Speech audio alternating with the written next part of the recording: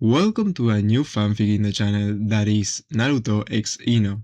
So, today we're gonna start with the first season of What if Naruto was being mentally examined by INO and ended up falling in love with him? So, like always, don't forget to check the channel for more fanfics like that, and don't forget to give your like and comment for more seasons of this fanfic. So, we're gonna start with the first season. Chapter 1, My Enigma. On any other day, Ino had a single goal: attract Uchiha Sasuke. It was the one thing she had been trying to do ever since she was a small munchkin. Sasuke was cool and handsome. He was everything a girl wanted in a boy. But for some reason, her one-track mind had veered on this particular day. Instead of focusing on the mysterious Uchiha, she found her eyes veering towards the bright orange blurb seated several seats in front of her. Uzumaki Naruto was many things: annoying, an idiot, but most of all an enigma. Despite sharing a class with the boy for so many years, Ino knew next to nothing about him, and she knew almost everything about everyone that was in her class. All she knew was that Naruto was a troublemaker and that his grades were abysmal. But there had to be more to him than meets the eye, right? Hinata had to be seeing something that they weren't. Otherwise, the princess of Hyuga clan wouldn't be wasting her time fawning over someone like him. This mystery was the reason why she was currently jogging to catch up to the boy in question. He stood out like a sore thumb in that hideous outfit of his. "Hey Naruto, wait up!" she called out, watching him freeze and shoot a look over his shoulder. She remembered once upon a time that she believed he was part of the Yamanaka clan. Blonde hair and blue eyes were traits of her clan, but she quickly learned that was not the case. "Huh? Ino? What's up?" There was a bit of skepticism in his voice and suspicion in his eyes. "Nothing much. Just wanted us to walk together. We live in the same direction, you know." She beamed at him and he blinked. "Right?" He eyed the road ahead, as if trying to deduce something. "Sure, I guess." He threw his hands behind his back and continued walking, this time with Ino walking beside him. The two walked in silence, with only the sound of crunching gravel and the bustling streets filling the void. Ino didn't know what to say. She's never taken the time to actually speak to her fellow blonde. How did she go about striking up a conversation? What did Naruto even do outside of pranks and goofing off? As she raked her mind on what to say, her eyes caught the cold and malicious stares sent their way. No, they were all directed at Naruto. It was as if they were looking at a pest, vermin, nothing of worth.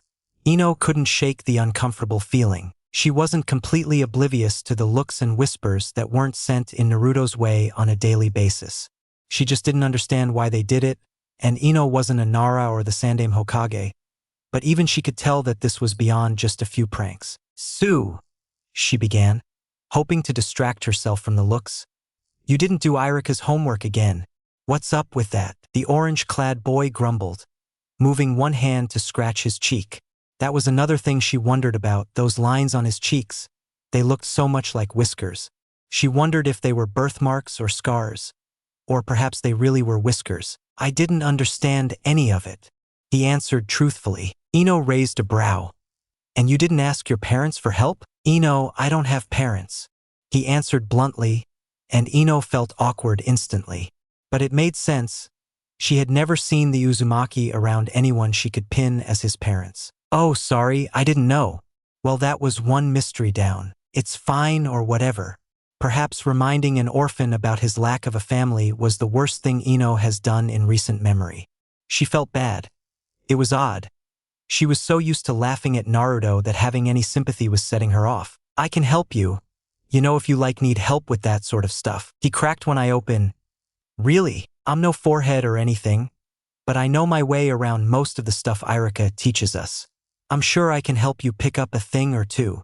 Although Ino hated to admit it, Sakura had the bigger brain between them. It was almost as big as her forehead. But Ino had not only the looks but the skills. Naruto seemed puzzled. He was surprisingly not as loud as she imagined. But could she be blamed for thinking otherwise? Naruto was always yelling in class, but right now he was very soft-spoken. "What's up with you and Sakura? Weren't you two friends or something?" Ino huffed, tossing aside a few strands from her face. "We were friends, and then she tried to steal Sasuke-kun from me." She could practically feel Naruto roll his eyes. "Gee, Is Sasuke really worth the animosity between you two? Ino stopped in her tracks and blinked owlishly at Naruto. The boy stopped soon after, turning to look at her with a raised brow. What? Do I got something on my face? And no, it's just I didn't expect you to know a word like that. No offense, of course. Naruto's expression fell, and so did his shoulders. Look, I read okay. Ino met him with a deadpan expression. Sometimes. Right. So anyway, just let me know when you need help with school stuff. She walked past him, and she soon heard his footfalls behind her. Not that I don't appreciate your generosity, Ino, but what's in it for you? He definitely wasn't as dumb as she imagined. She was learning so much just from this brief interaction. I need someone to help me out whenever I'm working at my family's flower shop. His hands were not made to move around bags of soil. Naruto scratched his chin once again. Why? Doesn't that help build muscle? Ino sneered. Muscles? Naruto, I don't want to look like a brick house.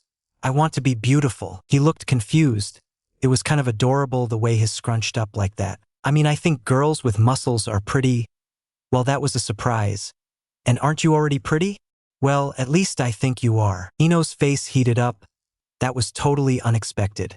Naruto was proving to her why he was often labeled as the Konoha's unpredictable knucklehead. Hoping to save face, she slapped his shoulder. Uzumaki Naruto?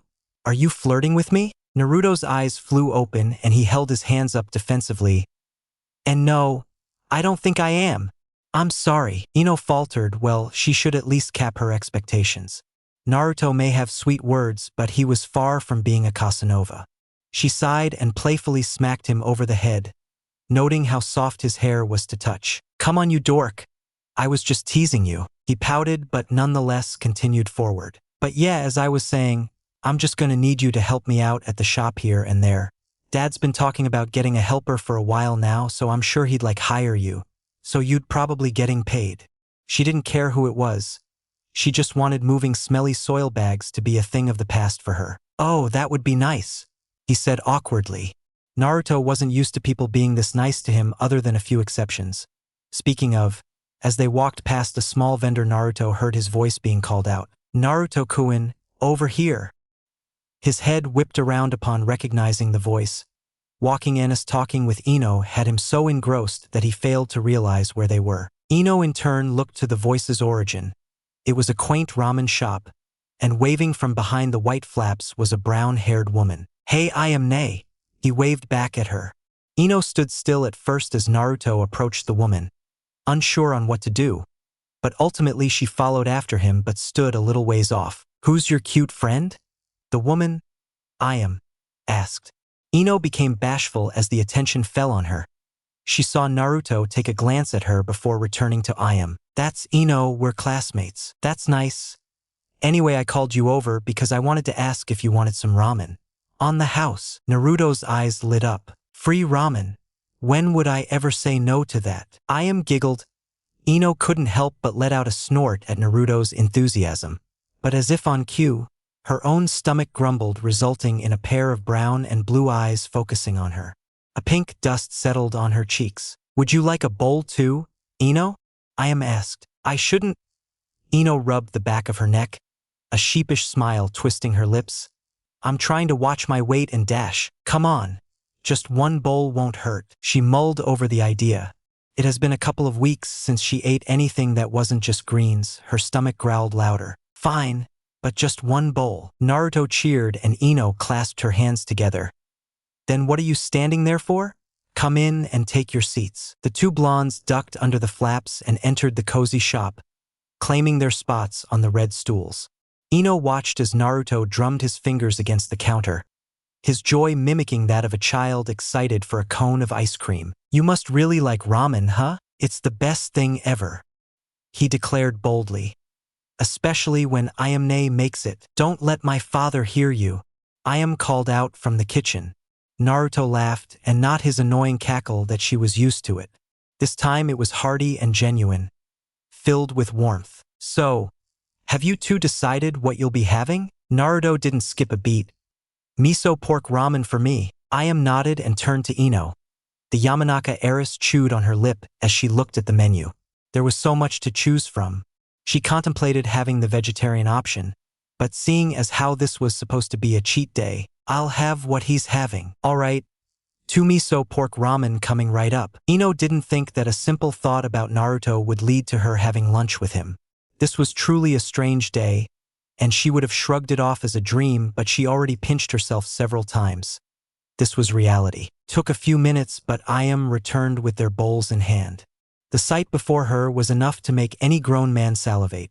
Even more so in her case, as she's been snacking on nothing but celery for the past weeks. Wow!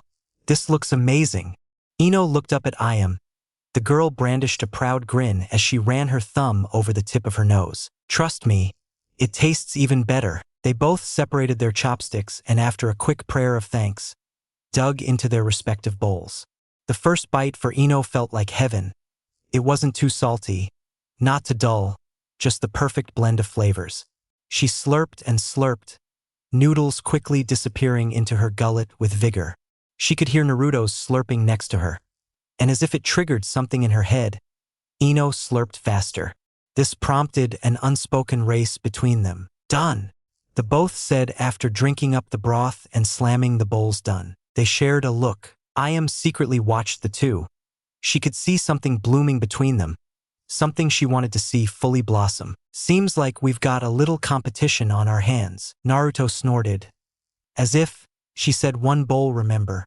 And besides if anyone's going to beat me, I don't think it's going to be Ino. Is that so? Ino huffed, a fire burning in her eyes. We'll see about that. Uzumaki Naruto, I officially challenge you to an eat-off. Naruto's lips stretched into a grin. Oh, you're on. Nay, you heard her. Let's show her why I'm #1 here. IM beamed at them, but happily complied to their requests. 2 pillars of 12 bowls each sat in front of their respective owners. Done. Naruto and Ino stared at each other with intensity, before they both groaned, holding their stomachs in pain. Okay, you two. I think we'll count this one as a tie. IM interjected. Normally Naruto could easily outdo 12 bowls, but she assumed the added competition had set off his usual tempo and he ate a little bit too fast. Fine. But this isn't over, Uzumaki. Ino said, Diet be screwed. One of these days she'll make good on her promise and best him. Naruto jabbed his thumb at his chest. And mark my words, Yamanaka, I will remain undefeated. IM smiled.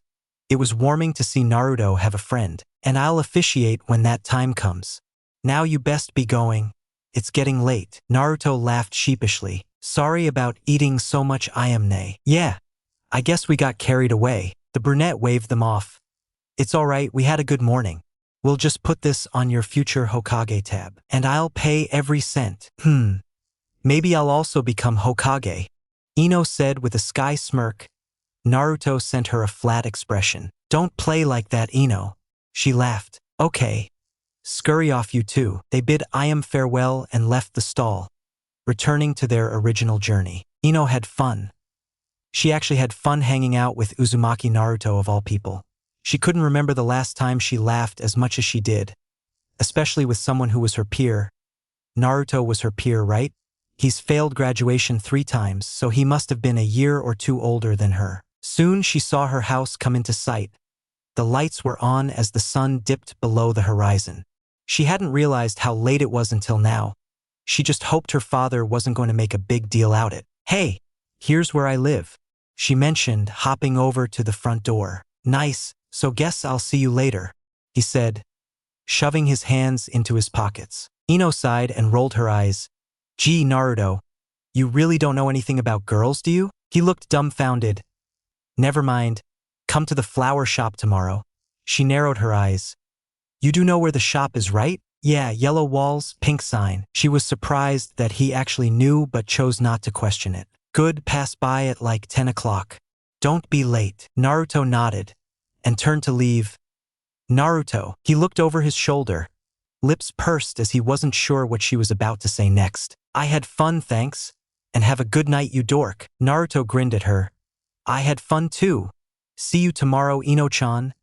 With that said, the blonde went his merry way. Ino entered the house, oblivious to the light tinge of pink dotting her face. She had been seeking Sasuke's approval for so long that she'd forgotten how it felt to have a boy's undivided attention, even if it was for a few hours. Not that she liked Naruto of anything. Her heart still yearned for the Uchiha. Ahem. Ino nearly leapt out of her skin. She frantically spun around and faced her father, who had been waiting in the kitchen, eyes crossed and back pressed against the wall.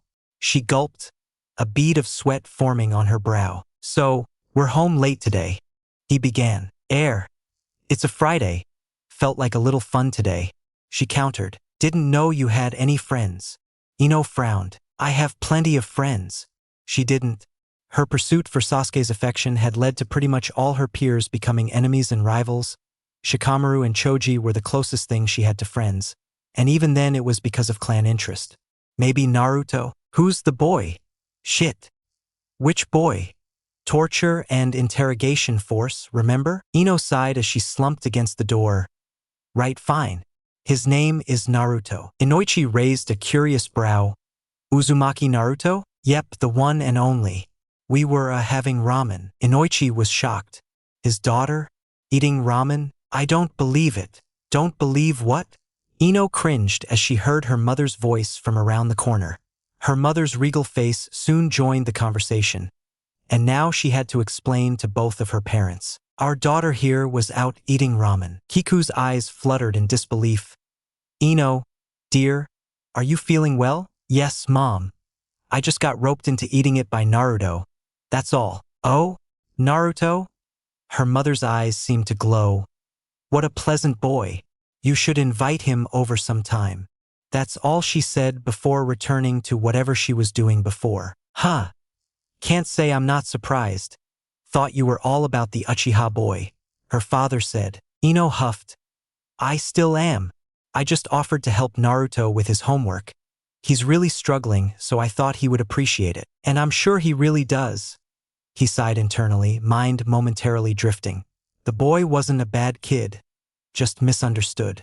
What's an orphan carrying a terrible creature within him to do? He was just not expecting his daughter to befriend him, let alone offer her aid. Fine, I'm satisfied. Ino sighed in relief. And Ino, be good to the boy. He was about to leave, but Ino was quick to call him back. Dad, why does everyone hate him so much? He didn't know what to tell her? Not only because the truth was forbidden, but also because he didn't know how she'd react. He turned and faced his daughter, a solemn expression on his face. Don't dwell on it too much. How am I not supposed to? She frowned. Have you seen the way people look at him? I don't think his pranks are worth that kind of treatment. What is he? Like the QB reborn or something? Ino did not miss the subtle twitch of her father's lips. Oh, there was something to all of this, and she was going to find out. Look, Ino, it's nothing to worry about. Just be good to him, that's all. His voice was heavy and stern, code for her to stop asking questions. Ino was not happy, but she gave up her interrogation. But that did not mean she had given up her search for answers. Oh yeah. You know how you said you were looking for someone to help me out at the shop? Inoichi chuckled. Let me guess. You want him to help you. Ino clasped her hands together. Please, pretty please. I'm sure he'd appreciate the pay. Yeah, I'm certain you've already told him to come by. I'll discuss payment with him when does. Yes. Naruto let out a yawn as he shut the door behind him. He couldn't help but smile as he threw himself on his old and beaten couch. Yamanaka Ino, of all people, had made his day. Not only did she offer to help him with academy work, but she also ate ramen with him, going as far as to challenge him to an eating competition. She's kinda cool, he thought, the smile not leaving his face. Ino wasn't always the most pleasant person to be around, but she was pretty, and today he realized that she had a cute laugh. It was kinda snorty, but he found appeal in it. It was funny that Ino, of all people, treated him better than Sakura did. He sank into his couch and closed his eyes. The world around him went dark. Gradually, blue hazy forms lit up the darkness, but he didn't care for those. He sought out a particular one, and it took some time, but he eventually found it. Ino's chakra wasn't the most dense or bountiful, but he had memorized it just from that short interaction. Huh, what is she?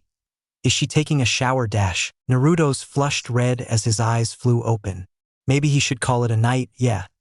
That was a good idea. Chapter 2, Seeds. The rising sun saw Ino up and about, a strange sight for both her parents as they watched their mini blonde mill about in the kitchen. Is she up before 10? On a weekend? Inoichi had to agree with his wife's sentiments. Ino being so spry before noon was unheard of. He was beginning to think that his daughter either hit her head at school or that this was some enemy spy. You're up early, he decided to break the silence. In fact, she was all dressed and ready to head out for her shift at the flower shop. Yep.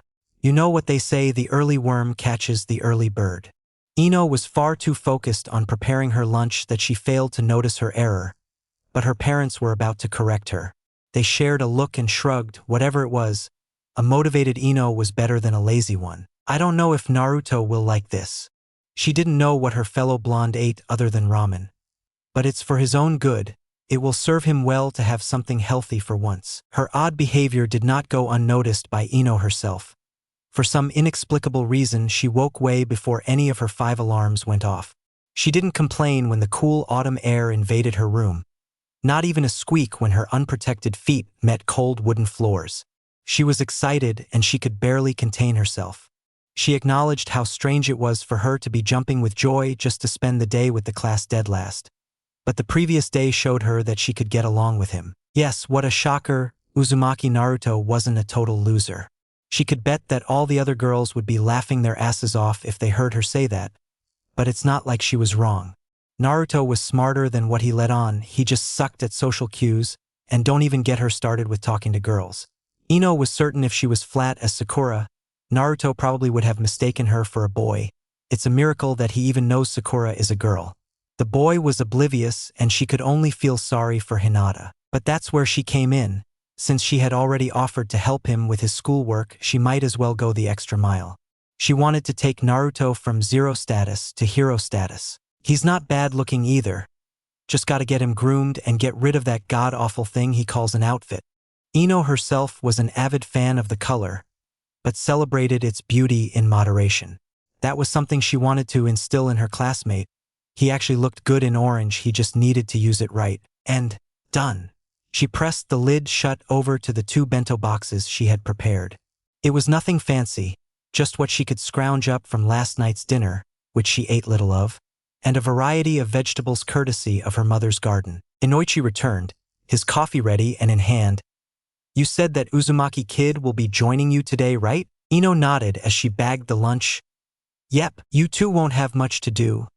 I left a note on all the stuff that will be arriving and where it needs to be moved. He took a sip from his mug, letting the strong brew jumpstart his brain as the morning fog began to dissipate. All right, Dad, you're heading out early. Inoichi could only groan in response. Something happened that needs me. Sometimes I wish you were old enough to just take my position. As if, Ino snorted. No offense, Dad, but your job kinda sucks. The older blonde deflated but regained his composure. I'll remember then when you're the one with bags under your eyes. Ino could only shudder at the idea. She worked hard to achieve this level of skin beauty. She wasn't about to let some job take that away from her. Inoichi drank the last sip from his cup and stood up with a heavy grunt. Well, business calls. You kids have fun, okay? Okay, Dad. And don't go overboard at work. He nodded and Ino heard the front door close shut shortly after. Ino herself was almost ready to head out. All she was left with was to prepare something for them to drink. She was tempted to grab a container of coffee so that they could make their own using the kettle at the store, but she wasn't sure if the weather would accommodate such a beverage by the time they took their lunch break. I think buying something will be better, she concluded. Yeah, the food's the important stuff. Okay, Mom, I'm out, she called out. All right, love. Tell Naruto I say hi. MHM.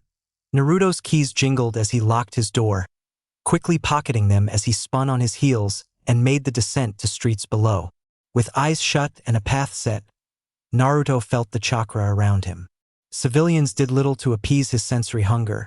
They had enough to keep them going, but because their coils went unused, it meant their chakra was less vibrant. It was like a candle slowly eating away at the candle, awaiting its inevitable demise. Shinobi, on the other hand, they were the stuff.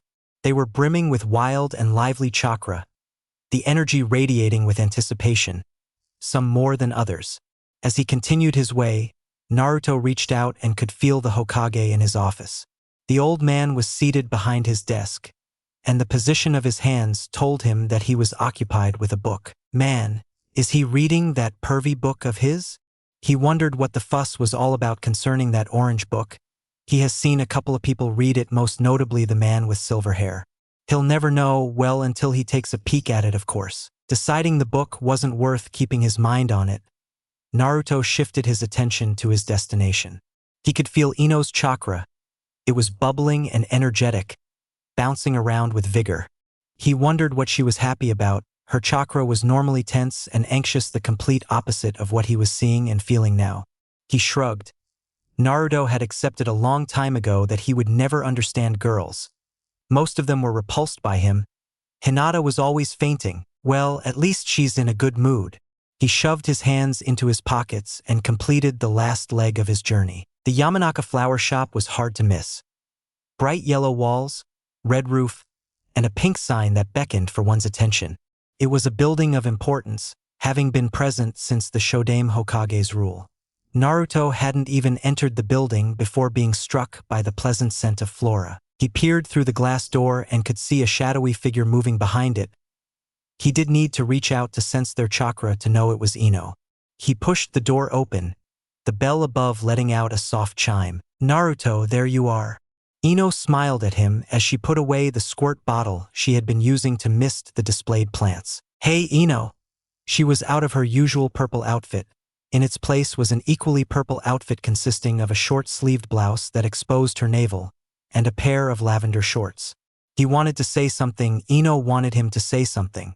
The words struggled to come out at first, but he had to come up with something. "Come on, brain, don't fail me now." He scrambled every crook and cranny of his spongy thought organ until something of value popped up. "I like the look.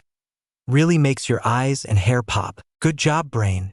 Ino, on the other hand, was too preoccupied to notice his initial stares. She had expected to see Naruto in that war crime he called a jumpsuit, but she was pleasantly surprised to see him wear something different, especially since it didn't threaten to make her eyes bleed. It wasn't anything to write home about. A simple black unmarked shirt and dark blue shorts, but it was preferable to staring into essentially what was the sun. "Oh, thanks." Ino subconsciously pulled on her ponytail. She hadn't put much thought into her outfit. She just grabbed what was readily available and hoped it went well together. She didn't think Naruto was a fashion expert or anything, but hearing a compliment come out of his mouth without ulterior motives was refreshing. A proud Naruto looked around the store. He's always liked plants. In fact, he had a little collection of his own. They weren't anything exotic, but they served to keep him company. Plants were good listeners, he had come to learn. "So, what's on the agenda today?" he asked, breaking the awkward silence that was beginning to fester between them. Ino perked up and walked over to the counter, grabbing a clipboard and scanning over its content. "Dad said there isn't a lot, just a few stuff to move around, but we have to wait for them to be delivered first." He nodded in confirmation. His hand hovered over a plant with bright green leaves and white petals. He closed his eyes and focused on the potted plant. He always wondered why plants had chakra. It was never brought up in class, well, whenever he paid attention, that is. "Hey, Ino-chan, why do plants have chakra?" Ino blinked. "What are you talking about? You know, like, why do trees, flowers, and grass have chakra?" He didn't exactly like Ino's baffled expression. Was he really that stupid, and the answer was so obvious? "What makes you think that they have chakra?" He frowned. Ino had to be messing with him. "Come on, Ino-chan, stop teasing me. I can clearly see their chakra, just like I can see yours." Ino circled around the counter and marched up to Naruto. The orange-clad boy didn't get a chance to move before Ino grabbed his face. She peeled his eyelids back, much to his dismay. Pretty sure you're not a Hyuga, so I have no idea what you're talking about." She shrugged. Naruto was utterly confused. Never mind that he had a girl touching his face in a not overly aggressive manner. Couldn't everyone see chakra? "Ino, can't you see it? I thought we could all see chakra." Ino's arms settled below her chest as she gave Naruto a quizzical look. What she was getting from this was that Naruto could somehow see chakra, and not just chakra expanded, but actual raw chakra flowing through living organisms. This was the kind of thing expected from clans like the Uchiha and the Hyuga, but Naruto definitely did not a Jujutsu. She had to get to the bottom of this. I can't see chakra, in fact a lot of people can't. It's a clan sort of thing. She brought a hand to her chin. This was another mystery and she was positively ecstatic to get down to it. Naruto, this better not be one of your pranks, you dork. Naruto waved his hands defensively. I swear. Look, let me describe your chakra. He closed his eyes once more and Ino could have sworn that she saw a shimmer around him. She shifted. If Naruto really could see her chakra, then that meant he was somehow looking beyond her skin. It was strange, knowing that some people could just do that. It almost felt like an invasion of privacy. Your chakra is… It's bouncing all over the place, like you're nervous, anxious. It's also happy, and feels brighter and warm towards the middle, like something is holding it back. His face went through various expressions as she continued to read her, but Ino was finding herself leaning towards being convinced. Wait, someone's coming. It feels like Shikamaru, and a bigger Shikamaru too. And as if in on cue, the bell rang as the door opened, revealing the Nara patriarch and his son. No freaking way, she would gasp. I'm not up early because I wanted to, okay, Shikamaru commented, mistaking her surprise for shock over his pre-noon presence. Ino rolled her eyes at the pineapple-haired boy. This is not about you, Shika. The adult of the group chuckled at his son's snort. However, he was more interested in the outlier currently in the store with them.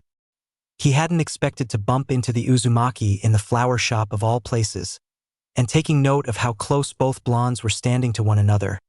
It seems they interrupted something. Sorry to bother you kids, just came to pick up some stuff for the missus, he said as he fished for something in his pockets. Shikamaru, on the other hand, finally noticed Naruto's presence and had to rub his eyes to confirm his reality.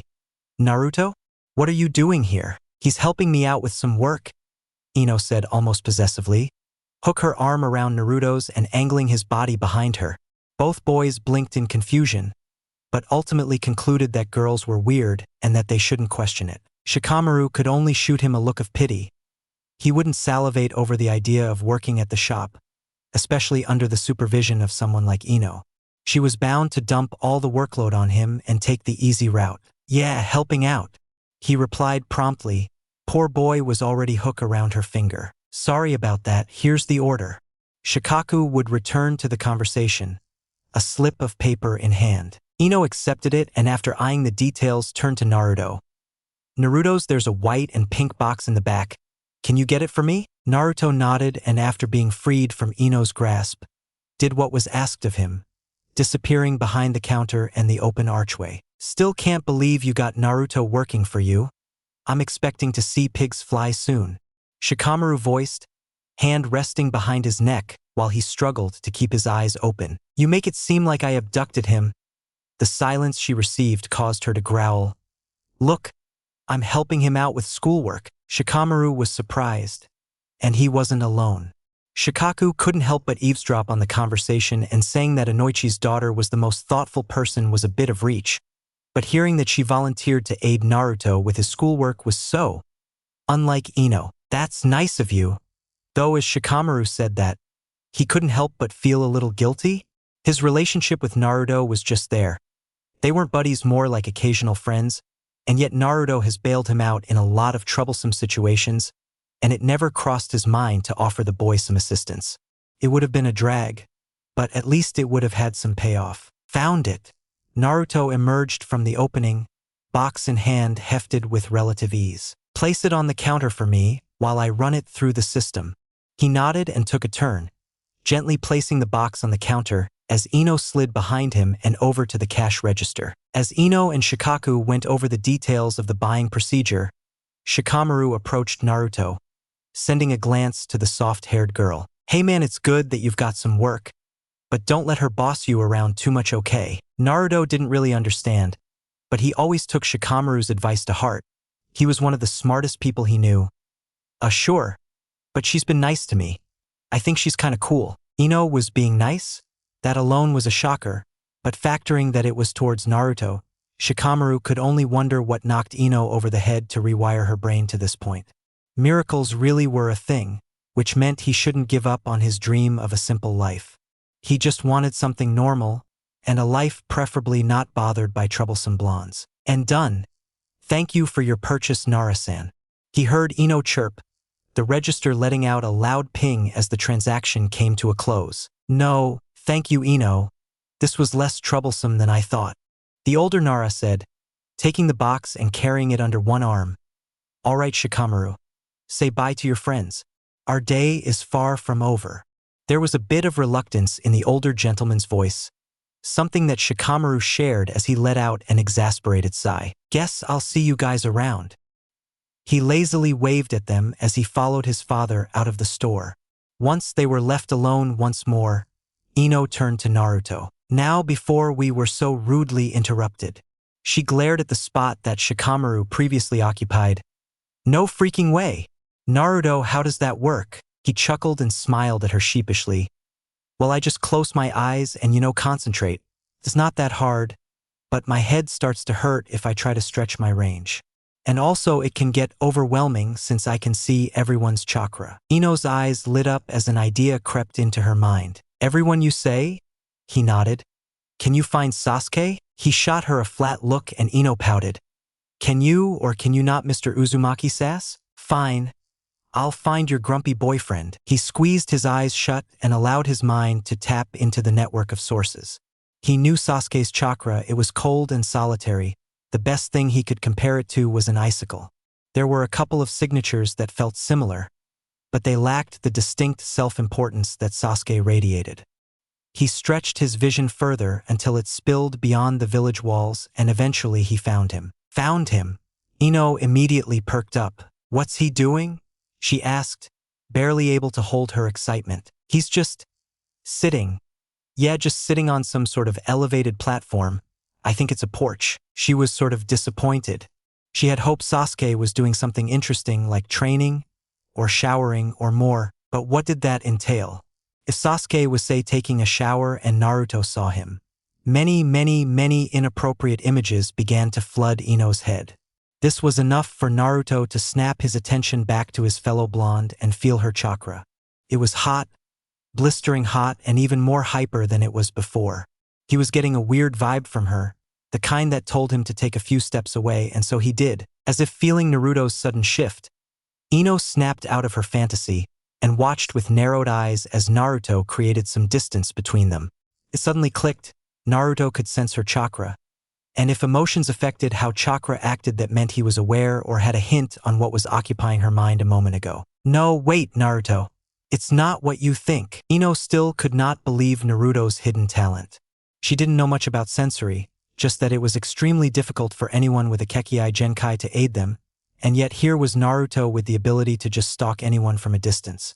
It was mind-blowing, but it also explained a few things, such as how he was able to always get away from ninja several grades above his caliber, and how he got around with his eyes constantly closed. It was like a eureka moment, one that she envied. If she had such an ability, she would never stop watching Sasuke. Okay, maybe that sounded a little weird, but still the notion still stood. She just never imagined someone like Naruto would have such a skill. But the discovery instilled a sense of responsibility in Ino. They had to refine it, make it better. She wanted Naruto to give even the Hyuga a run for their money. Sure, it was all about bragging rights. If Naruto somehow became Hokage, then she could rub it in everyone's faces that she helped him get there. Maybe get a few special privileges on the way. Her theory crafting, however, had to come to a halt as the door opened once again. This time, a burly middle-aged man wearing typical work clothes stepped in. He approached the desk with a document in hand. "Delivery for Yamanaka Inoichi." The man read from his papers. Ino hummed in confirmation. "He's not in today, but I'll be happy to sign for him." The man nodded. "All right, my men are offloading the stuff outside." Ino ran the pen across the pages, leaving her signature and skimming over the details. They matched what was left on her father's notes, and nothing seemed to be amiss. "Thank you for your time, young lady." The man was out almost as fast as he came in. "Hey, Naruto. The time to put those arms to work." He peeked his head from the back, a few stray leaves sticking out from his hair. "All right. Having an errand boy is so nice," Ino thought as she watched Naruto walk out the store. She picked up the notes and flipped them over to the instructions written concerning the placement of the drop. "My arms would have fallen off, geez, Dad." The Uzumaki returned with 2 bags on either shoulder. He didn't appear to be bothered by their weight much. It was honestly kind of hot, Well, of course it would have been even hotter if it was Sasuke. Follow me. She took the lead, walking to the storeroom that was beyond the greenhouse that Naruto had previously been tending to. Once in the room, she pointed to an unoccupied corner. Stack them over there. Dad wants them to be separate into groups of 4. Yes, ma'am. The process went on without a hitch. Naruto followed her instructions down to the letter, and they were done before an hour. At some point Naruto had opted to discard his shirt, citing it as a hindrance which left him to work with bare torso. Now Naruto wasn't shredded by any means. After all, they were still growing, but she could see the telltale signs of developing muscle. Not to mention that his natural tan roused something in her. A light sheen of sweat caught light and made his body glisten like gold. Now Ino could be forgiven for finding Naruto attractive in that moment. She was about to enter that stage that every teen dreaded, so it made sense that she would fancy even the likes of Uzumaki in her moment of weakness, but still she wondered how well Naruto would grow. Maybe he'd become a chiseled to the point that the line between man and sculpture would be blurred. But weird Ino thoughts aside, she handed him a towel which he happily accepted. A few passovers later and he was back to being dry, just sporting a few specks of dust from the bags he had been moving around. Oh yeah, Ino suddenly remembered. I made us lunch. Naruto's stomach grumbled at the mention of food. He hadn't eaten since morning, and even then it was a quick breakfast of instant ramen and a glass of milk. Ino returned a moment later with a bag in hand. Turn the sign over for me, will ya? It's break time. He didn't need to be told twice as he jogged over to the door and flipped over the sign. He soon followed after Ino as she walked through the archway and took a sharp turn. He had previously missed the stairs that came before the greenhouse, but rather than pestering Ino about, he continued to follow her lead. Their short trip saw them reach the roof, in particular a spot with a bench and an umbrella over it. Now before you get too excited, it's not ramen. Naruto deflated. It's a bento box with the stuff that you need so that you don't stay short. He wanted to argue, to say something in his defense, but he huffed and crossed his arms. Ino took the victory. Good boy. Naruto accepted the bento given to him. It didn't look like anything insane, but it caused his mouth to water, and that was good enough for him. The first few bites were cautious, but soon he couldn't stop himself as he ate through every grain of rice. Wow, Ino, this is amazing. The flustered Yamanaka waved her hand dismissively. Oh, it's nothing, but I'm glad you like it.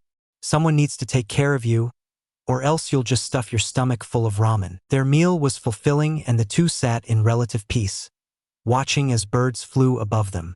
The clouds had cleared and the sun was allowed to fully flourish, to be expected of a typical autumn day in Hai no Kuni. They still had a few minutes left before they had to return to run the shop, so a curious thought came to Ino's mind. Hey, Naruto, can I ask you something? He hummed at her. The things on your cheeks, are those birthmarks? He seemed to dwell on the question for a considerable amount of time. Truth was, Naruto didn't know what they were. He just knows he's had them for as long as he could remember. Kinda, I've just always had them. His answer did not satiate her curiosity. Fully turning her body to face her fellow blonde, she narrowed her eyes and scrutinized the thin lines. Can I touch them? A brief stint of silence took over. That was an odd request, but Naruto didn't see any harm in it. Sighing, he heaved his body forward and sat up, face leaning to present his cheeks. Go ahead. A giddy Ino ate up the offer, fingers breaching the gap between them and latching onto his skin. Her thumb caressed his surprisingly soft skin, feeling around his jaw before settling on one of the lines. They had an odd texture, like a cross between skin and fur. She didn't know what to make of it, but what she did know is that it felt nice. But maybe it felt even better for Naruto, as he had fallen unresponsive, eyes half-lidded and skin embellished by goosebumps. Oh, they must be sensitive. A devious thought crossed her musings. Her other hand worked on the other set of whiskers. This sudden sensory overload allowed Naruto to break out of his trance. What are you doing? He did not like the look that Ino was giving him. It sent a shiver down his spine. Who's a good boy? What? Her thumbs pressed against his whiskers and his body immediately ceased up. I said, who's a good boy? Ino, what are you doing? Her thumbs slid up and down, rubbing circles around the whiskered areas. An odd sensation flooded his head, and he felt his feet grow cold. He knew. The boy whined, but that did nothing to quell her antics. She continued to caress his cheeks.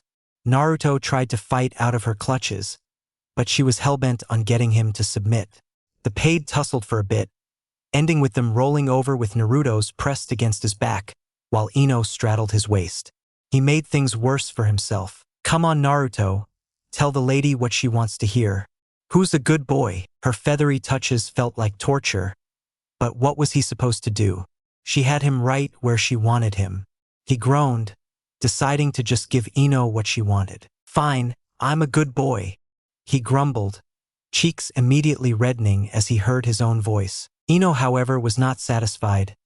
Say, I'm a good boy, Ino-sama. Naruto looked appalled at the demand. He shouldn't have allowed her to touch his whiskers at all, but it was too late for regrets now. No way. Tantalizing strokes were his downfall. The Uzumaki couldn't take it anymore. I'm a good boy, Ino-sama, and she stopped. Naruto let out a sigh of relief as he allowed himself to melt. His cheeks still sparked with the phantom sensation of her fingers. He seriously needed to do something about that in the future. Though a part of him enjoyed the ordeal maybe a little too much. That a boy. Ino looked down at the flustered boy. He was all hot and bothered. He kinda looked pretty like that, but neither of them fully comprehended the implications of what transpired between, nor the throbbing of their hearts as they sat in place unmoving. To them it was nothing but childish banter, playful and carrying no meaning other than a means to pass the time. We shoulda get back to work, Ino said, their position suddenly dawning on her. Naruto was oblivious but agreed nonetheless. Ino rolled off him and helped him up to his feet, dusting his back of any dust brought on by her antics. So, I'll see you tomorrow same time, same place? Ino asked, an unfamiliar feeling swelling in her heart. You bet. They stood in awkward silence, which shattered as Ino growled as she stomped up to Naruto. Hug a girl when you drop her off, you dumbass, she chastised, wrapping her arms around him. Naruto, despite being confused by her sudden mood, complied, hugging her in return. I'll keep that in mind, he droned as they separate. Good. Now scram so that you don't get lost in the dark. Naruto rolled his eyes but threw a wave over his shoulder as he made his way home. Ino watched his retreating form for a bit before going inside. She bumped into her mother, who was preparing dinner. Welcome home, dear. How was your day? Ino beamed. It was great. Kiku didn't expect such a response. Really? Was working Naruto that enjoyable? Ino's cheeks adopted a shade of red. I mean, he's okay. It was just fun having someone around. Her mother quirked a brow, a small smirk crossing her lips. Right, I see how it is. Moom, it's not like that. I didn't say anything. Kiku laughed at her daughter's embarrassment. She was just glad that Ino had something of interest happen rather than her whining about working at the shop. We're just friends. The word felt weird. Were they friends? Ino hoped that was the case. The dead last was a blast to be around, and that was based on just spending a day with him. She factored her lack of true friends in. Naruto was truly the closest thing she had to one. And I'm happy that you are. Now go and wash. I'm almost done with dinner. Naruto pressed a hand to his cheek as he sat on his couch. The scene between him and Ino was constantly replaying itself in his mind, and he couldn't think of anything else. His heart was beating rapidly, not out of fear or anxiety, but out of excitement and joy. He closed his eyes and reached out for her chakra. He was able to find it in an instant, but this time it was bright and overflowing. He didn't know what changed, if maybe his new perspective of Ino had somehow altered how he saw her chakra. Nonetheless, she was happy. And once again she was taking a shower. Naruto groaned as he shielded his face using his hands. I seriously need to stop doing that before she thinks I'm sort of weirdo. Chapter 3, Paradigm Shift. Who founded Konoha? The morning had been slow, the hot sun beating down on the denizens of Kanehagakure no Sato as the country's unforgiving climate defied the logic of the seasons. In a cozy flower shop, its two occupants fared no better. Their blonde hair stuck to their respective brows as sweat slid down their skin. Senju Hashirama and Uchiha Madara.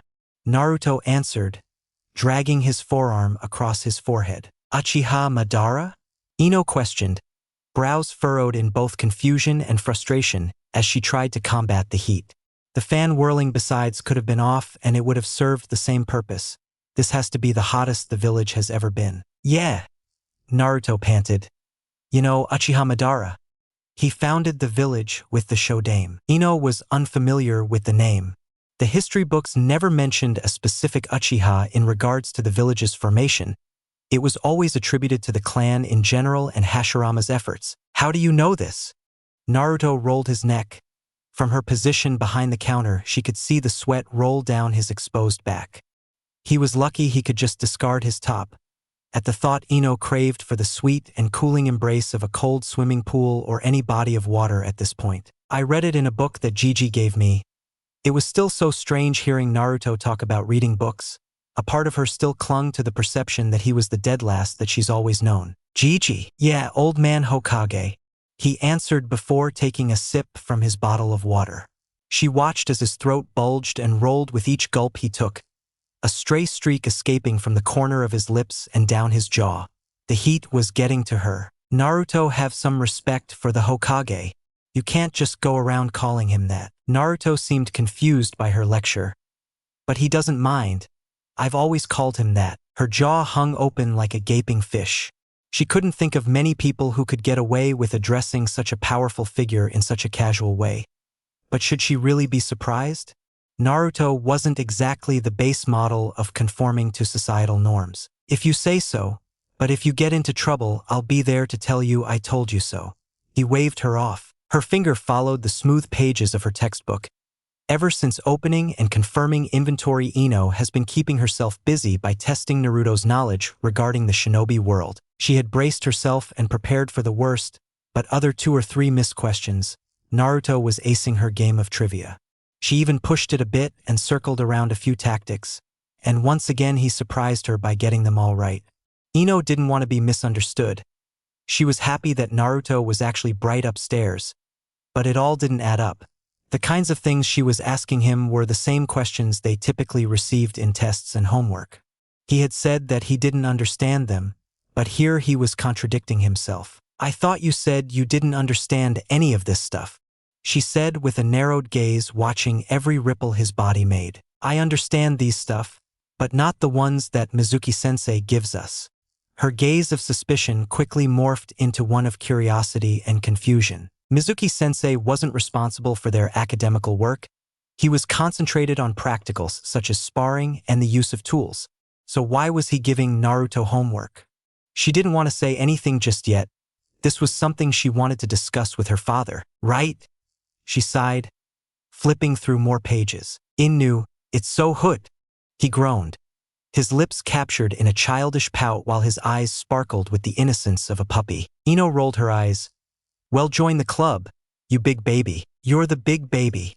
He shot back. I'm not the one whining. You were whining all morning. They went back and forth, their conversation devolving into a spat over who was more immature between them.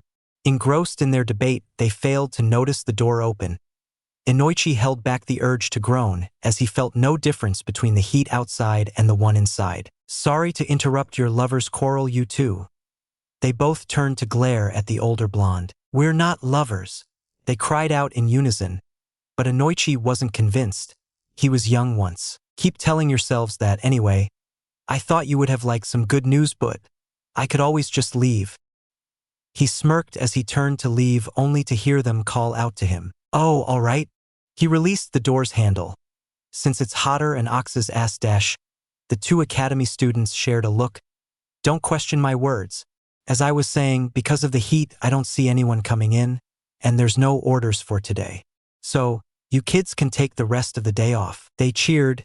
Ino was close to collapsing at this point, but her father had to be the thoughtful angel that he always weighs. Oh, and Naruto, don't worry about your payment.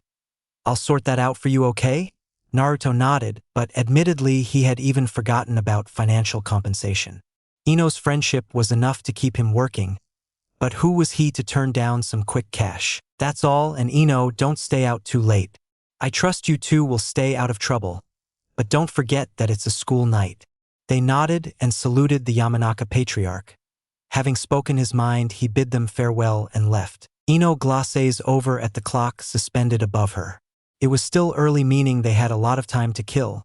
In fact, they had only been in the shop for 2 hours as the clock struck noon. So, wanna hang out? Ino asked. He was the only person she could ask such a question with genuine interest. Can't say no to that. He pushed off from the crate he had been using as a seat. His ass was stiff, but that was nothing compared to how dry his face felt despite the sweat and the moisturizer he had been using. Ino went around back as she made sure everything was in place and secured. She returned with the shop's keys in hand. What should we do? Naruto cupped his chin and put on his figurative thinking cap. They needed something that wasn't physically taxing, otherwise they would both topple over from heat exhaustion. And the Hokage monument was out of question. He knew how hot those stones could be, and being in the sun's direct path was not a good idea. His brows twitched and his eyes lit up. Got it. I know this place, it's like a private spring. I'm sure we can cool off there. A private spring, you say? Ino was now intrigued and invested. Anything to beat this stupid heat. Yeah. You'll love it. I hope so. Now come on, let's pass by my place first so I can grab something to wear. He nodded and they both exited the store, with Ino making sure to lock up before they took off. It didn't take long for them to reach Ino's house, but Naruto immediately grew anxious as he saw not only Ino's mother sitting outside, but 3 other women as well. He trailed behind Ino hoping to go unnoticed, but all 4 women turned to face them as soon as they came into sight. Ino, you're home early. Her mother was the first to speak, the brown-haired woman forgoing her usual elegant attire in favor of a green sundress. Hey mom. Yeah, dad let us off early. Ino then turned to face the 3 other women. Hi, Aunt Tamura, Aunt Yoshino, and Aunt Mabuki. The 3 women greeted her with pleasant smiles. However, Kiku looked past Ino and shook her head, amused by Naruto, as he tried to make himself unnoticeable as possible. Don't be shy, Naruto, we don't bite. A flustered Naruto scratched the back of his head as he stepped forward. Hehe. Sorry about that, ma'am. The women whispered amongst one another, giggling as they looked at the 2 blondes standing side to side. Ino patted Naruto's and grinned. Hey, you stay here. I'll be back. He froze. She wouldn't dare. But the look in her eyes told him otherwise. Before he could say anything, Ino was already gone, her form engulfed by the house, leaving Naruto to interact with the 4 women. So tell me, Naruto, has my daughter been treating you well while you 2 work? Kiku asked. He didn't know why, but he felt like he was walking into a trap. Yes, ma'am. Ino's great to work with. He answered, a sincere smile stretching his lips and momentarily consuming his anxiety. See, girls, Naruto here has to be the best thing that's happened to my Ino-chan. She's been more productive than she's ever been since they started mingling. Kiku giggled behind her glass of lemonade. Naruto didn't know what to say, but he felt like he was agreeing to something completely out of his comprehension. The woman, Mabuki, Sakura's mother he believed, sighed wistfully. If only my little girl could get over her silly crush on the Uchiha, Yoshino snorted. At least your daughters do what they're told. I have to threaten Shikamaru and his father to actually get anything done around the house. Oh, and that was Shikamaru's mother evidently. She was quite pretty if Naruto gave his honest opinion. In fact, he thought they all possessed beauty amongst them. Though he just hoped that Shikamaru would never catch him calling his mother that. It would undoubtedly make things awkward between them. Choji just needs a bit of a confidence boost, that's all. Once he gets that sorted, he'll have all the ladies. The last of the 4 women said, her voice deeper than the others but still soothing to hear. He wondered what his mother looked like. Will he ever know? When can I be expecting grandkids? Naruto-kun? Naruto didn't think it was possible for his face to get any hotter. But here was being proven wrong as his cheeks blistered. Ino and I are just friends. They swooned at his meek response, but apparently they knew something that he didn't. Why were grown-ups so weird? First it was Iam and then Ino's father, and now a legion of mothers were ganging up on him. He could only hope that Ino would spring to his rescue and whisk him away from the embarrassment. That's how it always starts. Yoshino chimed in. The door opened once more and Naruto fought the urge to scurry over to Ino seeking her protection. But he held his ground until she joined his side. Okay, Mom. You can stop teasing him now. The gathered women whined as they were ripped of their source of entertainment. Come on, Naruto, let's get going. She tugged on his shirt. "I'll be home soon, Mom." Kiku waved the two away as they turned and left. "Oh, to be young again." Mabuki sighed as she brushed her fingers against the early signs of wrinkles forming in the corners of her eyes. "Don't be so drab, Mabuki." Naruto had led her through the village in a journey filled with winding and twisting paths. At some point she was starting to think he didn't know where he was going, but she refrained from voicing her concerns. They left the confines of the main districts and happened upon a part of the village that was meant to see construction. But the project wound up being put on hiatus. "We're almost there," he reassured her as they crossed a large, unfinished road. The silence was odd. It wasn't something Ino was used to, being a child of the hustle of bustle of the village square. There wasn't a soul in sight, and the only other living things she saw was a stray cat prowling in the distance and the birds circling above. As they reached the other end of the road, lush overgrowth concealed the other side. She couldn't make out what the vines were climbing, but she assumed it was a wall or a fence of some sort. Through here, Naruto crouched and untangled a mass of tall grass, revealing a beaten path no doubt creates repeated passage. She was reluctant at first, fearing that her skin would fall prey to the insects roaming the overgrowth. But watching Naruto nonchalantly crawl and smack aside reeds gave her enough of a confidence boost to follow suit. The pair of blondes pushed through until they reached an opening big enough for them to slip through with relative ease. "And we're here," Naruto announced as he sprang to his feet and jogged forward. Ino hurried through the gap and out of the grass, running her palms against her skin just in case something had stuck to her. Ino marveled at the so-called spring. She wasn't sure if she could even call it that, but the place carried a picturesque quality to it. A large pool of clear water was the main attraction, surrounded by bleached stones of varying sizes. The pool connected to a stream that vanished through another opening, but the water was clean enough for Ino not to question the source. Tall trees hung above them, casting cool shadows with enough gaps in the canopy to allow for a modest amount of sunlight to illuminate the space. A red building sat in the background, its structure long conquered by the untamed flora as it crawled up its walls. "Wow, this is beautiful." She spun around, taking in the sight with keen eyes. "I know, right?" Naruto grinned. "And can you feel that?" "It's not hot," she said in relieved voice. The calm air felt amazing against her sweat skin, just like turning the pillow over on a hot night. Ino could just happily collapse on the spot and soak in the cold feel of the cobbled stones beneath her. "Bingo! I'm going to take a soak. Last one to get in the water is a rotten egg." Naruto laughed as he began to toss aside his clothes, leaving him in just his boxers. "Hey, no fair. I need to change first." Ino glared as he cackled at her, leaping into the water with a big splash. "Then change," Naruto said as if it was simple as just stripping. "I'm a girl, idiot. I need some privacy. Unless you want to see me nude." A bird cried out in the distance as neither blonde uttered a word. "Don't answer that. You can change in there." Naruto pointed towards the building. She looked in the direction of his finger and shuddered. "In there." "Naruto, do you want me to get killed or cursed?" Naruto rolled his eyes at her. "Come on, Ino. There's nothing in there but a bunch of masks." "Masks? Like ritual masks?" she asked, a little unnerved, and Naruto, shrugging his shoulders, failed to make her feel better. "I dunno, just weird masks. I've been in there several times and nothing's happened before." He pulled himself out of the water, body dripping wet. "And besides, I'm here. I won't let anything happen to you." She was hesitant, but he was right. Naruto wouldn't let anything happen to her. A cautious Ino approached the building and slid the decrepit door open, coughing slightly as a cloud of dust engulfed her. The building fared better on the inside, but it was one sneeze away from collapsing. Pale streaks of light snuck in through small cracks in between the wooden walls, illuminating a rack that sat in the middle of the room. Multiple masks were held in place and suspended on the rack, their porcelain visages staring at her with unmoving expressions.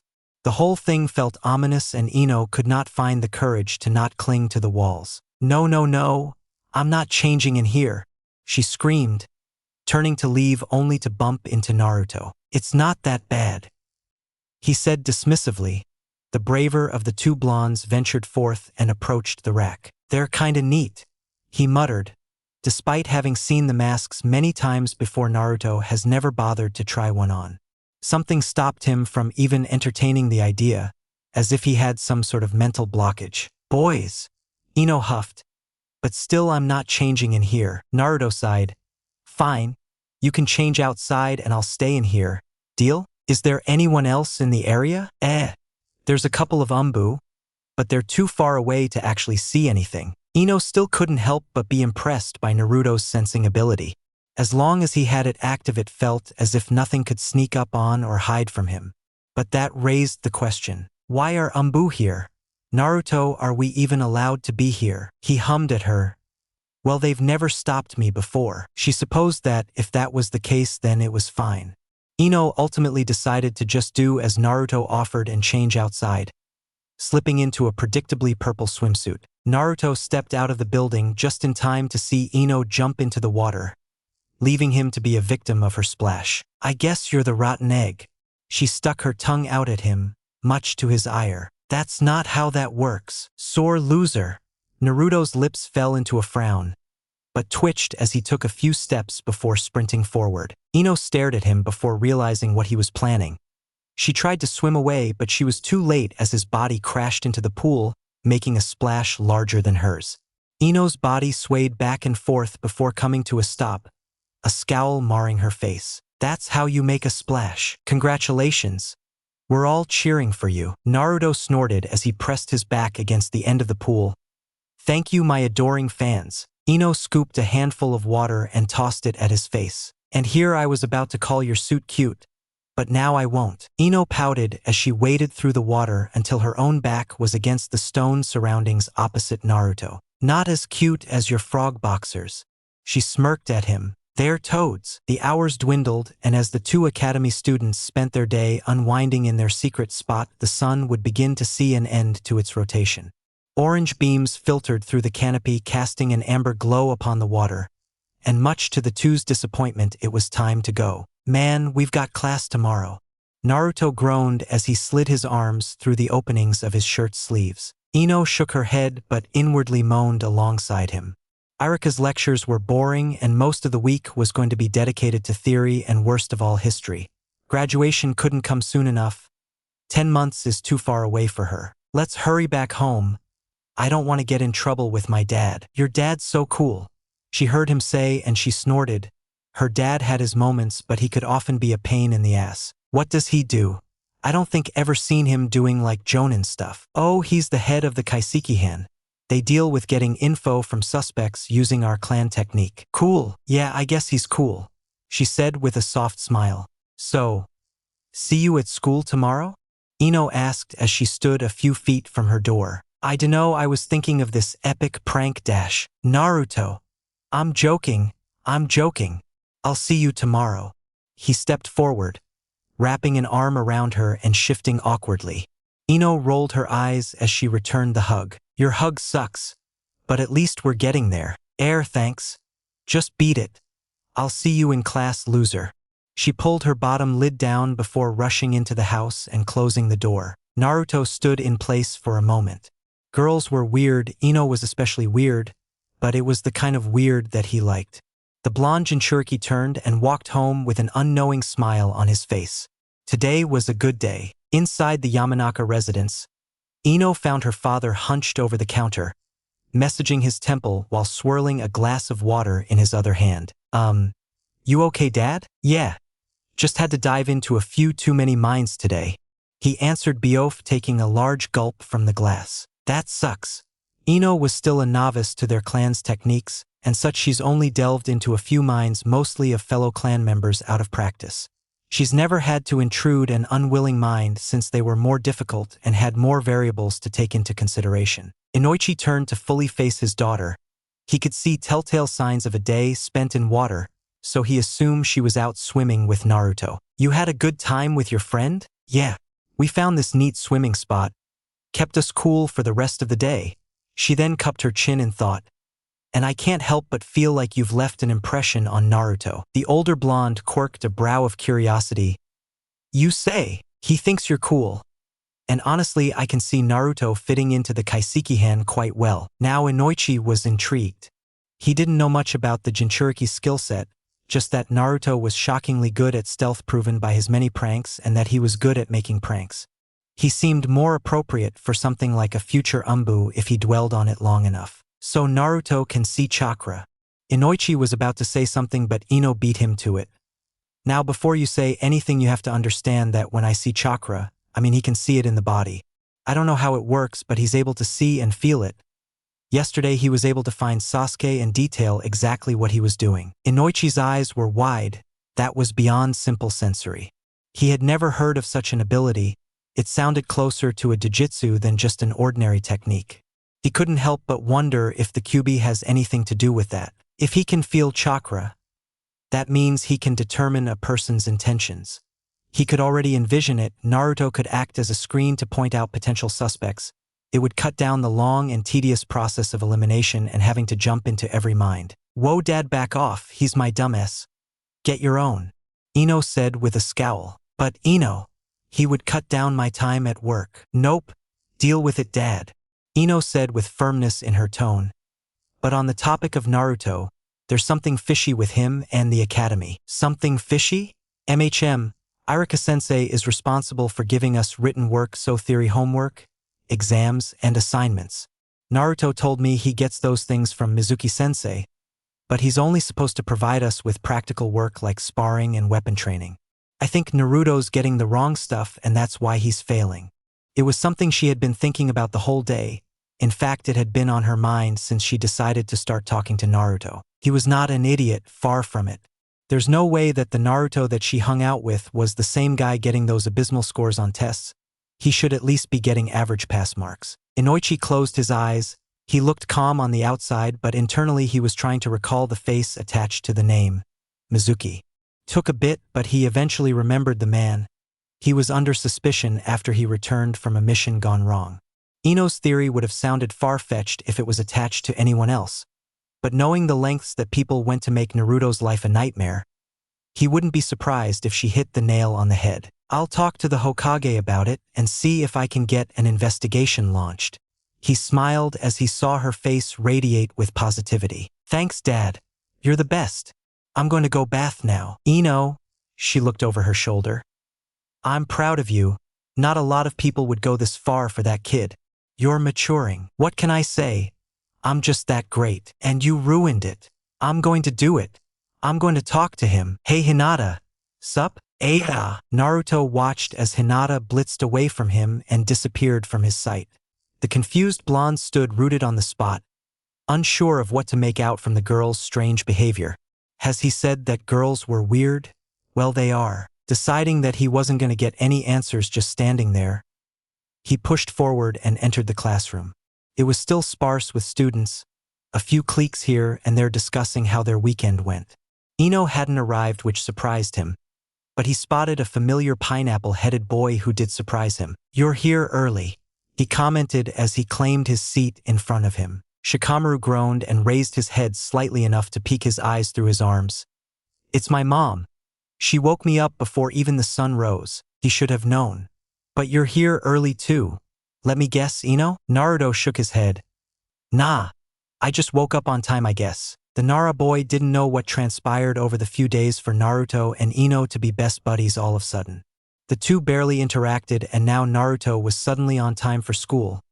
This was the work of a troublesome woman, the kind that his father warned him about. The door clicked open and a familiar face walked in. Shikamaru expected Ino to claim the seat next to Sasuke, but she walked right past him and stood beside them. Good, you're here. I thought you would have bunked. Hey, I told you I was joking about that. I couldn't be too sure. Come on, scoot over. She shooed him as she pressed her hip against his and scooted him aside. Troublesome girl, Shikamaru muttered, trying to go back to sleep. Here.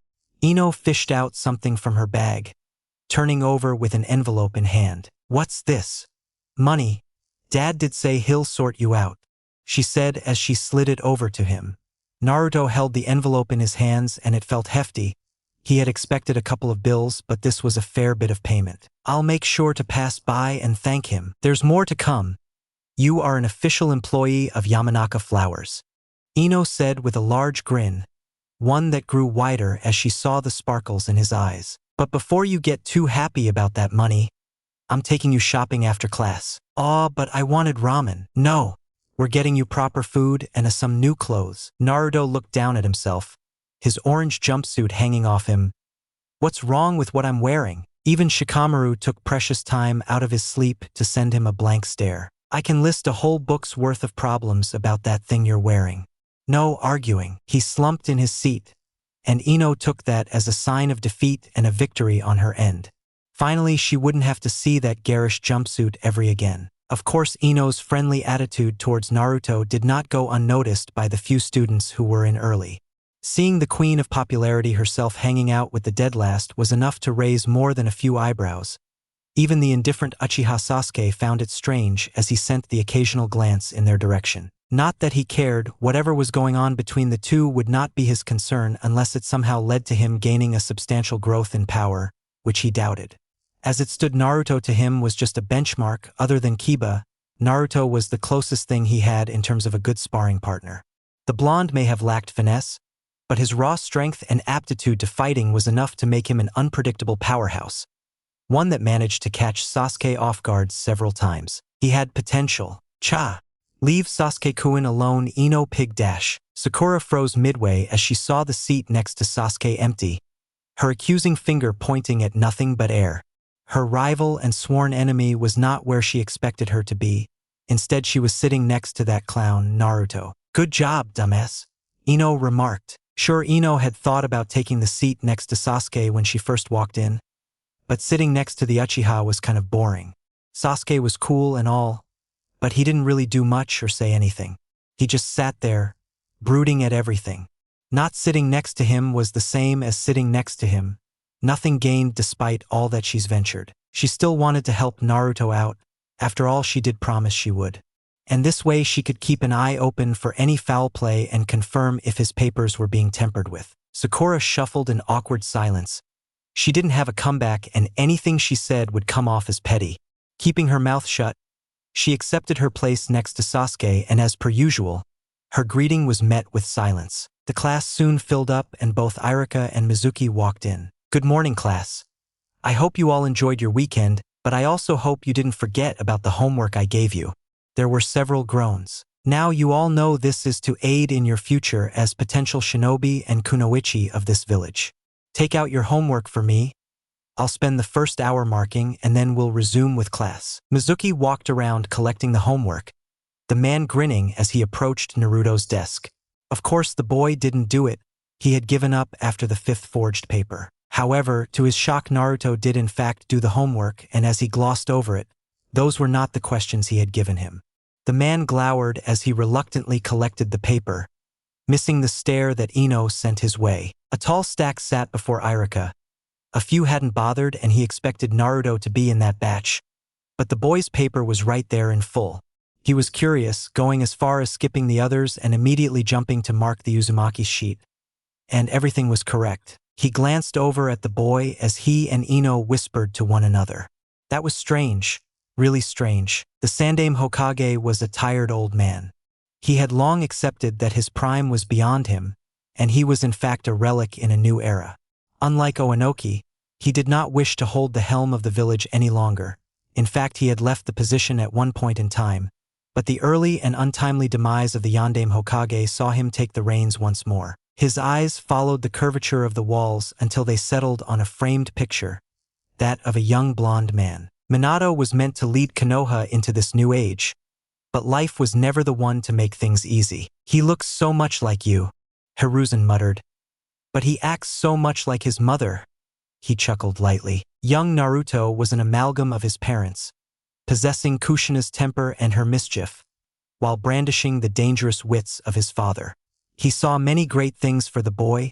He just wished that the village could see what he saw. He was broken out of his musings by a knock, and with a quick call of affirmation, the door opened. The head of the Kaiseki-han and the Yamanaka walked in. Inoichi, what do I owe the pleasure to on this fine morning? Good morning, Hokage-sama. It's about Naruto. Hiruzen sighed. What has he done now? Inoichi shook his head. Nothing.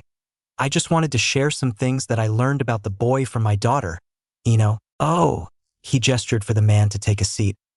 I'm always keen to learn more about our young Uzumaki. Ino raised some concerns about Naruto's academical performance.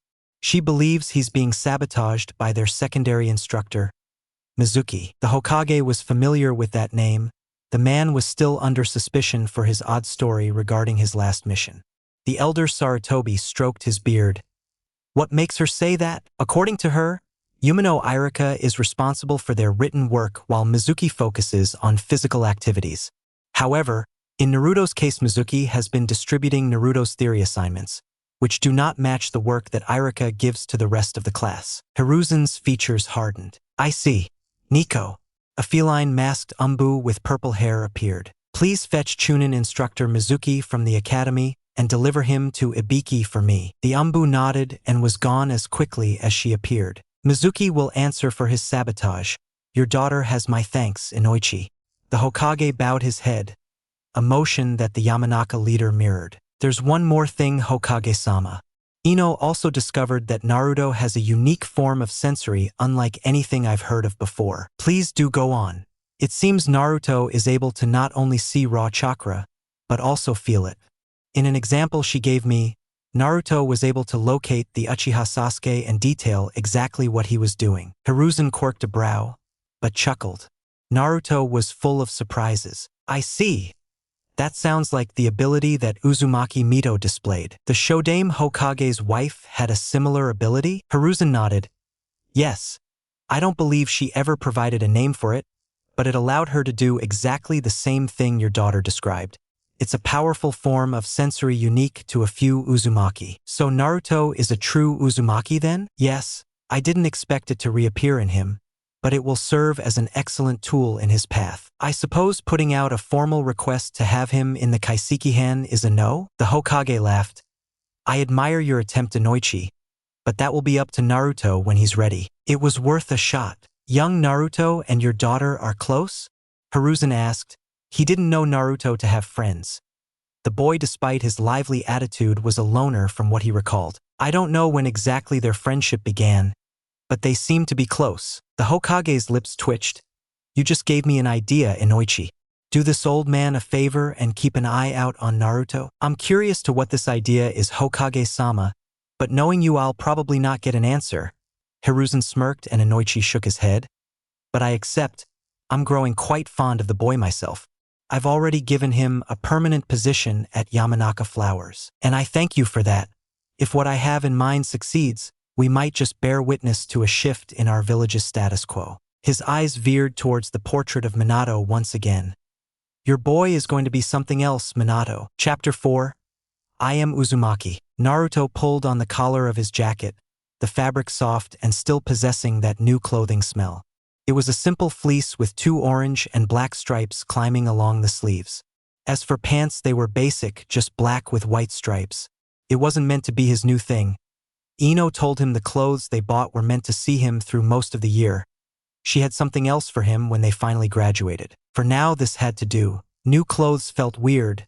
Most of his previous record either came from donations or were handed down to him by unknown parties.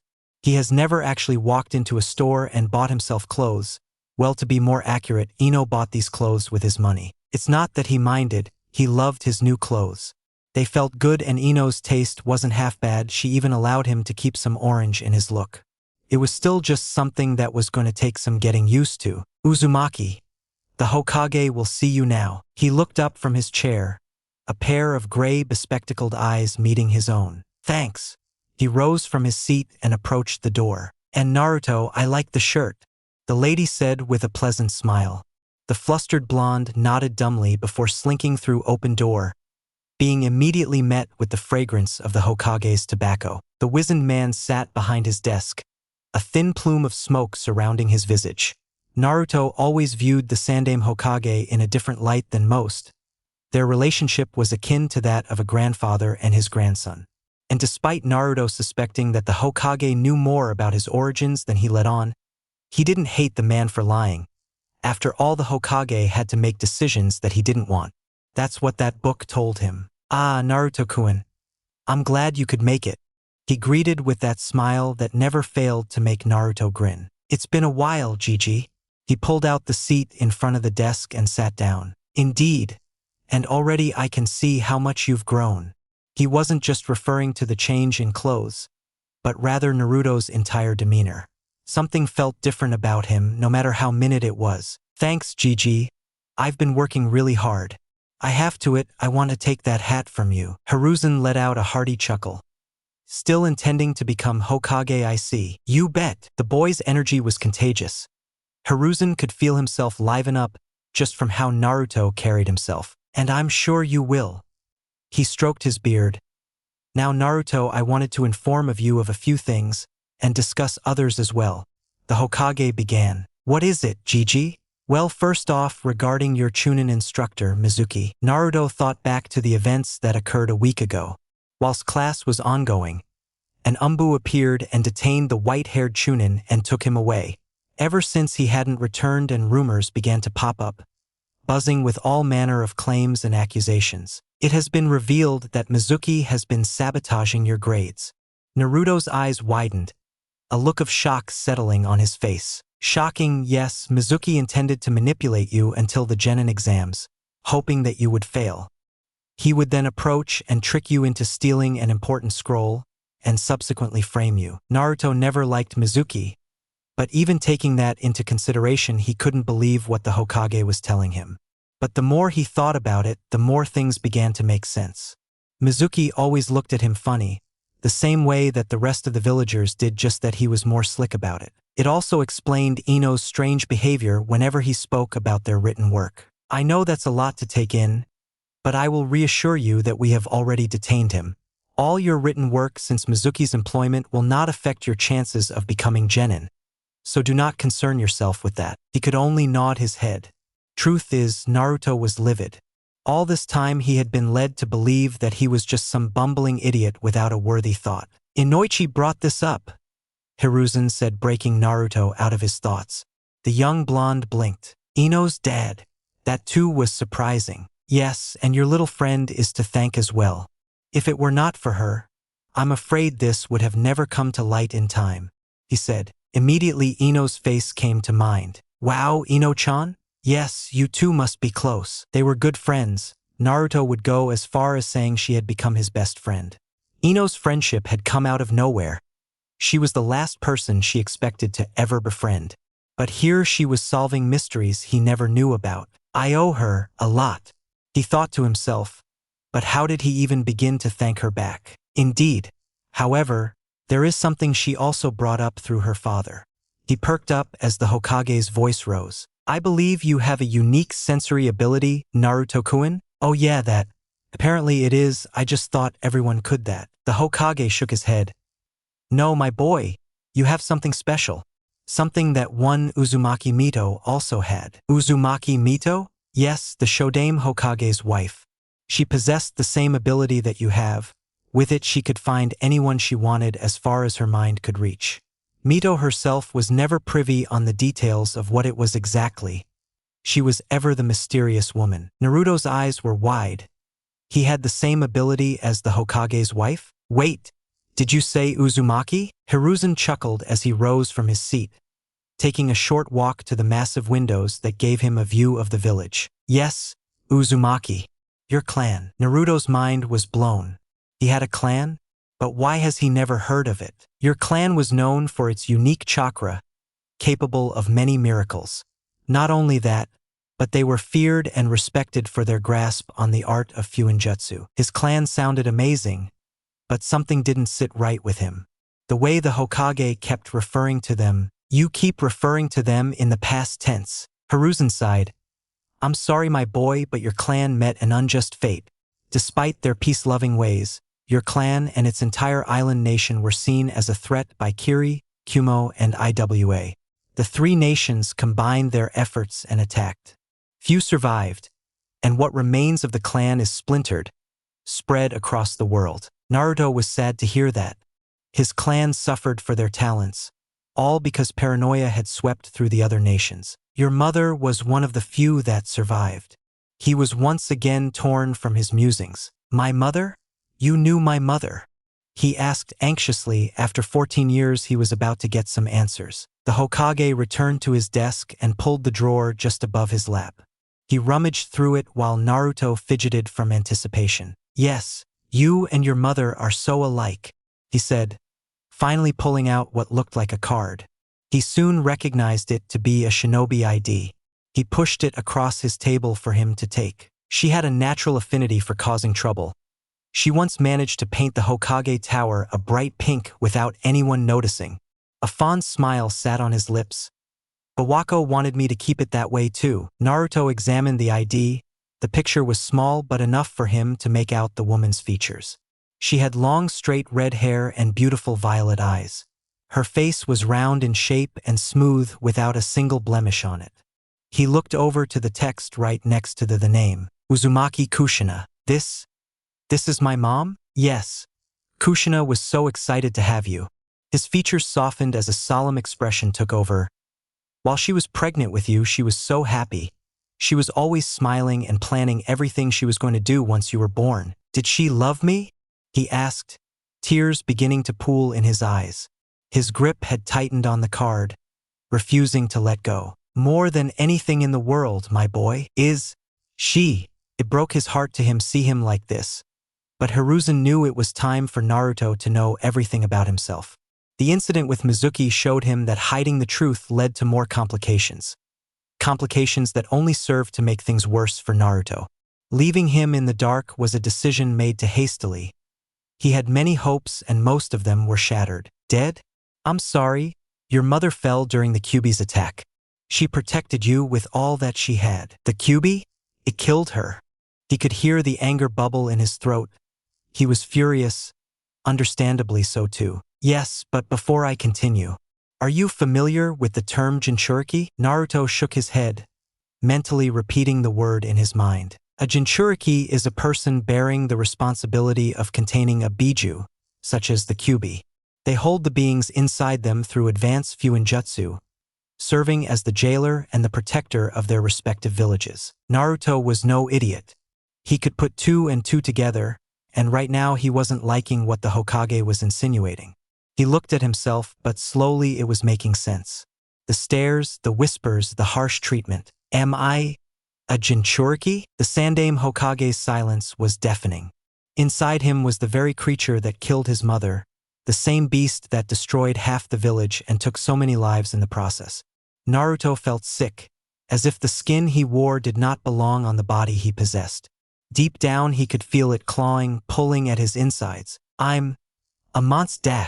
No, you are Uzumaki Naruto. I want you to understand me when I tell you this, my boy. Jinchuriki are not the creatures they contain. Your mother was the Kyuubi's previous Jinchuriki, and Mito before her. They were Jinchuriki too?" He used the sleeve of his fleece to wipe away the tears that he had unknowingly allowed to flow. "Yes, as I mentioned previously, your clan possess unique chakra. This allows its clan members to be the best Jinchuriki." He saw Naruto gradually drop into a state of calm. "If it was inside my mother, how did it get out?" Hiruzen sighed once again. "That is a mystery, my boy. We believe an unknown party was involved. The area where your mother delivered you was secure. Jinchuriki in labor are vulnerable to the seal weakening. Someone knew of this and managed to infiltrate the chamber, killing the doctors and my wife. Gigi, I'm sorry. What has passed, my boy. But I want you to know that whoever unleashed the Kyuubi that night may still intend to do so. I had hoped withholding this information would somehow protect you, but those were the thoughts of a foolish old man." Hiruzen stood up from his seat and walked over to the windows, gesturing for Naruto to join him. Naruto complied and stood shoulder to shoulder with the man he saw as a grandfather. "I know now that trying to protect you is doing more harm to your growth than aiding you. It leaves you in the dark, easy to manipulate." He placed a hand on his shoulder. "You must be strong and wise. Knowledge is power, and knowing oneself is the ultimate wisdom. You must know who you are, where you come from, and what you fight for." Hiruzen pointed to the stone monuments, all four Hokage looking over the village they led. His finger in particular gestured over to the Yondaime Hokage, a man who led and died in his prime. "The Yondaime Hokage would have been giving you this lecture. Namikaze Naruto." The gears in his head turned. Namikaze? As in Namikaze Minato? You two look alike, don't you? Naruto felt as if he was dreaming. There was so much information to digest all at once. But here he was learning of his heritage. Never did he imagine that he would be the son of the same man he looked up to. But a question came into mind. But why me? You wish to be Hokage, right, my boy?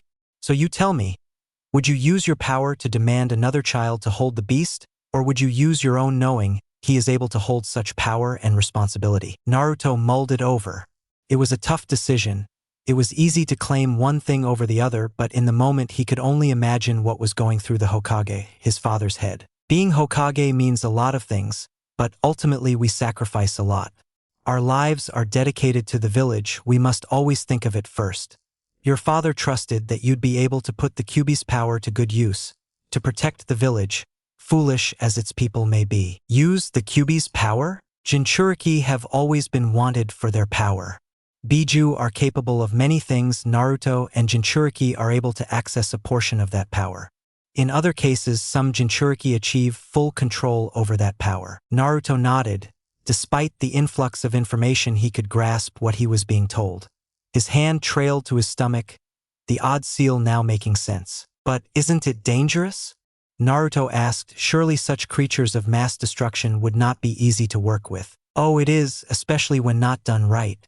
However, from what I understand, your father put precautions in place to ensure that your efforts will not result in dire consequences. However, caution must still be practiced, and when the time is right, I will allow you to explore this avenue of power. Hiruzen said, but he still needed to contact his student regarding Naruto's training. The other villages, you said they had Jinchuriki too, right? Yes, there are 9 Biju in total. Suna has the Ichibi, Kumo has both the Nibi and the Hachibi. Last I heard the Sanbai and Rokubi were in Kiri, while Iwa possesses the Yanbi and Gobi, and lastly Taki holds the Nanabai. Though this was all based on the last report sent to him by Jiraiya, things could have changed by now. I see. Do all the other villages have control over their Biju? He asked, morbidly curious. I can't say for sure. Only Kumo has boasted that its Jinchuriki have mastered their Biju. That surprised the blonde. Kumo must have been a powerful village if they could achieve that. Unfortunately, Kumo withholds the knowledge they have on Biju. They too understand that knowledge is power, and sharing what they know would take that away from them. Hiruzen looked at Naruto. He could only hope that the boy prevailed. So, I can talk to the Kyuubi to learn more about it? I will not stop you from doing so if you can. But tread carefully. Little is known about the Biju. Their motives remain unclear. Naruto nodded, eyes peering down at the villagers roaming the streets below. And I can't ask you to forgive the villagers. I will not. Grief and hatred are powerful and easy to cloud the mind of all logic. But it is also one's personal responsibility to clear that fog, to understand that hate towards an unwilling party is foolish and unwise. Hiruzen understood their pain, but that did not excuse their treatment of Naruto. Danzo was also to blame. The man revealed Naruto's Jinchuriki status without making the people understand the difference between the beast and the person who holds it. I get it, Gigi. I'll focus on me. Ino came to mind. He wondered how she would react if she ever found about this. And my friends, that's my boy. And I know forgiving this old fool will take time, but I hope you will someday. Naruto was upset that the Hokage didn't tell him these things earlier. Yes, anyone would be angry about that. But to claim that he hated the man was absolutely false. Sure, a part of him wondered how long it would have taken him to learn of these things if Ino hadn't did what she did. But at the end of the day, that was not his reality. He now knew why he was hated. He knew who his parents were. He knew so much. A weight had been lifted from his shoulders. That unknowing dread no longer ate the back of his mind. Naruto now knew who he was. Thanks, Gigi, for telling me. Now I know I'll definitely take that hat from you. Hiruzen chuckled, also experiencing some freedom as the weight of these secrets finally left him. It's what I should have done earlier, Naruto-kun. And I wait to see your growth into the greatest Hokage. Something crossed his mind. Oh yeah, I still need to learn to make a clone. You wouldn't know anything to help with that, would you, Gigi? The elder hummed in thought before his eyes lit up with realization. I might, in fact. He turned to his desk and tore out a piece of paper from his journal. The man spent a few minutes scribbling something, and once he was done, he handed it over to Naruto. This is the Kage Bunshin no Jutsu. It's more advanced than what you learn in the academy, but I believe it will be no problem for you. The blonde's eyes sparkled with excitement as he accepted the paper. He quickly pocketed it alongside his mother's ID. Now use it wisely. It's a chakra-intensive technique and can quickly overwhelm its user. Naruto nodded, taking the Hokage's words to heart. Oh, and Naruto-kun, I must ask that you do not so openly disclose information regarding your father. He had many enemies, especially beyond the walls. As for your mother, Kushina was not one to make enemies, and the relationship between her and your father wasn't known by many. You are free to speak of her. He then brought his hands together. As for your tenant, you are free to speak of it. In my haste, I completely failed to realize how accessible that information was. He cleared his throat. Of course, most of the population knew of Naruto's Jinchuriki status. It wouldn't take much convincing for an enemy shinobi to come into the village and ask the person closest to them for an answer. It really didn't protect Naruto, it just made him easy to lure. Right? I understand, Gigi. And do you think Ino-chan will hate me if I told her? Those who truly call you their friend will see you as Uzumaki Naruto. That is all I can say, my boy. He nodded and looked out the window one last time, eyes focusing on the yandame's sculpted face. Thanks, Gigi, I should get going. Ino's probably fuming right now, he said, shuddering. At least Ino didn't hit him like Sakura did. Lady Troubles? He laughed, and Naruto rapidly shook his head. It's not like that, Gigi. Why does everyone keep saying that? He groaned, but Hiruzen knew better. In due time, do pass my greetings to the young lady Yamanaka. Okay, Gigi. I'll see you later. Naruto left the office, stopping right outside the door as a shadow loomed over him. He looked up and was met with an old man whose face sported a bandage over one eye and an X-shaped scar on his chin. Uzumaki. The man spoke his clan name. He did not like this guy's vibe, and feeling his chakra gave him the creeps. Yeah. I will have my eyes on you. Naruto wanted to point out his lack of an additional eye, but kept his mouth shut. He simply walked away, not daring to look back, but could still feel the man's stare boring into the back of his skull. I see you still let the boy walk freely, Hiruzen sighed. And I see you still fail to acknowledge him for who is. What I see is Konoha's greatest asset left to be squandered. He is Konoha's greatest asset, just not in your pessimistic viewpoint, old hawk. Hiruzen replied, and Naruto is on a path to greatness. You fail to see that because you're constantly absorbed in your own hero complex. Danzo. The bandaged man clicked his cane. I want what is best for the village. You want what you think is best for the village, but you lack the compassion of a leader and thus think rigidly. You're a fool, Hiruzen. The Hokage reached for his pipe. Indeed, a fool that sits on this chair while you sulk in whatever dark room you shut yourself in. Danzo's grip tightened around his cane. He turned and left without a word, leaving the aged Hokage to inhale the thick smoke of his tobacco. Naruto-kun. The ball is in your court, my boy. Naruto was jogging through the village square, pushing and squeezing past the many patrons of the busy center. It was a weekend, and thus many people were out and about, both resident and tourists alike. He felt the stares, but they did not bother him. He knew now, and he did not care to entertain them. They would no longer acknowledge him because he wanted them to.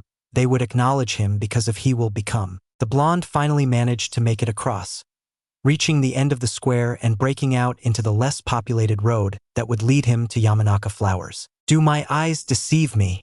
He heard a loud voice call out. Is that you, my once rival? Naruto froze. He knew that voice. He hoped it wasn't addressing him, but before he could take a step forward, a green blur filled the path ahead. Oh, he bushy brows.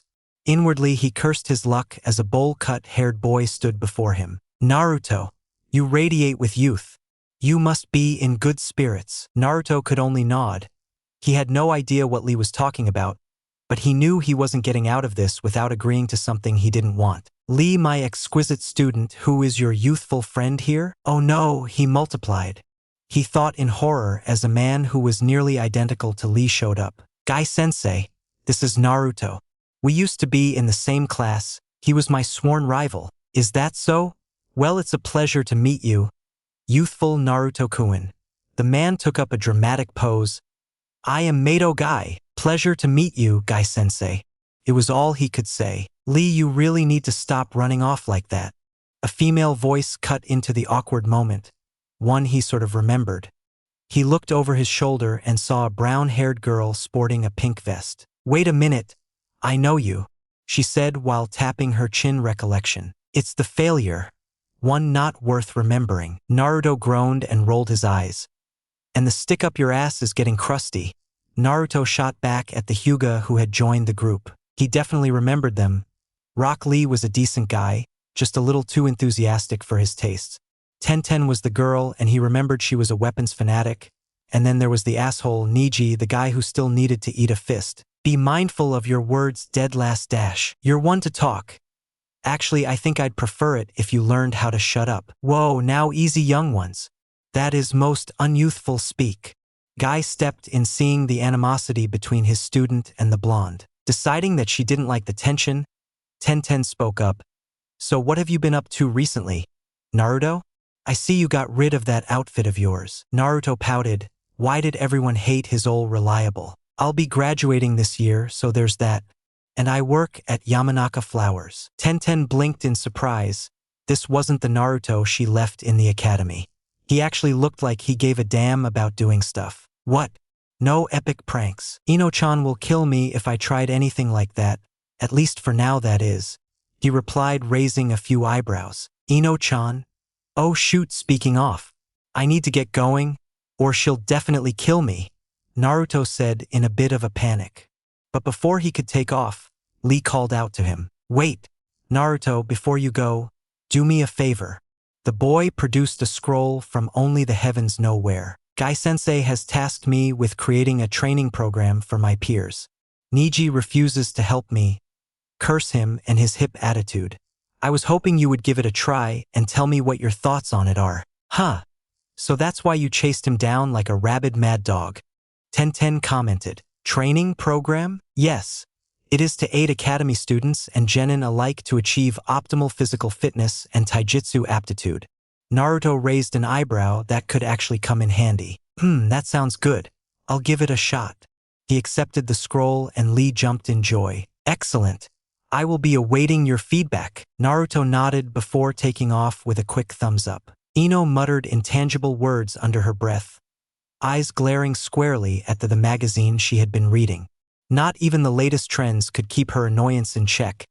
Not even the cute green dress with a purple bow. The bell chimed and she rolled her eyes up, only to narrow them as she saw the mop of blonde hair and the naturally tanned skin. Where were you? She yelled, something Naruto didn't expect as he slowly approached the counter. Hokage Jiji wanted to speak to me. Her expression softened and she sighed, shoulders slumping. Sorry for yelling. I was just worried. Worried. He tilted his head to the side. Damn it, I was hoping he'd say something dumb. Yeah. Worried that you tripped and knocked yourself out. Naruto's eyebrows lay flat and his lips formed a thin line. Of course. So what did the Hokage want to talk about? Or is it some classified stuff? Kinda. But first, Naruto circled around the counter and scooped Ino in a tight hug, much to her confusion. I know that I'm amazing, but what did I do this time? She asked, patting down her skirt and looking away from her peer. Remember what happened with Mizuki last week? She nodded. Well, turns out he was a massive traitor and was sabotaging my grades, so that I would fail and be a pawn in his scheme to steal something from the Hokage. You lie. She never liked that guy in the first place. He was such a weirdo. All truth. And well, I have you and your dad to thank. Gigi told me that you brought it up to your dad. He suddenly became bashful. So yeah, thanks. I know that's lame, but I'll make it up to you soon, I promise. Ino smiled, rolled her eyes. You don't have to, Naruto. I'm just glad I could help and that creep got what he deserved. They stood in silence, both staring at their own feet. Come on. Say something, you idiot. Were their uniform thoughts. Oh, and this? Naruto pulled out the ID from his pocket. He handed it over to Ino, who took it with a curious raised brow. What's this? She examined the picture. The woman in the image was undeniably beautiful. Who's this? Go on, keep reading. he said with a massive grin, pushing his eyes close. She did as she was told, eyes rolling over to the text that accompanied the image. Naruto. Is this? That's my mom. Ino was honestly speechless.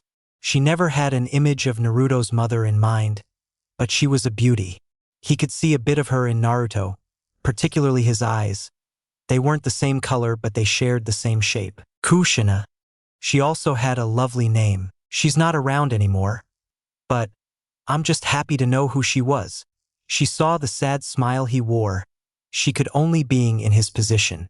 The thought of losing either of her parents rarely crossed her mind, but she would be devastated.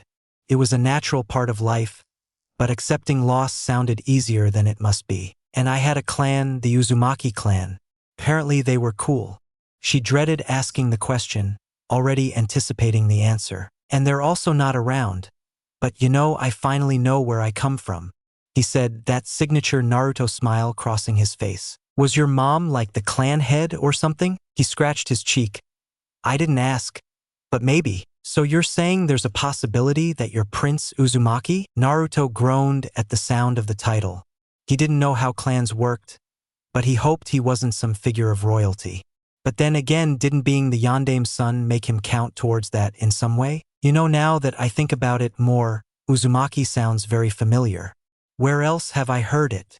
Ino asked herself, returning the ID to Naruto, who carefully pocketed it. Might be Uzumaki Mito, the Shodame Hokage's wife. Oh yeah, Senju Tsunade's grandmother. Holy shit, Naruto.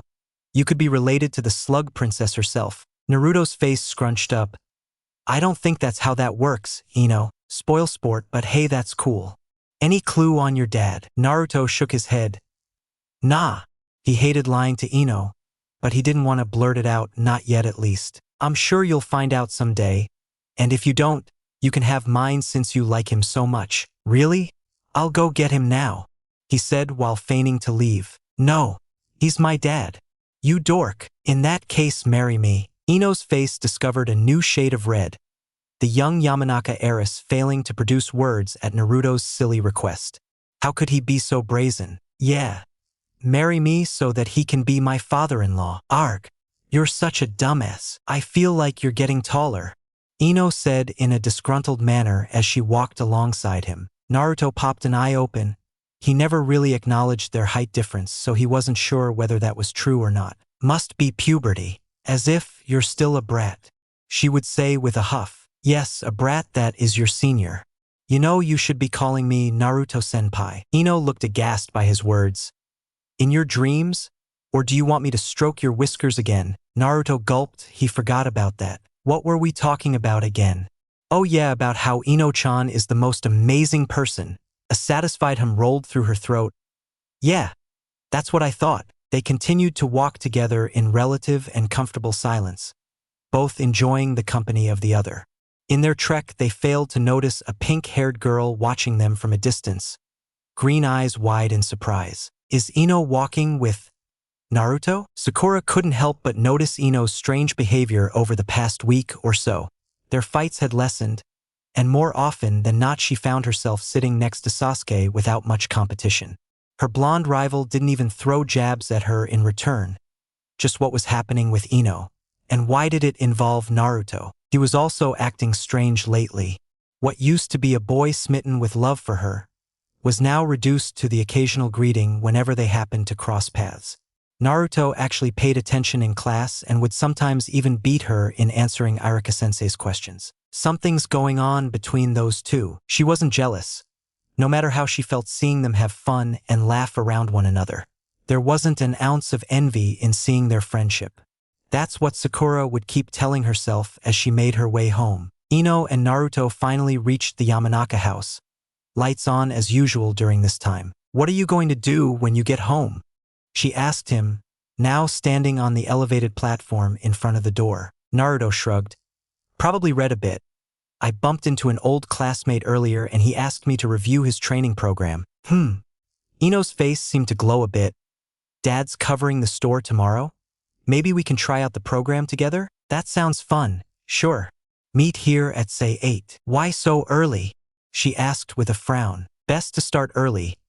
Get a good feel for it before the weather decides it wants to blast us with heat like that one day. She groaned. Ugh, you're right. Fine, don't make me wait. Their hug was longer this time, and although Ino would never tell her fellow blonde, she was always excited for them. Now beat it L-loser? You're so predictable, Ino-chan. He flashed her a mischievous grin. Ino stomped her foot and scowled. Just go. Okay, Ino-chan, good night. And don't let the bedbugs bite. She watched his form disappear into the night. She loved that goofball in a friendly way, of course. The weary Yamanaka entered her home, once more finding her father performing his usual ritual, drinking an aspirin. Work again. You have no idea, right, Dad? Naruto says thanks for talking to the Hokage about Mizuki. Ah, so the Hokage told him. Where is that little rascal anyway? Inoichi was still sour that he couldn't take Naruto in as an assistant. He went home. We'll be training together tomorrow. My baby girl's becoming a woman, training with her boyfriend. Such growth. His teasing was met with a flat stare. Dad, I swear you'll need more than an aspirin for the headache I'll give you. Inoichi chuckled. It wasn't a matter of if, it was a matter of when. She was still in denial, but anyone with a functioning brain cell could see it, well, except for them apparently. But Inoichi often found himself thinking that his daughter and Naruto shared a single brain cell amongst themselves. Ino had left her father in the kitchen by his lonesome, opting to head to her room to grab some stuff before she showered. As she entered her chambers, her eyes noted the sheet of paper sitting on her nightstand. It belonged to Naruto, a faux exam she had given him a while ago. She picked it up and glossed over it. Wow, I never noticed, but Naruto has a neat hand. The boy's handwriting was borderline beautiful, not something she'd expect from someone as rowdy as the Uzumaki. Speaking of the Uzumaki, her mind chose this moment to replay his dumb proposal, leaving her face to redden once again. That idiot! Naruto sneezed as he walked down the gravel road. The streets were empty, with a few patrons of the village still roaming this part of town. His building came into sight. He took the short flight of stairs up, and as peeked over the last step, he saw a peculiar sight. An oddly colored toad, almost the size of small puppy, sat in front of his door. It wore a yellow vest and sported what looked to be a bowl on its head. He cautiously approached it, hoping that it would flee upon detecting him. Uzumaki Naruto? Turned its head. Ah! Naruto let out a yelp of surprise. My name is Gamakin, and my master has sent me on an errand to deliver this to you. The toad's throat swelled before it regurgitated a scroll. Naruto's face twisted into one of disgust. My duty is complete. I bid you farewell. Until we meet again. The toad disappeared in a cloud of smoke, leaving only the wet and slimy scroll behind. Man, this has been a weird day, he muttered as he approached the scroll and picked it up using 2 fingers. He shuddered, feeling the slob brush against his skin. As he entered his apartment, he quickly threw the scroll onto his living room table before following suit and launching himself onto the couch. He was tired and drained. The conversation with the Hokage left a lot to dwell on. But at the end of the day, he knew who his parents were. He knew what was inside him. Naruto shifted and grabbed his mother's ID. He couldn't stop looking at it. This was hers, he kept telling himself. To be able to hold what used to belong to his mother felt liberating in some sense. I'll make you proud, Mom. You too, Dad. He closed his eyes, chakra flaring all around him. He found who he was looking for. This time around, she was about to enter the show. Close enough, I guess. He thought his timing still needed some work, and thus Uzumaki Naruto went to bed. Chapter 5, Mind Over Matter. Let it be known, Yamanaka Ino never claimed to be the most athletic being out there. Her lithe figure was purely based on looks and aesthetics, and lacked the power and agility it boasted. When she volunteered to help Naruto with training, she had expected it to be small exercises, light enough for her to endure for a few hours. However, she had grossly underestimated the training program. Her chest rapidly rose and fell as she lay on her back, her arms and legs screaming at her as an intense heat stroked her muscles. Sweat soaked her skin, and her purple training gear sported grime and dried sweat. Whoever gave you that thing is insane. Insane. You hear me? She managed to yell out, hearing Naruto huff and puff from the other end of the training ground. It's not that bad, her fellow blonde said, stumbling over to her and dropping to his knees. "Don't you lie to me, Uzumaki." She glared at him. Naruto may have fared better, but even she could see the onset of fatigue slowly eat at him. He groaned and dropped like a sack of potatoes, resting on his back right next to Ino. Lee's training program was intense, and he had to do this repeatedly. He could handle the several laps around the training ground without a problem, but doing so with weights was pure torture. And that was just the warm-up. Lee had listed several exercises, all demanding a ridiculous amounts of reps. "Academy students, my ass." He mentally cursed the boy's name. There was no way Lee did this himself, right? "Please tell me we're done." Ino turned her head, her eyes soft and pleading. "We're not even halfway." He replied. "No!" Ino screamed, her torso shooting up as she sat up. "I am not doing this. Read my lips, son of Uzumaki Kushina. I am not." Naruto chuckled. "Come on, Ino-chan. Don't you want your precious Sasuke-kun to notice you?" Her mind halted, a feud of conflict raging on. A part of her wanted to say, "Screw Sasuke. That boy wouldn't know a bombshell if it hit him square in the face. She could do better, right? At least get someone who'd listen to her for more than a few seconds. Getting last Uchiha would be more like an accolade. She'd be the talk of the village for like a week and then become old news by the next. Honestly, I don't think he's worth this amount of torture," she said with a sigh, blowing aside a few stray blonde strands. If it was a day of push-ups, then maybe, but this was beyond that. Naruto sat up, arms resting against his knees. "Hey Ino, why are you training to be ninja?" he asked her. Ino's face scrunched up. She didn't expect him to ask her that, but in truth Ino has never asked herself that question in the first place. She joined the academy and went along with everything just because her father enrolled her. She didn't have much of a choice. The unfortunate fact of being the child of a clan head meant she had a lot of eyes on her. She had a lot of expectations to live up to. She never really wanted to be a kunoichi. It was thrust upon her and she had to accept it. It wasn't as severe as other clan children from stricter clans such as the Hyuga, but still she couldn't help but feel robbed of another aspect of life. "I don't know," she said in a voice almost as soft as a whisper. "I guess because I have to." "I see." He turned his body to completely face her. "Come on, gimme your hands," he said, fingers wiggling in a gesture. Ino raises a blonde brow. "What are you scheming? Have a little faith, Ino-chan. Now gimme those tiny little hands." "They're not tiny, you dork. Your hands are just massive." She would pout, but ultimately surrendered. She mirrored his position and lent him her hands. Naruto grabbed them and squeezed them. He was firm but gentle with her, thumbs feeling the palm of her hands. "I want you to be the best kunoichi this village has ever seen," Ino groaned. She should have expected a pep talk. Naruto was enough of a dork to do such a thing. "I want the name Yamanaka Ino to be synonymous with badass. I want them to think of the blonde chick who can kick ass and take names." Ino became coy as she heard him speak. "Naruto, see all those girls in our class. They won't hold a candle to you. And that Uchiha, he's going to regret not sparing you a second of his time." Ino's fair skin adopted a rosy tone.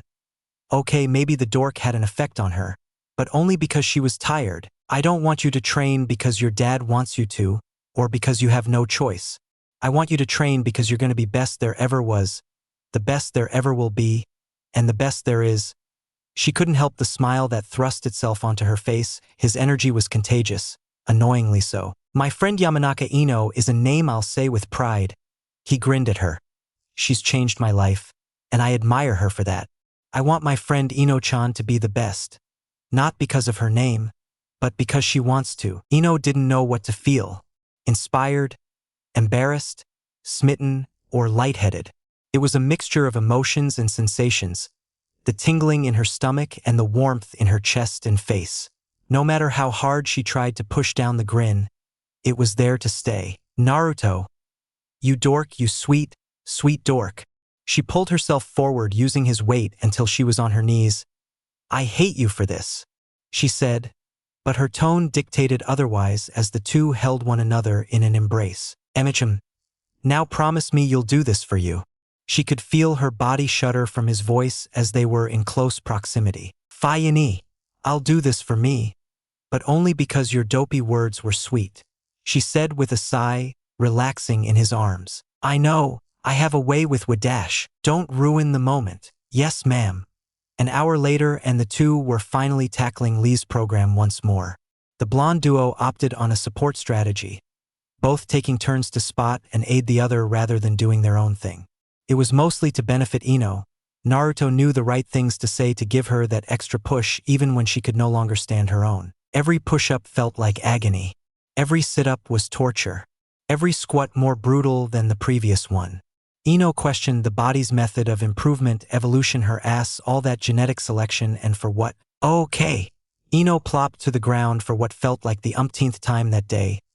Her limbs refused to move and her lungs burned. "I'm proud of you, Ino-chan." "Screw you, Uzumaki." She grinned at him. Naruto dropped to the ground and laid his head on her stomach. "Hey, get your fat head off of me." She lightly smacked the top of his head. "But Inu-chan, you're so soft."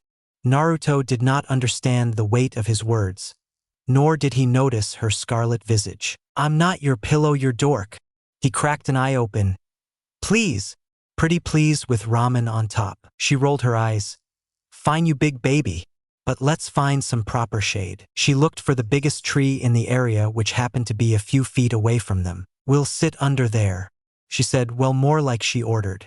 Naruto sat up, allowing Ino to crawl her way to the base of the tree, resting her back against the trunk. She stretched her legs and gestured to her lap. "Not on my stomach, but you can lay on my lap." Naruto couldn't argue against that. The urge to drift off into a slumber was strong. Naruto felt comfort in being around Ino, and despite them both being sore and showing the wear and tear of Lee's brutal strategy, he found peace in their time together. They were a fair distance away from the busy districts of Konoha. The training ground was open to the public as it lacked a designated team. Its distance from the main village meant the chances of them being disturbed were long, perfect for them to scream to the heavens in frustration. "Oi, don't sleep." Her fingers pried his eyelids apart. "Aw, but Ino-chan, just a few minutes." He reached out, trying to poke her cheek. The Yamanaka heiress was not amused as she slapped his hand away. "No, let's work on that sensory technique of yours. You're the boss." He sighed, but soon let out a yelp of pain as she pinched his cheek. "Careful with that sass, Uzumaki." His brows furrowed. He dragged his arm along the grass and found her exposed calf and pinched her in return. "Right back at ya, Yamanaka." Ino rolled her eyes. "Just get to sensing, okay? I want you to be able to sense a fly by the time we graduate." "A fly? When am I ever going to need to find a fly? We could run into an enemy that has similar techniques to Shino's clan. Have you ever thought about that?" His silence was enough of an answer. "Exactly. Chop to it." He sighed, closing his eyes, and immediately Ino's chakra flared to life. Compared to the first time he properly examined it, Ino's chakra felt more welcoming. It reminded him of his favorite blanket after he washed it with the lavender-scented fabric conditioner he recently bought. He dwelled on her chakra, exploring every nook and cranny he could find. Ino may have been onto something with her fly example. The deeper he looked into her chakra, the more complex it became. Rather than being met with a solid singular form, he was met with a web of emotions and feelings, intricate pathways all possessing their own unique perks. But the more he delved deeper, the more he felt a tug and pull. "What do you see? Your chakra's weird. The deeper I go, the more I feel like it's trying to get into my head." He opened a single eye and watched as she looked down at him. "Wait, are you sensing my clan techniques?" she asked. "Do you know what this means?" I'm cool. Naruto, this means you could potentially find out the nature of an enemy's techniques before they even know it." Naruto's eyes widened. "No way. We gotta test this out on someone else." She looked up and scouted the training ground. Unfortunately, they were alone with no immediate volunteer. "Try looking for someone like Shikamaru." He nodded silently. Shutting his open eye, he once again plunged himself in the familiar darkness. Ino's chakra sparked to life, but he drew himself away from it. Navigating through the village and the many signatures flaring around him, he was finding it difficult to pick out one singular source. A few seconds turned into minutes, but eventually through trial and error Naruto managed to find Shikamaru. "Of course he's just watching clouds." "Yes, of course he is. Now hurry up and do the thing. He stuck his tongue out at her but did as she said.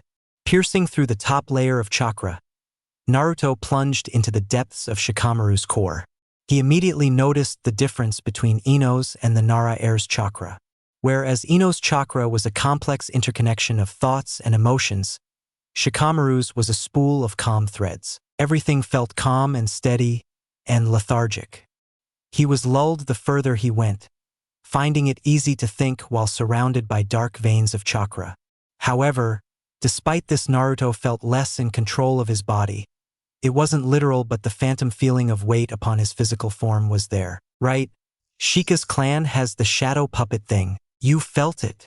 She asked, seemingly pleased by her theory being proven. Yeah, but it took longer than I would have liked. I need to get better at this, he said, lips twitching as he felt her fingers comb through his hair.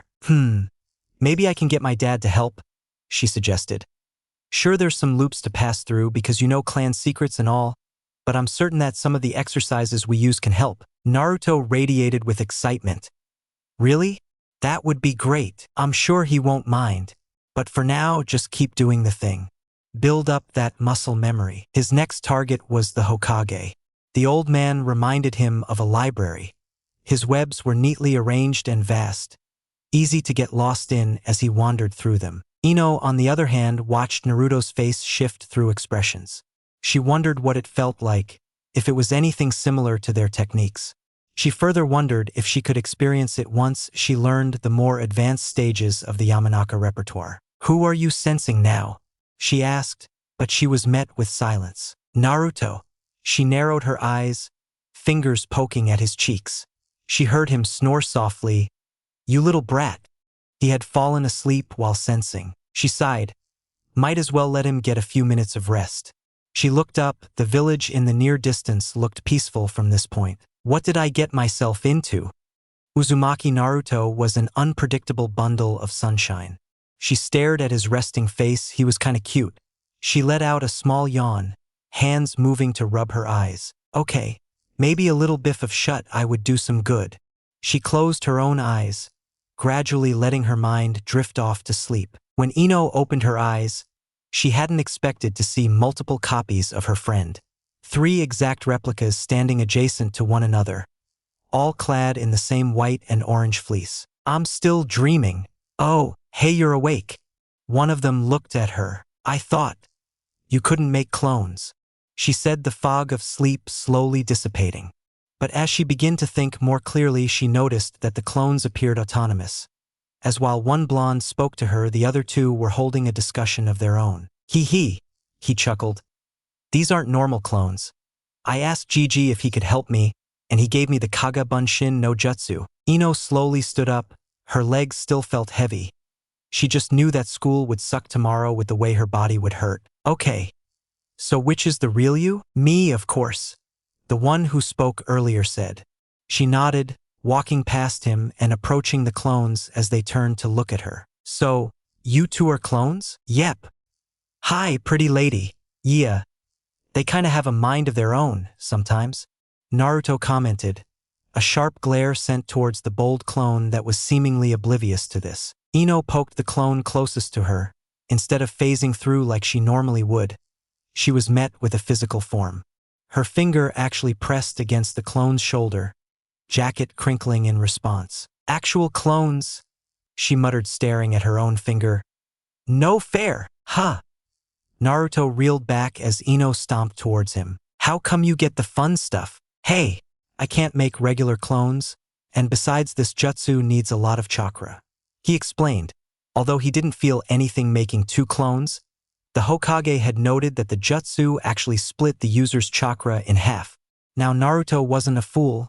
He knew he had an absurd amount of chakra, so something like that wouldn't affect him. But someone like Ino will struggle. Teach me. I dunno, Ino. If anything happens, nothing will happen. Just teach me. Please, pretty please. With ramen on top, the corner of his lips twitched. I see what you did there.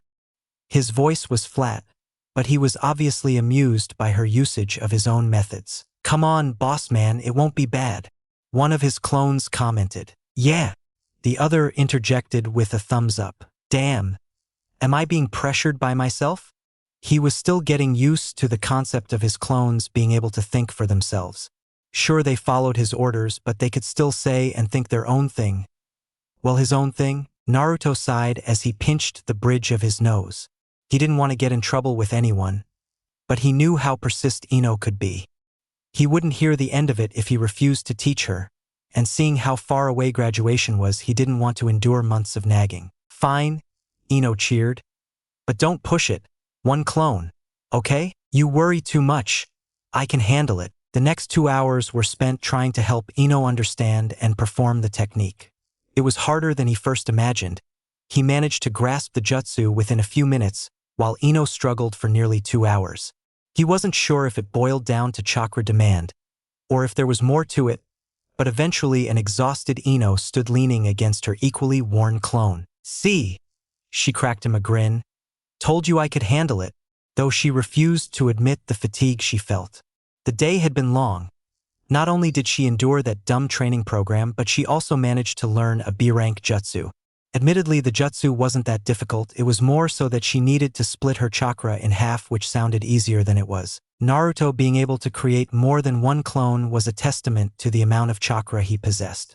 Him claiming that he felt nothing as he casually created 10 clones left her feeling a pang of envy, but eventually she learned to let it go. He had massive amounts of chakra and she could possess other people's bodies. It was a fair trade. One step closer to be the best. Naruto remarked a hint of pride in his voice as he watched the clone and its creator interact. You bet. Ino stared at her clone. The twin wore a haughty smirk on its face, one hand resting against its hip. Hello there, hot stuff. Right back at ya. Naruto felt funny. Seeing Ino and her clone talk to one another was weird, and he wasn't sure why. So my clone can use jutsu that I can? She asked, snapping out of him from his internal ramblings. Yup, that's what the note Gigi wrote for me said.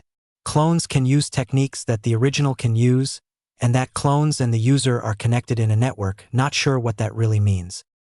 He muttered as he rubbed the back of his head. Oh, have your clone whisper something to me. Ino raised a brow but didn't question his intentions. She whispered to the clone, and in turn it sauntered over to their fellow blonde. She heard the hushed words, intangible to her from where she stood, but she frowned as she saw his face turn crimson. Okay. Dispel it. The clone disappeared in a puff of smoke, and Ino felt a sudden rush of images and memories bombard her brain. It reminded her of the Shindenshin no Jutsu, but before she could linger on the process, her clone's words registered. Why that little? She didn't even want to repeat what the clone said. Not to herself and not to Naruto, who thankfully didn't say anything about it. So did you notice? He asked, clearing his throat. So we can also experience what the clones see, hear, and feel. It was handy, and considering that clones could utilize other techniques as well, it meant that someone like her or Naruto could scope out entire villages. Heck, she'd go as far as say entire countries if they practiced more. Yeah, pretty neat, huh? Though too many memories at once can be a little hard to take in. He learned that the hard way when a huge group of his clones had gotten into a brawl and he had to dispel them. I can imagine. Ino looked at her hands, only now realizing that the bright glow of the sun had turned amber. It was getting late, the training program ate up most of their time, and she wasn't sure how long they both spent asleep. But Ino could confidently say that she came out of the experience feeling better about herself. Sure, the physical training didn't really amount to anything for the time being, but adding a B-rank jutsu to her arsenal was worthwhile. The sun's going down, we better get going, it's a school night. Ino said, eliciting a moan from Naruto. Do we have to? Yes, Naruto. Now grab your stuff and let's get out of here. A familiar scene played out between the two as they stood outside of the Yamanaka residence. It had become a routine for them, whether they acknowledged or noticed it was up for debate. I'll ask my dad about those exercises. I haven't forgotten, she said while staring into his blue eyes. Ino couldn't help but mentally laugh at their similar traits. Their blonde and blue eyes felt almost too perfect to be a coincidence. Maybe his father was secretly a Yamanaka. Thanks, and tell your mom I say hi, he said, pulling her into a hug. She was surprised by his bold initiative, but did not complain otherwise. She hummed into his chest, nostrils flaring and nose crinkling. You reek, you too. She playfully slapped his back. We're not doing that ever again. She refused to put herself through that torture ever again. Yes, we are. We've got a little over 9 months to go before graduation. Ino groaned. She wanted to protest, but she reminded herself that it was for the best. The training program was hell, but if it meant that she would be a better kunoichi by the end of it all, she might as well keep going. The two separate from their embrace, this one longer than their last routine hug. So, catch you tomorrow? Do you gotta ask? Just making sure. She wore a soft smile. It would kinda suck if you left me to attend class alone. Shika's always asleep and Choji doesn't have much to say. You could always talk to Sakura, or better yet, the best conversationalist, Sasuke. Just get out of here, Naruto. She heard him laugh as he turned and went his merry way, a wave thrown over his shoulder in her direction. The young Yamanaka sighed wistfully as she entered the house. Surprisingly, this time, neither of parents were seemingly around. Ino eventually found a note plastered on the fridge. Your dad and I will be home late, we're having dinner. There's some food left for you in the fridge. Don't stay up too late. Mom. If she had preciously known, she would have taken the time to show Naruto around the house. She always wondered what he would think about her living space, specifically her room. Now that she thought about it, Naruto knew where she lived, whereas she had no clue to his whereabouts for most of the night. I'll have to ask him tomorrow. She hummed as she opened the fridge. The pair had neglected eating anything while training, not even bothering with grabbing a few granola bars to keep them going. She made a mental note to stock up on some for their next session. Naruto's path home was strange. For one, he could feel a familiar chakra source following him around. He first took note of it as soon as he and Ino re-entered the main village. It didn't feel malicious, so he decided not to say anything to Ino about it. But now, realizing that it was still following him, he came to an abrupt stop. Looking over his shoulder, he reached out for it. He definitely knew that signature. It was soft and gentle, thickly wrapped up chakra that gave the impression of anxiety. Wait, Hinata? He called out. Eep! It is you. A few moments later, he saw the familiar meek Hyuga heiress step out from behind a wall. She refused to meet his gaze and her face was all red. Hello and Naruto-kun. Hey! He greeted. Hinata was one of the few classmates that has always been kind to him. It was just difficult talking to her because she was always ready to bolt at any second and he didn't understand why. Is there something you want to talk about? I kinda noticed you've been following me for a while. She flinched, head shooting up as her eyes widened in surprise. Bye. Naruto-kun. Hinata, wait. And she's gone. She was quite fast for her diminutive size. I'll never understand that girl. The next morning came far too quickly for one Narashikamaru. One moment he had gone to sleep and in what felt like seconds later, his mother swung his door open. She instantly began barking orders at him and killed any hopes of him sneaking in a few more minutes of sleep. Man, Choji and Ino don't have to deal with this kind of stuff. He yawned as he walked past a merchant working on setting up his stall. He definitely woke up too early. He usually walked past the vendor already tending to a couple of customers. Why does that woman have to be such a drag? Despite his internal ramblings, he wouldn't dare say such a thing to his mother. He remembered the last time his father commented on her behavior. The couch still sported an imprint from how long he spent sleeping on it. I want a simple woman. Someone who's not too pretty and not too ugly, just average. Have 2 kids and call it a day. That was his ideal life. Sure, it may have sounded mundane to most of his peers, but he believed it was an admirable goal to reach for. He didn't have something grand in mind like becoming Hokage. Only one blonde was both dumb and bold enough to tackle that kind of role. And speaking of blonde, he didn't see his favorite fair-haired duo the whole weekend. He assumed he would at least bump into Ino on her day off from work. But there wasn't a single sign of her. That girl was acting weird, very unlike the Ino he knew a couple of weeks ago. The same could be said about Naruto. He thought their friendship was just a fluke, a once-off thing that would quickly fizzle away once Ino grew bored of Naruto, but that was far from the case. Every day those two walked together, ate together, did their schoolwork together.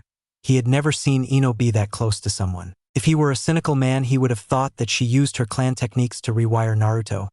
But Ino wouldn't do that, no matter how vain she could be. I hope that doesn't lead to anything troublesome. Blondes were trouble. Every single one he knew always gave him a headache. Hey! Shikamaru, wait up, Arf! Kiba's voice was loud, far too loud, but Shikamaru complied as he paused in his stride, allowing the Inuzuka boy to catch up to him. Let me guess, your mom woke you up early too, huh? Well, at least Shikamaru didn't have to suffer alone, though he probably feared Kiba's mother more than he did his own. Sum was a fierce woman, and a very dangerous one too. There's a reason she still hasn't remarried. Man, sometimes I envy Naruto, Kiba said as they continued walking together. What? About not having parents? Now that Kiba heard it from someone's mouth, what he said was pretty dumb. Okay. Yeah, never mind. The brunette threw his hands behind his head, his trusty furry companion comfortably poking his head from the front of his hoodie. Man, have you noticed how weird Naruto has been lately? I asked him if he wanted skip class the other day, and he refused without even skipping a beat. He was not sure what happened to him. Naruto was dead last just a couple of weeks ago, and somehow he was now way above him on the totem pole. He didn't fail to notice how close he had become to a particular Yamanaka too. Don't even start.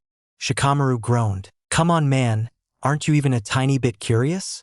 Maybe they're a couple. If Kiba had suggested such a thing a month ago, he would scoffed, but everyone but the two blondes could see their feelings for each other. If I were you, I'd be careful what I said.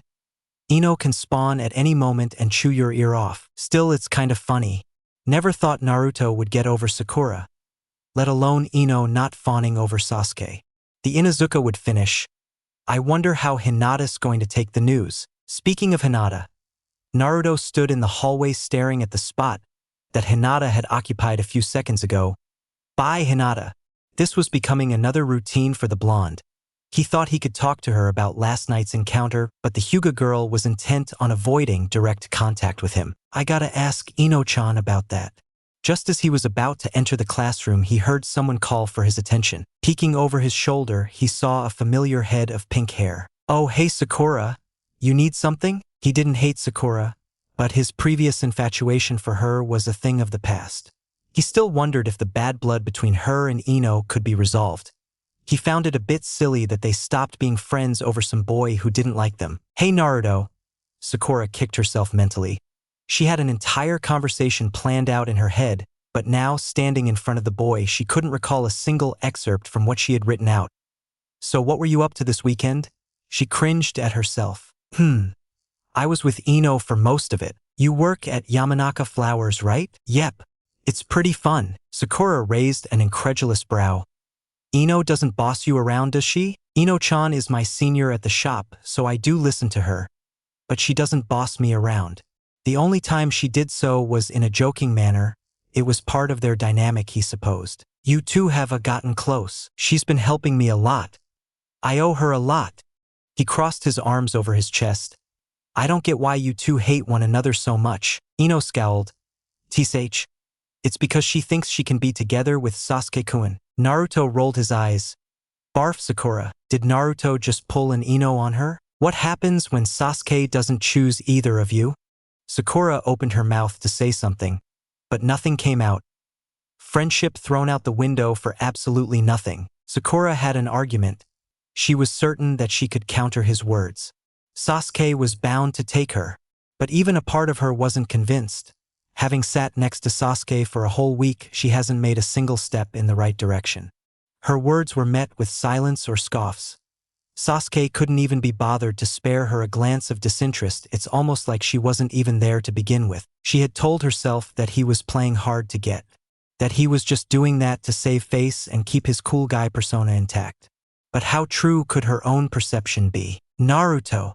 She heard Ino's voice echo from the other side of the hallway. Her scowl deepened as she watched the Yamanaka girl prance towards them. An unsavory look directed her way. Ino-chan, I thought you'd be sore from yesterday, he said in a pleasantly surprised voice. I am. I could barely get out of bed this morning. Sakura looked between the two. Sore? Bed? Did they? No way. A flustered Sakura glared at her rival. Of course that hussy would be so brazen about it. It wasn't that bad. At least we took a few breaks in between. She heard Naruto chime in. She never expected that from him. Next time we're taking it easy dash. Sakura couldn't stand it anymore.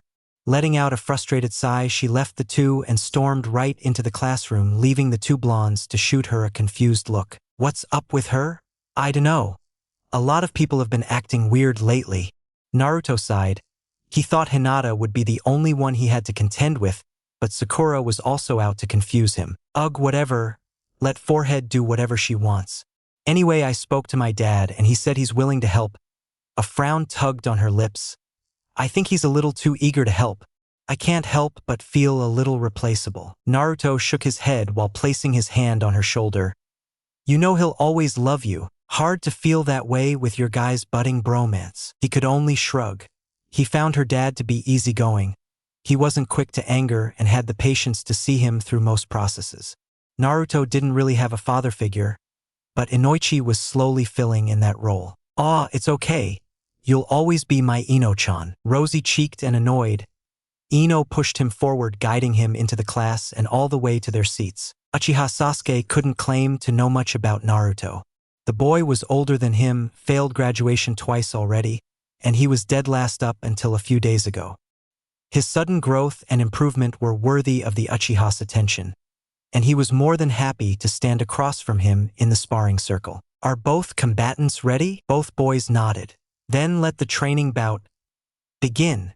Upon Irika's declaration, Sasuke rushed forward. He noted that Naruto had his eyes closed. Did he really think he could beat him like that? Sasuke struck first, throwing a rapid kick at the taller boy's head only for Naruto to quickly block it and push his leg away. He raised a brow, but did not let up in his assault. He continued to throw a series of kicks at various parts of Naruto's body, but just like the first one, Naruto was able to evade or counter his attacks. The last thing he wanted was to give him a chance to attack. Naruto's raw strength made him a dangerous opponent. He hit the hardest in the entire class, even surpassing Kiba, who was known for not holding back. He wanted to keep the blonde on defense until he could find an opening.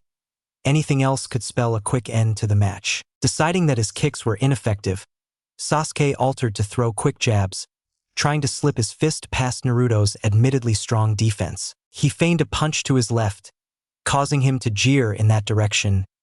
Gotcha! But before the true attack could connect, Naruto pivoted his body and managed to trap Sasuke's arm between his side and elbow. The Uchiha could not react in time as a sharp knee smashed into his stomach, lifting his feet off the ground. An elbow came crashing into his back, sending a wave of pain down his spine. And to finish things off, Naruto shoved his foot into his chest, thrusting it with a considerable amount of power, causing him to shoot back to his original starting position. Sasuke was already starting to feel the effects of those hits. The areas he had struck were throbbing with pain, and each breath he took caused ache in his ribs. Naruto was a beast, and he could only imagine what he could achieve with proper taijutsu training. But before the lone Uchiha could consider his options, Naruto launched after him. He had only moments to think. He could try and swerve around him, but the boy was quicker and had the reach advantage. So in a bout of desperation, Sasuke leapt over the charging Uzumaki. His body had managed to cross and twist over the top of his head. In his position, he could attempt to attack, but he was halted in his thoughts as Naruto latched out, hand gripping tightly around his ankle. Oh, he's fucked, Kiba said as he watched Naruto reel his body back and then abruptly bring all of Sasuke's weight forward. The momentum generated almost resulting in the Uchiha bouncing off the ground as he was slammed down hard. All the air was knocked out of his lungs, and the world around him turned white as if a flash bomb had gone off. Victor Uzumaki Naruto. He lost. Uchiha Sasuke actually lost to the previous dead last. He didn't know whether to be upset or impressed. Although he was one to never fully underestimate Naruto, the boy had grown from his tactic of rushing into things. Naruto actually played the waiting game and struck when he saw an opening. The blonde used strategy. A faint smirk pulled on his lips. Oi, you still conscious? A shadow loomed over him. His opponent had offered his hand for him to grab. You won this one, he grunted as he accepted the hand and was pulled to his feet. But don't get cocky. Yeah, whatever you say, bastard. Dumbass. The two boys smirked at one another before going their separate ways. Did you really have to slam him like that? Ino asked. It was a spur-of-the-moment thing. Most impressive, Uzumaki-san. Naruto turned to see Ino standing right behind them. Both blondes yelped in surprise. Geez, Shino warn a guy before you sneak up on him, Naruto said as he pressed his hand against his chest. That would defeat the purpose of stealth. You have grown stronger since your mutual partnership with Yamanaka-san. Light bounced off his glasses. Thanks. Hey, don't get the wrong idea. Ino butted in. She wasn't sure what the bug boy was hinting at, but she didn't like it. I was merely stating that I am impressed by Uzumaki-san's leap in improvement. I wanted to ask. He fully turned to face Naruto.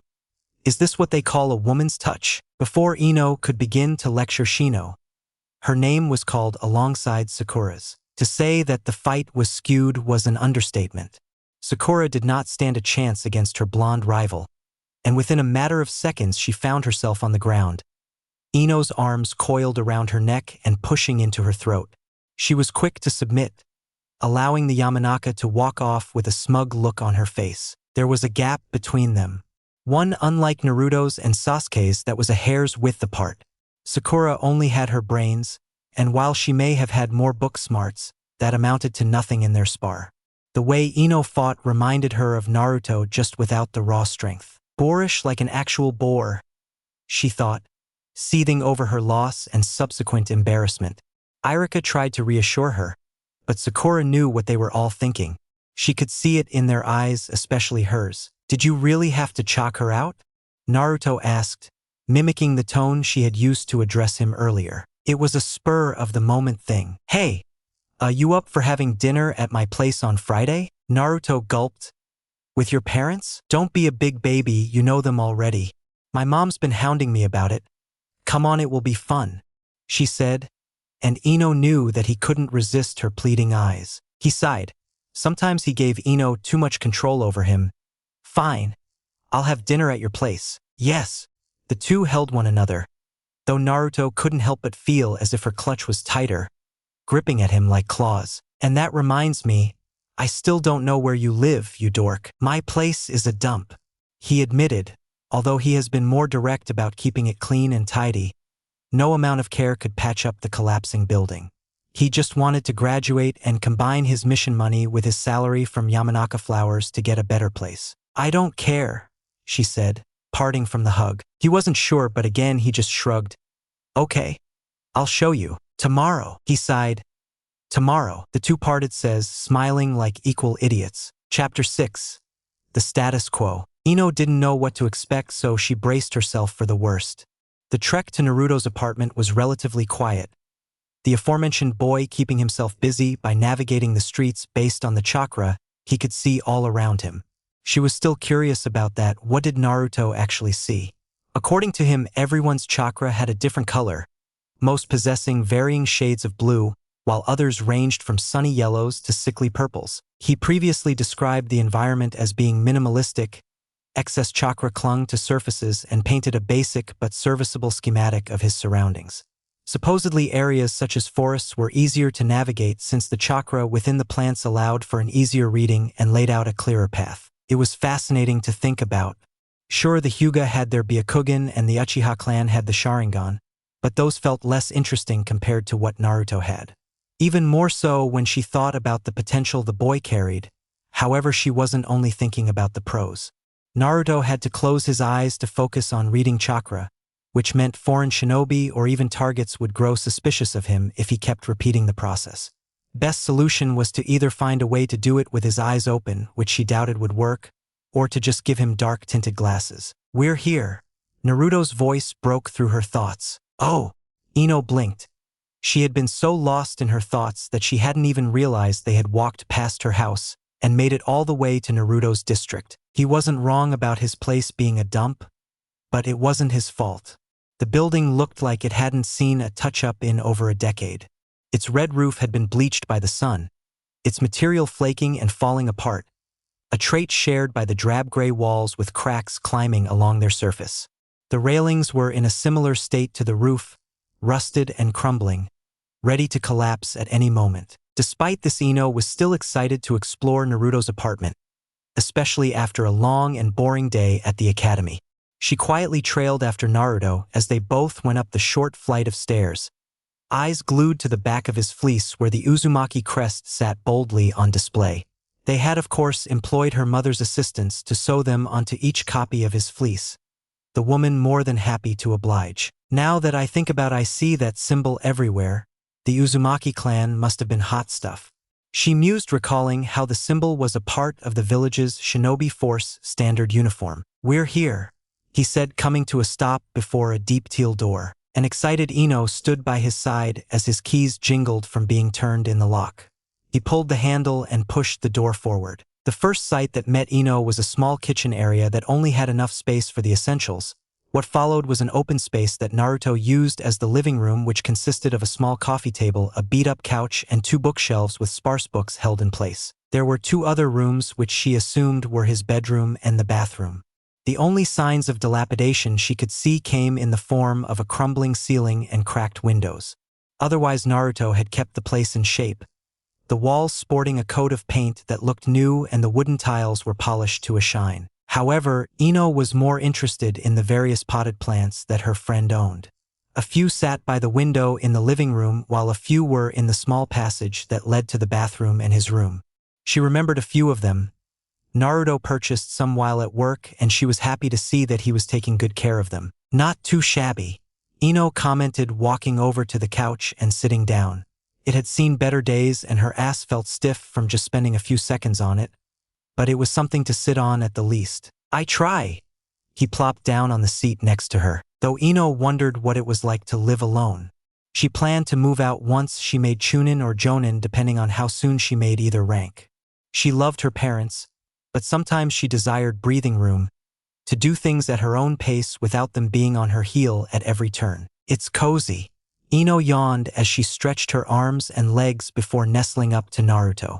The place may have seen better days or not, but it was nice and warm, especially with the creeping chill of the autumn evening. Naruto, on the other hand, only offered an inquisitive gaze but did not push her away.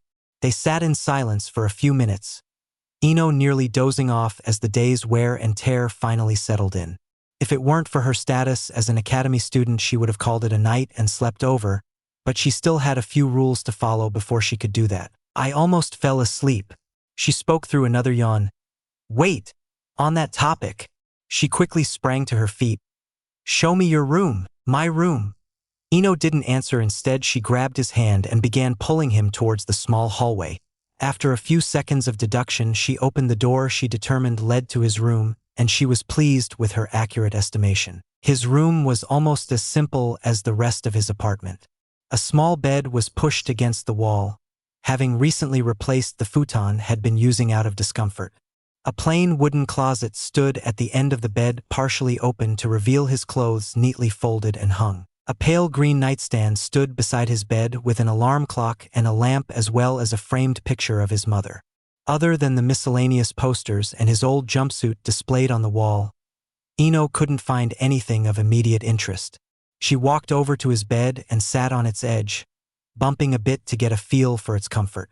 It was nowhere near being as comfortable as her own, but then again she's seen Naruto sleep on the most questionable surfaces. "I still can't get over how pretty your mom is," Ino remarked as she picked up the framed picture. This time Ino was able to see more than just her face.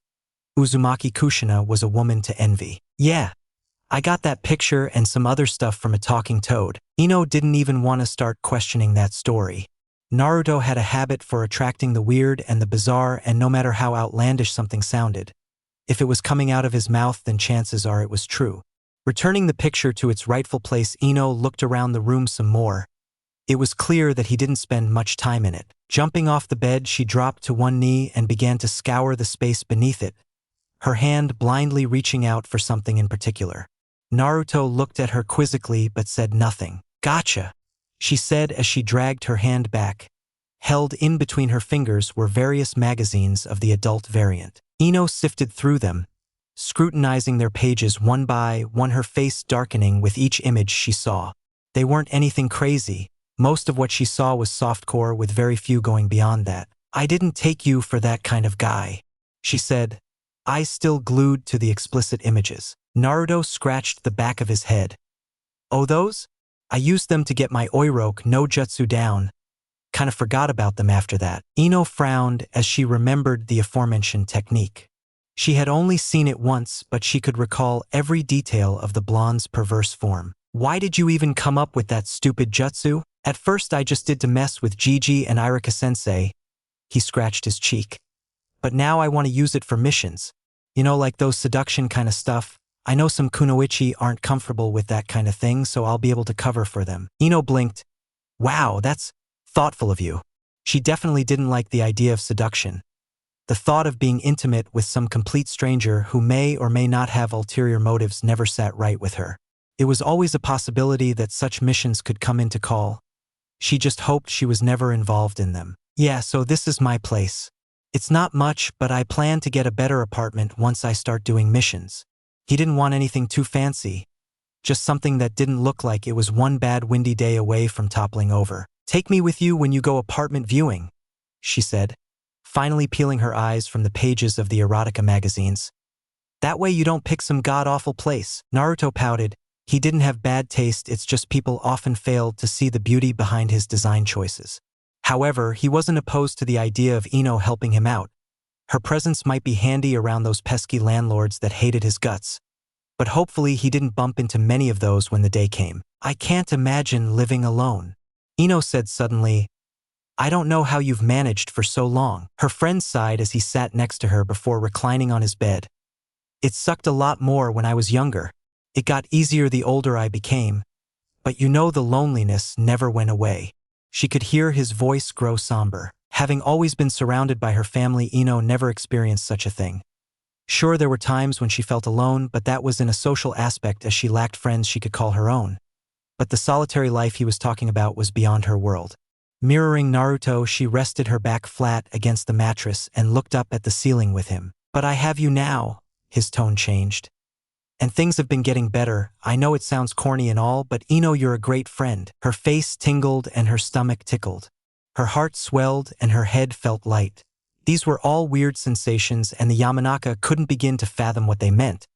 But in an odd way, they all came together to fill her with warmth. You dork, she giggled. You're a great friend too, Naruto, and I'll always have your back. Thanks, Ino-chan. You mean the world to me. That night had been restless for Ino. Each attempt to grant her eyes any rest was met with the same scene she experienced a few hours ago.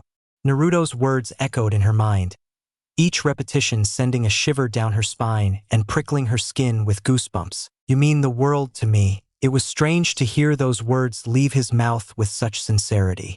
He probably didn't even realize the severity of what he said. Ino was many things, and she acknowledged that she could at times elevate herself to higher planes of self-importance. But to be considered such a thing was nerve-wracking.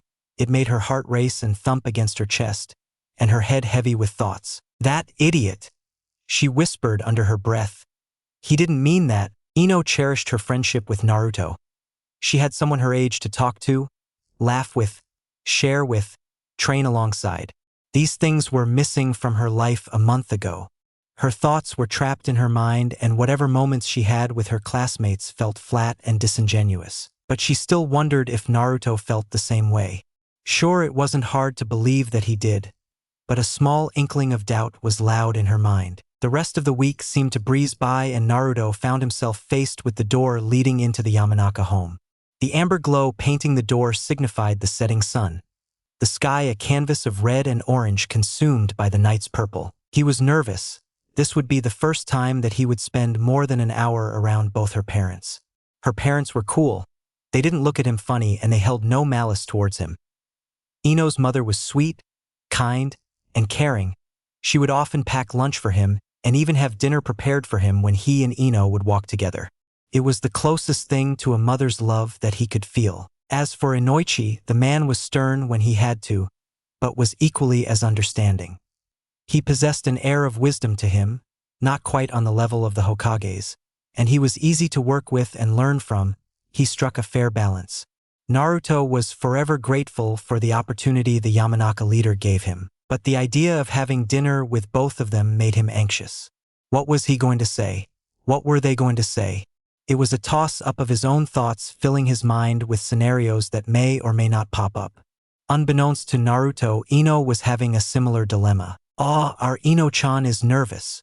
Kiku cooed as her daughter shot past her and up the stairs. I'm not nervous. Definitely seems nervous to me. Inoichi chuckled from his seat in the living room. Ever since Ino returned from her day at the academy, she's been up and down the house. He could catch faint mutterings of her self-dialogue, and she was seemingly adamant about this whole dinner thing being perfect. He tried to reassure that Naruto wasn't fussy and would appreciate whatever was prepared, but Ino was far too engrossed in her plans. He'll be here at any moment. Ino rummaged through her room, chucking any clutter into the chest resting at the end of her bed. Although she doubted Naruto would have the urge to scour her room, Ino still wanted to make sure that there wasn't anything incriminating out in the open. There wasn't a lot that fell into that category. She had a few fashion magazines that may have some risque images, but nothing on the level of what she found in his room. She couldn't even keep such things if she wanted to. Her mother had the awful habit of cleaning her room whenever she wasn't at work. But hopefully that would be a thing of the past once she becomes a genin. Oh, good evening, Naruto-kun. Ino's head whipped around as she stared in the direction of her mother's voice. He's here. She scrambled even more, haphazardly tossing anything she deemed inappropriate into the trunk. She gave one last visual sweep of her room before rushing out and hurrying down the stairs. She peeked her head into the archway, and standing in the kitchen with her mother was none other than her whiskered friend. He gave an awkward wave with an equally awkward smile. He was dressed in one of the casual shirts she had picked out for him. The navy, almost purple, top sat comfortably around his torso with a relatively tame shade of orange decorating the collar. A dark pair of pants wrapped around his legs and led to a pair of similarly colored shoes. There was an obvious attempt at grooming his hair, but the golden locks showed resilience as they flared all around his head. "Hey!" Ino greeted, quickly shuffling past her mother and grabbing a hold of Naruto's wrist. "Hey!" He looked confused as he was pulled further into the house, only managing to utter a quick greeting at Inoichi. "Call us when the food is ready." Kiku hummed in affirmation, giggling to herself at her daughter's hasty retreat. In the meantime, Naruto trailed behind Ino, eyes drinking in what they could capture as they blurred up the stairs and down a hallway. Ino's room lacked any subtlety as the purple door screamed its presence alongside the sign with her name on it. "No poking around," Ino said as she stopped in front of her door. "Got it." He held back his original retort. She did snoop around his room, though he didn't feel like doing the same. The first thing that he noted as soon as the door opened was the sweet floral fragrance that seeped out of the room. It was similar to the one that permeated in the flower shop, a serene and pleasant smell that lulled tense muscles and left him feeling at peace. The next thing that grabbed his attention was the amount of purple in her room. Almost everything carried the color in varying shades, from light lavender to the deepest mauve. "And I'm the one with an obsession with orange," he thought, but he had to admit that her usage of the color was well coordinated and made looking at the room a pleasing experience. Stepping inside, he scoped out the size of the room. It easily dwarfed his own, and they could both stand comfortably several feet apart with room to spare. "Well?" Ino's voice called to his attention. "Well, what?" he asked, and in turn her brows furrowed together. "What do you think?" "Oh!" He felt slight panic settle in his gut. "It's great." He wasn't the best when it came to words.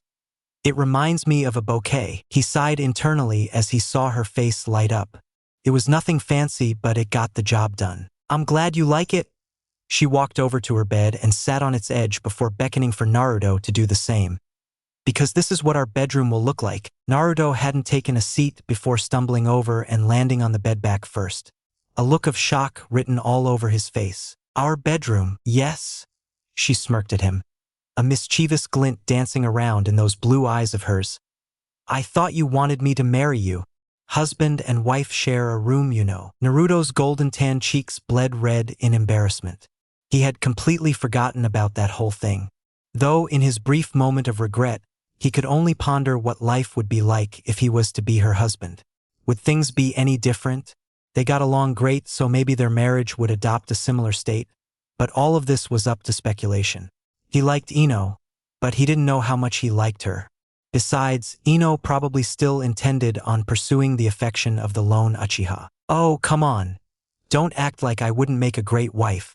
Ino huffed as she leaned over towards her pillow and propping her elbow on the soft cushion while resting her cheek on her hand. "I dunno." Uzumaki watched those words. Her threat carried no weight behind it, but Naruto kept his words to himself. I wasn't going to say anything. Good. He heard Ino shift around, positioning herself to comfortably face his direction. So, still trying to win the heart of forehead? Naruto sucked on the inside of his cheek before sighing. Nah. I mean, she's cute, but I just don't feel the same way about her anymore. Oh. She blinked a little surprised. Sure, it's been a while since she heard him proclaim his undying love for the pink-haired girl, but she didn't think that the crush had withered away. Yeah, there's no point chasing after someone. They're not obliged to return those feelings. Just gotta move on, you know, he said, recalling the talk he once had with Ayam. It was a brief conversation, but it was enough to instill the young blonde with an understanding that he previously lacked. Wow, Ino dreaded to ask, but her curiosity far outweighed her anxiety. So, into anyone lately? Maybe Hinata. She wanted to kick herself. Naruto shot her a weird look. Hinata, he hummed as the Hyuga crossed his mind. He personally didn't know much about Hinata. The girl was practically impossible to sit down and have a conversation with. Either she fled after a couple of words or just ceases functioning on the spot. He didn't know why she acted the way she did. It was strange, and he was nowhere near getting an answer. I think Hinata's cute-ish. He felt Ino smack his leg. Sitting up, he sent her a glare.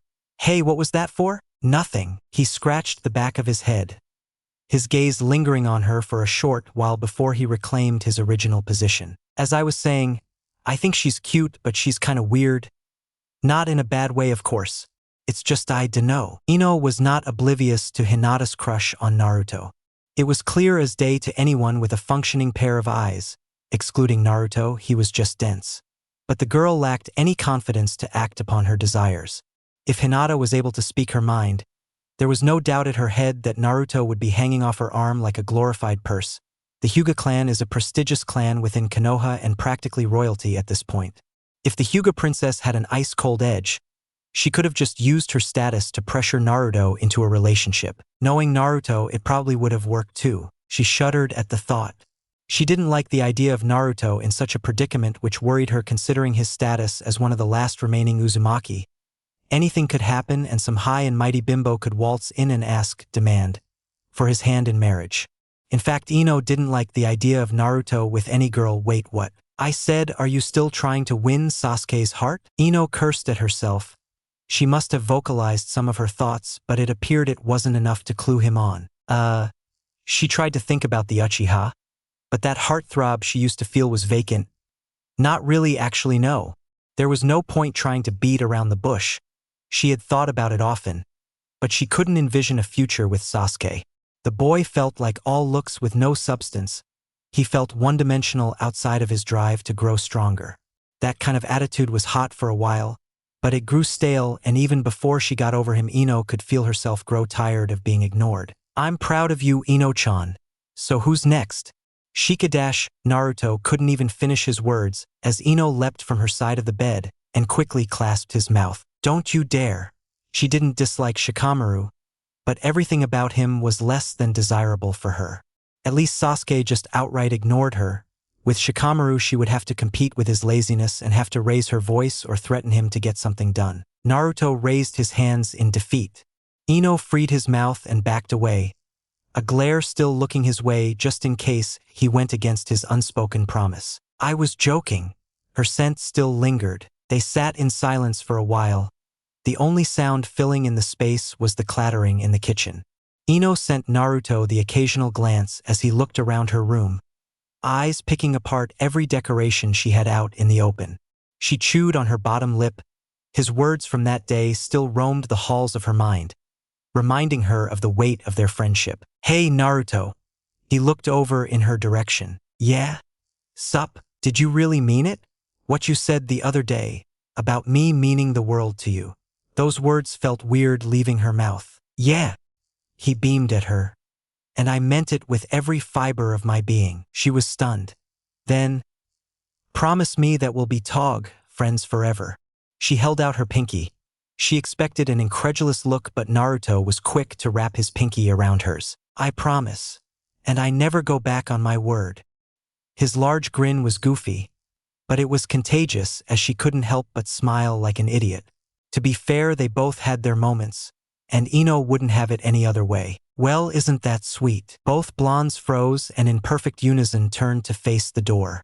Kiku had managed to sneak up on them and open the door, allowing herself to peek right in and witness their shared moment. "Mom!" Ino yelled, much to the woman's amusement. "Oh, don't be so hasty, Ino. I think what you two have is adorable. Come on now, dinner's ready." A flustered Ino glared at her mother's retreating form. Naruto, on the other hand, was unsure of what just happened. He didn't even hear the door open. He'll need to work on passively sensing people, if that was even possible in the first place. "Come on. Let's go before my dad also decides he wants to say something." Ino grumbled as she leapt off her bed. Her hand found Naruto's wrist, and the boy silently trailed after her as they left the room. They both reached the dining room, and to Ino's horror and Naruto's delight, her mother had prepared a bountiful serving of ramen. "I thought you were making rice?" Her mother smirked and shrugged her shoulders. "I was. But then I remembered that our dear Naruto here loves ramen." Ino couldn't even be mad at her mother at this point. She's the one who always complained about Naruto's ramen addiction. Ino sighed but quickly relinquished her frustration and ushered her friend to a seat. Her father soon followed, taking a seat across from them. He wore an amused smirk as he watched them quietly bicker, Ino picking and pulling at Naruto's shirt, while the whiskered boy attempted to pull away from her. "How is the academy going, you two?" He decided to save Naruto, the boy shooting him a look of appreciation. "It's fine," Ino sighed. "Just kinda boring." Irika kept revising the same old content, the kind of stuff Ino didn't see being useful in any future encounter. Back in my day, you used to train to infiltrate enemy camps. Heard it 1,000 times, Dad. Well, doesn't make it any less true." Inoichi turned to look at Naruto, clearly enamored by the ramen gradually filling the table. "And you, Naruto?" He perked up as his eyes were drawn away from the feast. Naruto couldn't complain all too much about the academy.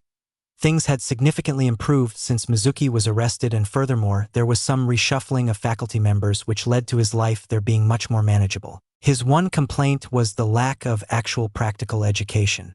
They touched a lot on theory and history, with their only means of preparation being taijutsu sparring and the occasional target practice. It all felt too little for something so big. "I just wish we learned a bit more shinobi stuff. I get history and problem solving is important, but we're not being taught much other than the bare minimum." "See?" Ino would throw her arms out towards Naruto. Just like he said, anyone who's not from a clan is really going to struggle early on because they don't have access to extra stuff. Inoichi hummed as he acknowledged their complaints. The academy did feel like it had become lax in its teachings. Whether that was something the Hokage was aware of or not was up for debate. His daughter was right, civilian kids were bound to drag behind, even more so if they were placed in incompatible teams. That wasn't to say that civilians couldn't outdo clan children. The Yondaime Hokage was a sterling example of an orphan who managed to blitz through his clan-born peers. But that kind of grit wasn't inherent in everyone. "I see." His main focus, however, still rested on the two before him. "I managed to get some casuals to cover work at the IT as well as the shop. We'll be working on your training these coming 2 days." Naruto was practically spilling out of his seat in excitement while Ino was less enthusiastic. Training with both her dad and Naruto meant she had to keep up with the latter, who was a workhorse when it came to training. She dreaded the morning sun and how sore she would be at the end of it all. But a part of her was happy to spend more time with her oblivious friend. "No shinobi talk at the dinner table." Kiku loyalty slapped Inoichi's shoulder as she passed by with the last bowl of the table. Her husband shot her a sheepish grin, eliciting a groan from the woman. "Now, Naruto, Ino tells me that miso ramen is your favorite." She winked at her daughter, who sighed. "And I'm no ramen expert, but I'd like to believe this should be a hearty meal." The boy was evidently ecstatic, a large smile plastered on his face. "It looks and smells amazing." Ino would roll her eyes, but he wasn't wrong. Her stomach grumbled as she dwelled more on the food presented before her. It was by all means a far cry from a healthy meal, but maybe just the second time she could cheat on her diet. She sighed as she broke apart the chopsticks just as everyone else did. "Ita de kamasu." The atmosphere felt foreign to Naruto. Being surrounded by laughter and warmth, a cozy feeling creeping along his form as he downed his bowl of ramen. The scene, however, felt familiar. As a child, he would often watch families retreat from the cold streets of Konoha, settling down for the night.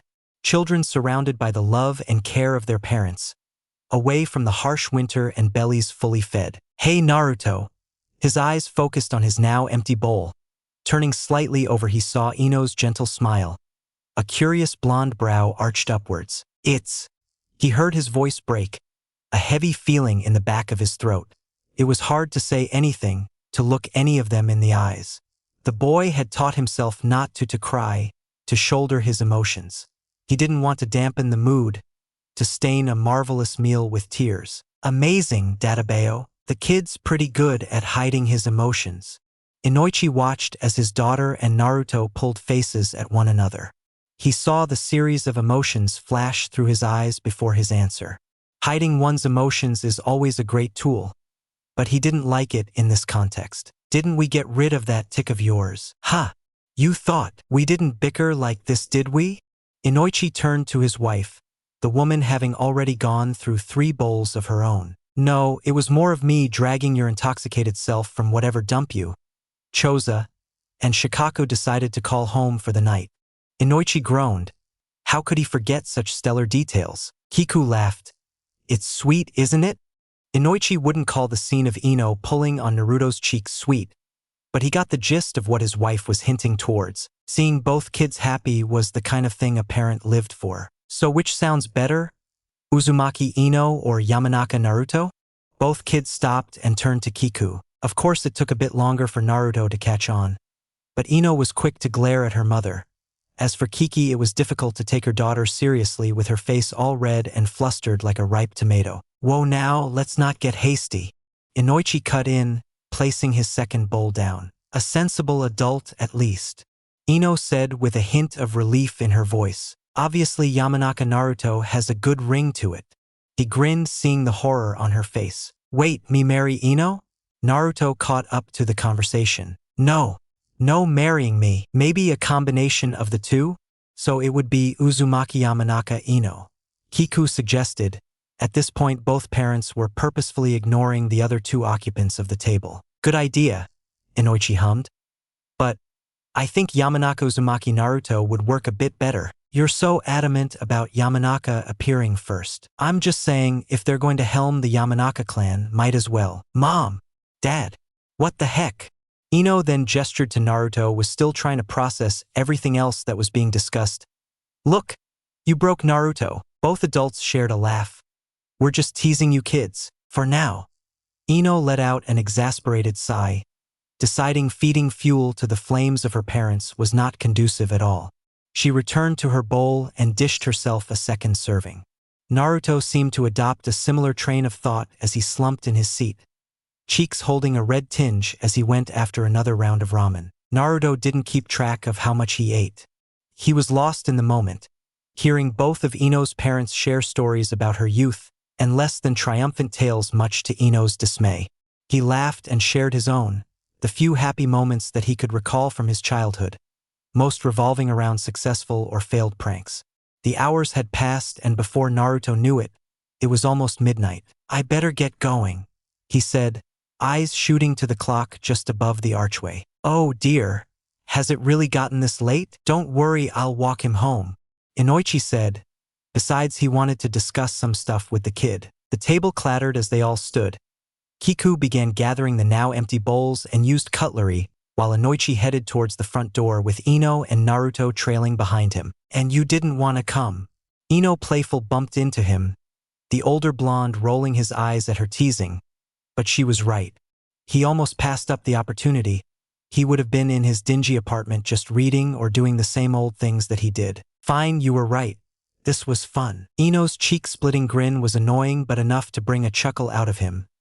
They meandered within the hallway, not sure what to say while in the presence of her father. "See you tomorrow?" she asked. "Yup, tomorrow."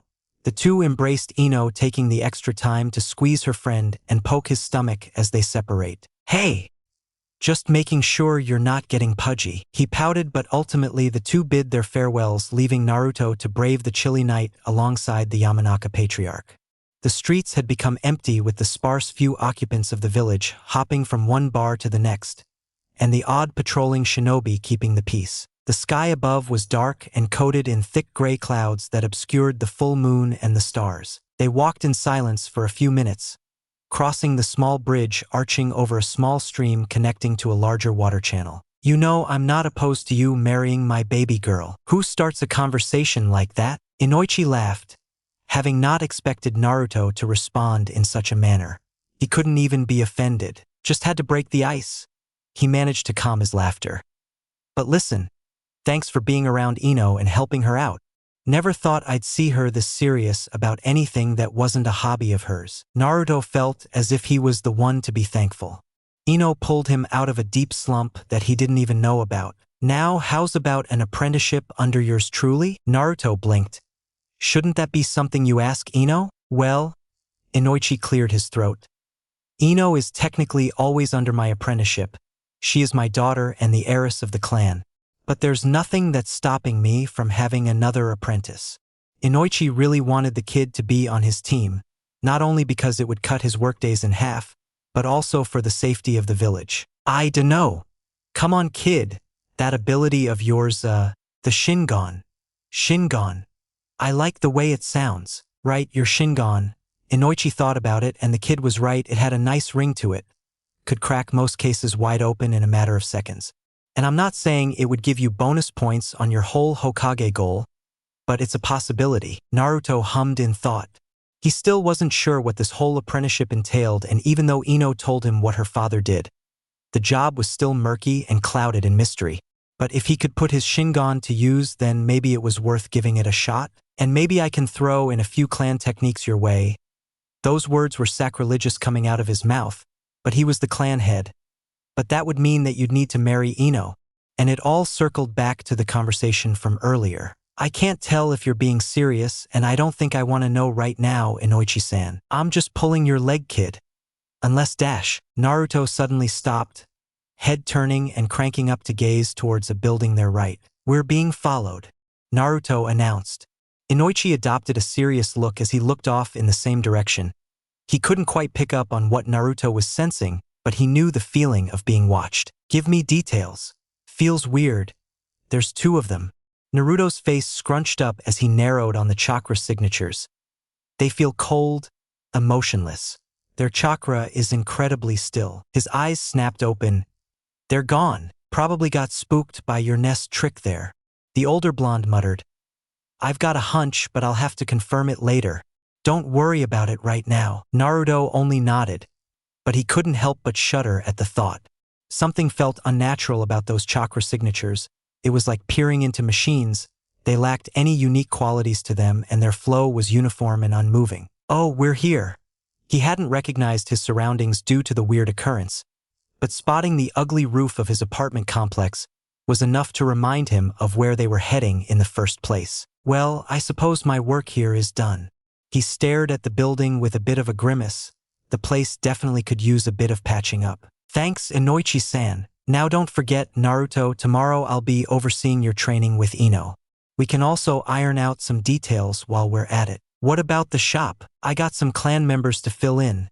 Now rest easy and don't be late tomorrow. Naruto nodded and waved the man goodbye as his form began to shrink in the distance.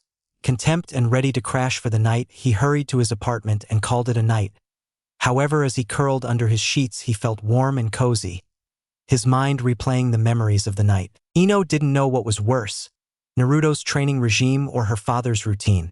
Both felt tortuous, the only difference between them being the areas of focus. Whereas Naruto's program focused on honing the body's physical capabilities, her father's, on the other hand, pushed her chakra and mental prowess to the limit. Don't push too hard, Ino. Remember to strike a fine balance between willing your spiritual energy forward and using your chakra to keep its form. She heard her father coach from the sidelines. It was easier said than done. Once her consciousness left her body, it was hard to maintain any control over it. And considering how long it took for her to regain control of her body, mastering the Shintenshin no Jutsu was a game of patience and attrition. Inoichi switched his attention over to Naruto, who made the grave mistake of revealing his training method to him. Due to Naruto's particular case, he had access to insane chakra reserves which allowed him to create an absurd amount of shadow clones. This coupled with the unique trait of the Kagebunshin no Jutsu that allowed them to pass on information and experience to the user meant Naruto could cut down the time spent on learning something to a fraction of what it would normally take. The Yamanaka head wanted to take full advantage of this by having Naruto create groups of clones and assigning different tasks to them. However, he didn't want to overload the boy, so he made sure to keep things light and have his clones mostly focus on chakra control exercises.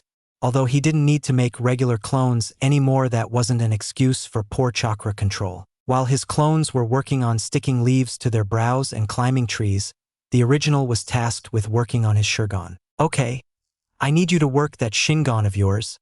I want to see what you see, so I'll use the Shindenshin no Jutsu. Got it. Naruto focused on Ino's chakra and watched as it shifted and swirled before projecting outwards in a sphere of sorts. There were two instances of it, the main dense source and a thin layer that swirled around it.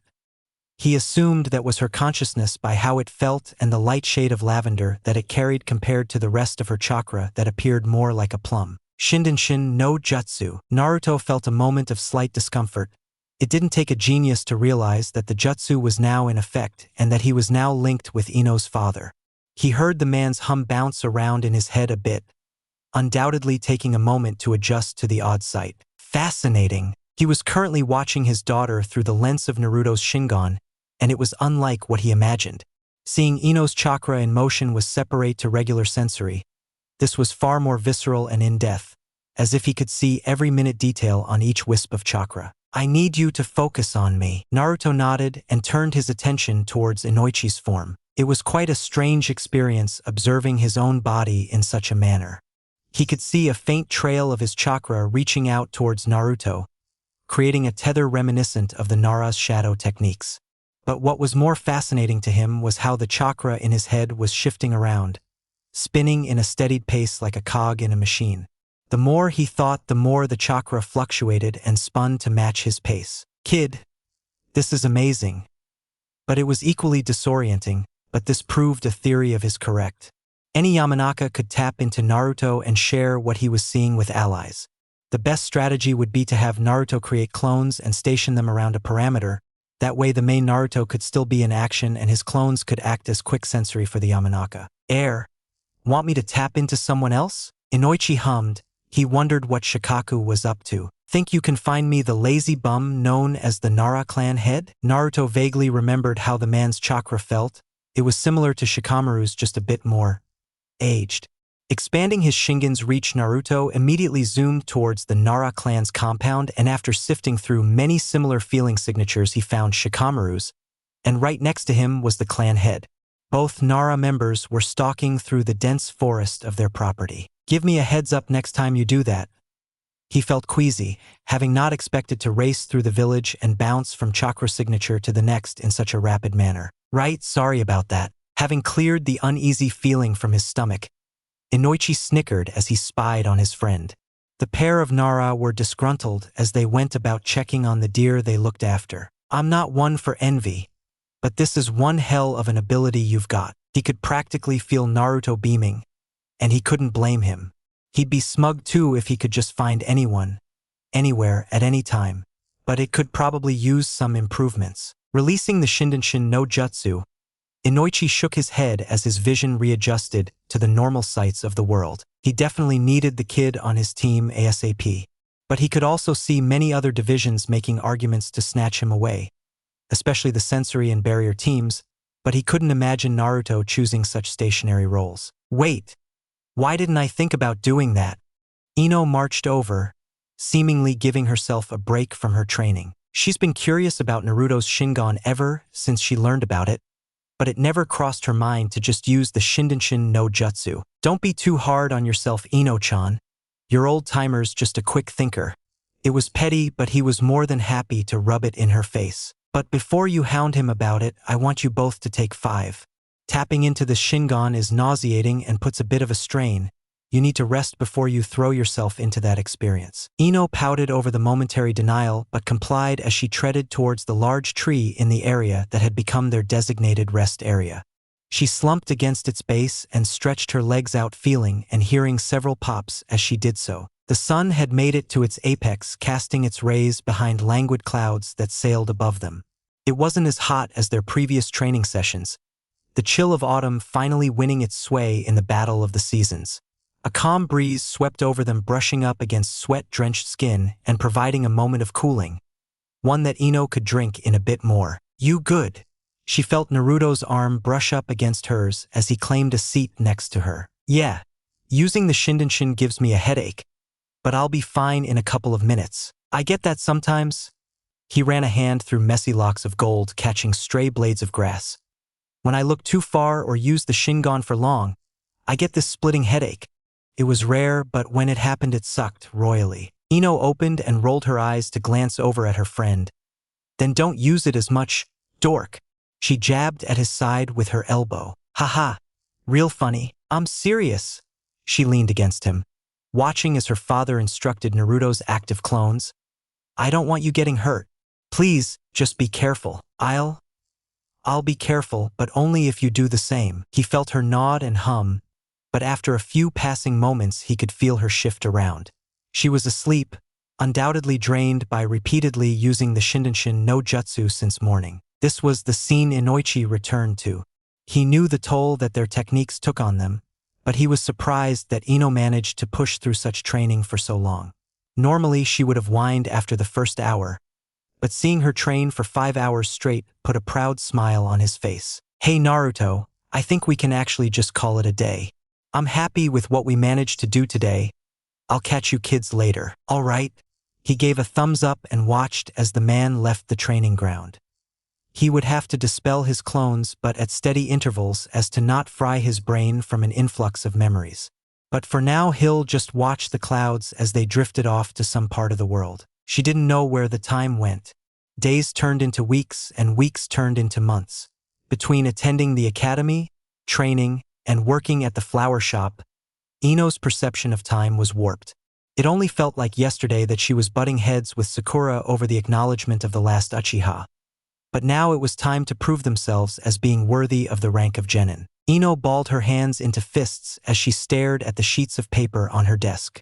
The written test consisted of a mostly trivia testing their knowledge on world history, Konoha Shinobi Protocol, and theory behind most concepts that they employed. It wasn't anything outrageous, and besides a few questions, she wasn't worried. Her eyes darted over to the other end of the classroom. Naruto sat next to Ami since they were shuffled around to prevent cheating and friends assisting one another. She didn't like the way the purple-haired girl was sitting so close to her dumbass. Ami previously found joy in ridiculing Naruto, so the idea of her cozying up to him did not sit right with her. But she couldn't do anything about that right now. She had to focus on the test. And so the test's completion time elapsed and Irika began his round of collecting the written exams. Naruto was confident. For once he wasn't scratching his head at the questions on his paper. "So, how do you think you did?" He turned over to face his temporary deskmate. "Not bad. I think I might have messed up the 8th question, but that's about it." He answered. Said question was worded in such a way that he found himself erasing his answer multiple times. I think I know which one you mean." The girl stretched her arm over the desk and laid her head against it. "Say Naruto want to hang out some time this week?" The blonde blinked, taken aback by the offer. His history with Ami mostly involved her mocking and making fun of him, but at this point it was rare that someone hadn't thrown the occasional jab at him in the past. "Hang out?" he asked. "Yeah, just hang out, maybe at my place. We can think of something." Yes, Ami was aware of who she was speaking to. The same boy she used to bully. But was this Naruto the same as the Naruto from a couple of months ago? He was in essence still the same person, but the air of confidence he carried set him apart from his slouching and orange-clad former self. She didn't know what Ino did to the boy, but she quite liked it. He reminded her of those golden-furred dogs that were always eager to please, or well, that's what she observed as she occasionally watched the two blondes hang out. Hey Naruto. Another voice cut into the conversation, this time originating from Sakura as she turned to face them from her seat ahead of them. "Sup, Sakura?" He was grateful for the save, but he felt as if another headache was incoming. "I've been struggling with my taijutsu. Do you think you can help me out a bit?" That sounded simple enough. "Beat it, forehead. I was talking to him first." Ami growled as she sat up from her relaxed position, a scowl sitting on her features. Naruto internally groaned as he watched the imaginary sparks fly between the two girls. He didn't know why they all bore such fierce grudges for one another, but each time they clashed he was afraid that he would leave the bout more scarred than them. Irika was his saving grace as he cleared his throat, casting a steely gaze on the sea of hopeful students. Next, we will move on to the accuracy demonstration and the taijutsu test. The excited and anxious youths made their way towards the door, Naruto taking the opportunity to sneak past both Sakura and Ami as they traded bitter words. There you are. Ino pinched the sleeve of his jacket and pulled him to her side. Where else would I be?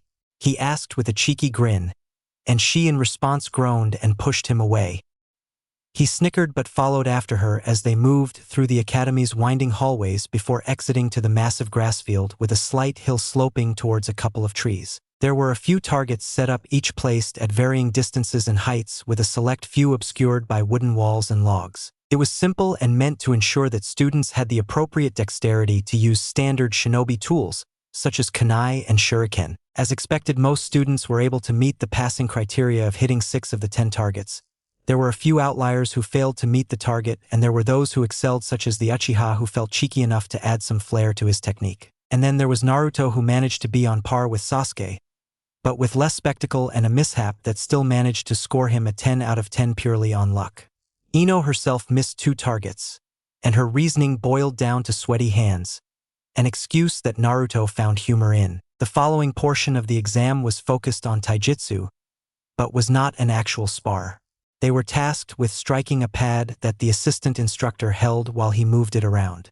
Points were based on the amount of hits landed and how close they were to the target center. Hinata shined the most in this portion of the exam, employing her clan stance to slip through the instructor's guard and land a total of 15 hits, with Sasuke following a close second, once again tying with Naruto, who had the height advantage and managed to land hits on the more trickier spots. Ino landed herself somewhere between Kiba and Shino, which she believed was respectable. Kiba was more geared towards taijutsu, and Shino, just like her friend, held a height advantage over most of them. But she wouldn't dwell on it any longer. Making it into the top 5 was something she was still proud of. Alright, now for the final portion of the exam, ninjutsu. They were once more back in the main building, but this time they were all lined up, waiting for their names to be called. Ino leaned against Naruto, subconsciously pulling on the zipper on the side of his pants, keeping his pocket sealed. Can't believe we're finally here, Ino whispered. 3rd time's the charm. Yeah, don't fail. As if. They watched as students left the room, either proudly brandishing their Konoha Hitai-8 or missing the embellished forehead protector. The line gradually thinned, and soon Sasuke was called up and returned a few minutes later with the steel plate held in his hand. Don't disappoint me, dumbass. Sasuke shot him a smirk. I'm not done kicking your ass. Ino rolled her eyes at their quick little exchange. Boys. Uzumaki Naruto. Well, that's my name. He pushed off the wall, but before he left he felt Ino squeeze his hand. Good luck. She knew he didn't need it, but she didn't want any screw-ups. She had faith that Irika wouldn't mess with Naruto like that bastard Mizuki did. However, small fragment of doubt remained. Naruto walked into the room and was met with the sight of Irika and another lady with dark curly hair and glasses. Alright, Naruto, I'm going to need you to perform the Kawarimi no Jutsu, Henge no Jutsu, and the Bunshin no Jutsu. Are the instructions understood? Naruto nodded, and with affirmation from Irika, the first technique was performed as a dull kunai was thrown his way. It made contact, but a puff of smoke filled the air and a log dropped to the ground, Naruto appearing right next to it. Good. Use of the Kawarimi no Jutsu confirmed. Irika jotted down a few things. Next, the Henge no Jutsu. Naruto didn't think hard on who wanted to transform into. In mere moments, he mimicked the appearance of Ino's father without a single detail missed. Yamanaka Inoichi, excellent. The scarred Chunin hummed in satisfaction. And lastly, the Bunshin no Jutsu. Of course, Naruto still struggled to create regular clones, but after speaking to the Hokage several times about it, Naruto learned that he could just use the Kage Bunshin no Jutsu. And so he did, creating 3 identical replicas of himself, all physical and solid. Impressive. Going above and beyond. Irika smiled as he tallied Naruto's total score. A few minutes of silence passed before he was directed towards a table with a multitude of headbands presented on its surface. Congratulations, Uzumaki Naruto. You have passed the genin exam. Naruto's lips curled into a large grin. He was eager and ecstatic as he glossed over the variety of colors. Unfortunately, there was no orange, but he found joy in knowing that Ino wouldn't be getting purple either. He ended up deciding on grabbing one with a black cloth. Thank you, Irika-sensei. It's been a pleasure being your instructor. Now please stay out of trouble. Not making any promises. He laughed as he left the room. Hitayate proudly wrapped around his forehead and creating some order in his unruly locks. Ino didn't give him a chance to say anything before she threw herself at him in an embrace. You did it. Yeah, it's all thanks to you. Team 6. It was team placement. Most were nervous, many hoping they would be teamed up with their friends. Time for Ino flew by once more, from celebrating their graduation to now sitting and waiting for her inevitable time spent grouped with Shikamaru and Choji. Team 7 will consist of Akimichi Choji, Haruno Sakura, and Uchiha Sasuke. Your Jonin instructor is Hatake Kakashi. To those who knew of the Ino Shikacho formation were shocked. A vital part of the team had been paired with the Uchiha and a civilian. Ino looked over at Shikamaru, who looked equally puzzled. But the dark-haired boy had a hunch what would follow. It was something that he entertained a long time ago, but he didn't think it would actually happen. Choji was stunned. He previously wasn't worried about team placement. But hearing his name not followed by either Ino's or Shikamaru's left him concerned and puzzled. What was happening? Team 8 will consist of Aburame Shino, Hyuga Hinata, and Inazuka Kiba. Your Jonin instructor is Yuhi Kurenai. Hinata was a bit saddened. She had hoped that she would be paired with Naruto, but she wasn't against her current team. Team 9 is still in rotation. Team 10 will consist of Nara Shikamaru, Uzumaki Naruto, and Yamanaka Ino. Your Jonin instructor will be Sarutobi Asuma. Shikamaru groaned as he dropped his head. He jinxed himself all those months back, and now he was paired with the troublesome blonde duo. Ino stared at her friend. She was surprised, but that was an understatement. The Ino Shikacho formation was a staple for many generations, and to suddenly have it split up was something she had never expected. So, this is awkward, Naruto mumbled. No, this is great.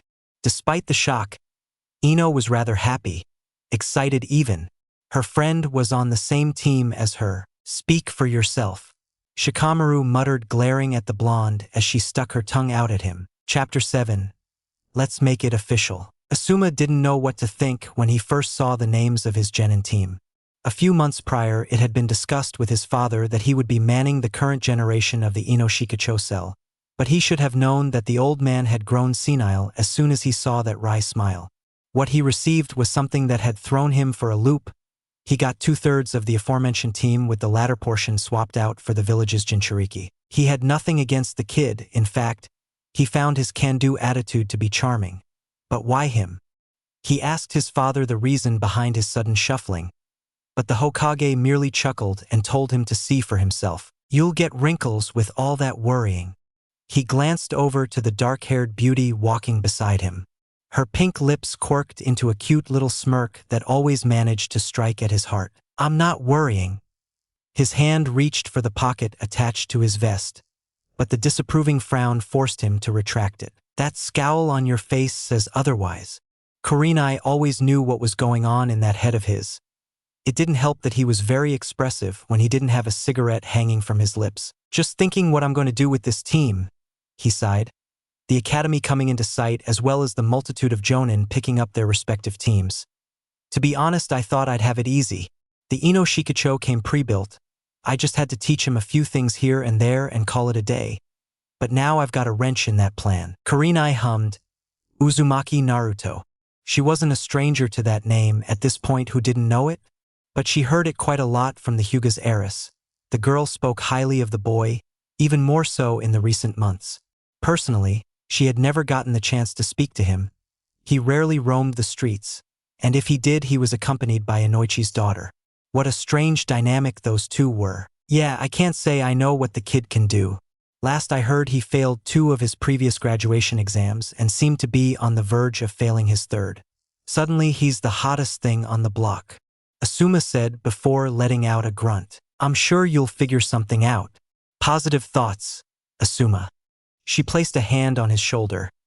Now let's not keep them waiting. Kakashi's already filled that quota for us. He laughed, oh those poor kids. The pair of jonin were led to the classroom where their teams were waiting. By the time they got there, it had cleared a little, with a select few teams anxiously waiting for their instructors. Team 8, I am Yuhi Kurenai, your jonin instructor. Please, follow me. She turned to Asuma. Remember, positive thoughts. Kiba, Hinata, and Shino walked down the aisle of tables as they approached the dark-haired woman. Of course, the Inuzuka heir was a little ecstatic over her appearance, but said nothing other than bearing a large grin. Hinata smiled at Kurenai, pleased that she would be under the tutelage of a familiar face and someone that she could work with. But that did not stop her from sending a forlorn glance at her crush. Shino was, as per usual, hard to read behind his high collar and dark glasses. And no smoking. Asuma grumbled to himself. How would she know? Right, name's Sarutobi Asuma. Team 10, you're with me. Naruto slid out from his side of the desk and stood in wait for Ino, who quickly did the same. Shikamaru dragged behind them. The Nara was barely awake as he followed. Asuma gave them a quick glance, and there was truth to the whispers. Naruto held a certain air to him that he was lacking a while ago. Heck, the kid even got rid of that garish orange two-piece of his. Of course, he kept his signature color through the jacket he now wore on top of a dark-colored shirt. He didn't even know what to call it. A Haori? A Letterman jacket? It was some combination of the two, with navy and black decorations, the fur along the collar and hood, and the unmissable red spiral on his back. A black armband was attached to his bicep with the same Uzumaki spiral, and the last thing of note he wore were the smoke-tinted glasses hanging off the bridge of his nose. If he had to guess, Ino was responsible for the new look because apparently they were buddies now. Women. He knew their touch when he saw it. Saving those thoughts for later, he turned and guided his team out of the academy. The weather was fairly pleasant, so he opted to take them to the park, more specifically the isolated spot right next to a sizable pond. All right, take a seat. The three sat down, with Naruto and Ino taking the bench while Shikamaru threw himself to the ground and propped himself up with his elbows. Just to be more official about this, I'll repeat. My name is Sarutobi Asuma, and my current objective is to inform you that you have yet to become genin. What? Ino glared at the man and looked ready to pounce on him and rip his beard out. I knew it couldn't be that easy. Shikamaru groaned as he tilted his head back. Hey, that cloud kinda looks like a dog. Now calm down. The exam you took was there to weed out those who couldn't quite cut it. I will issue you with the true test to determine whether you actually deserve to call yourselves genin.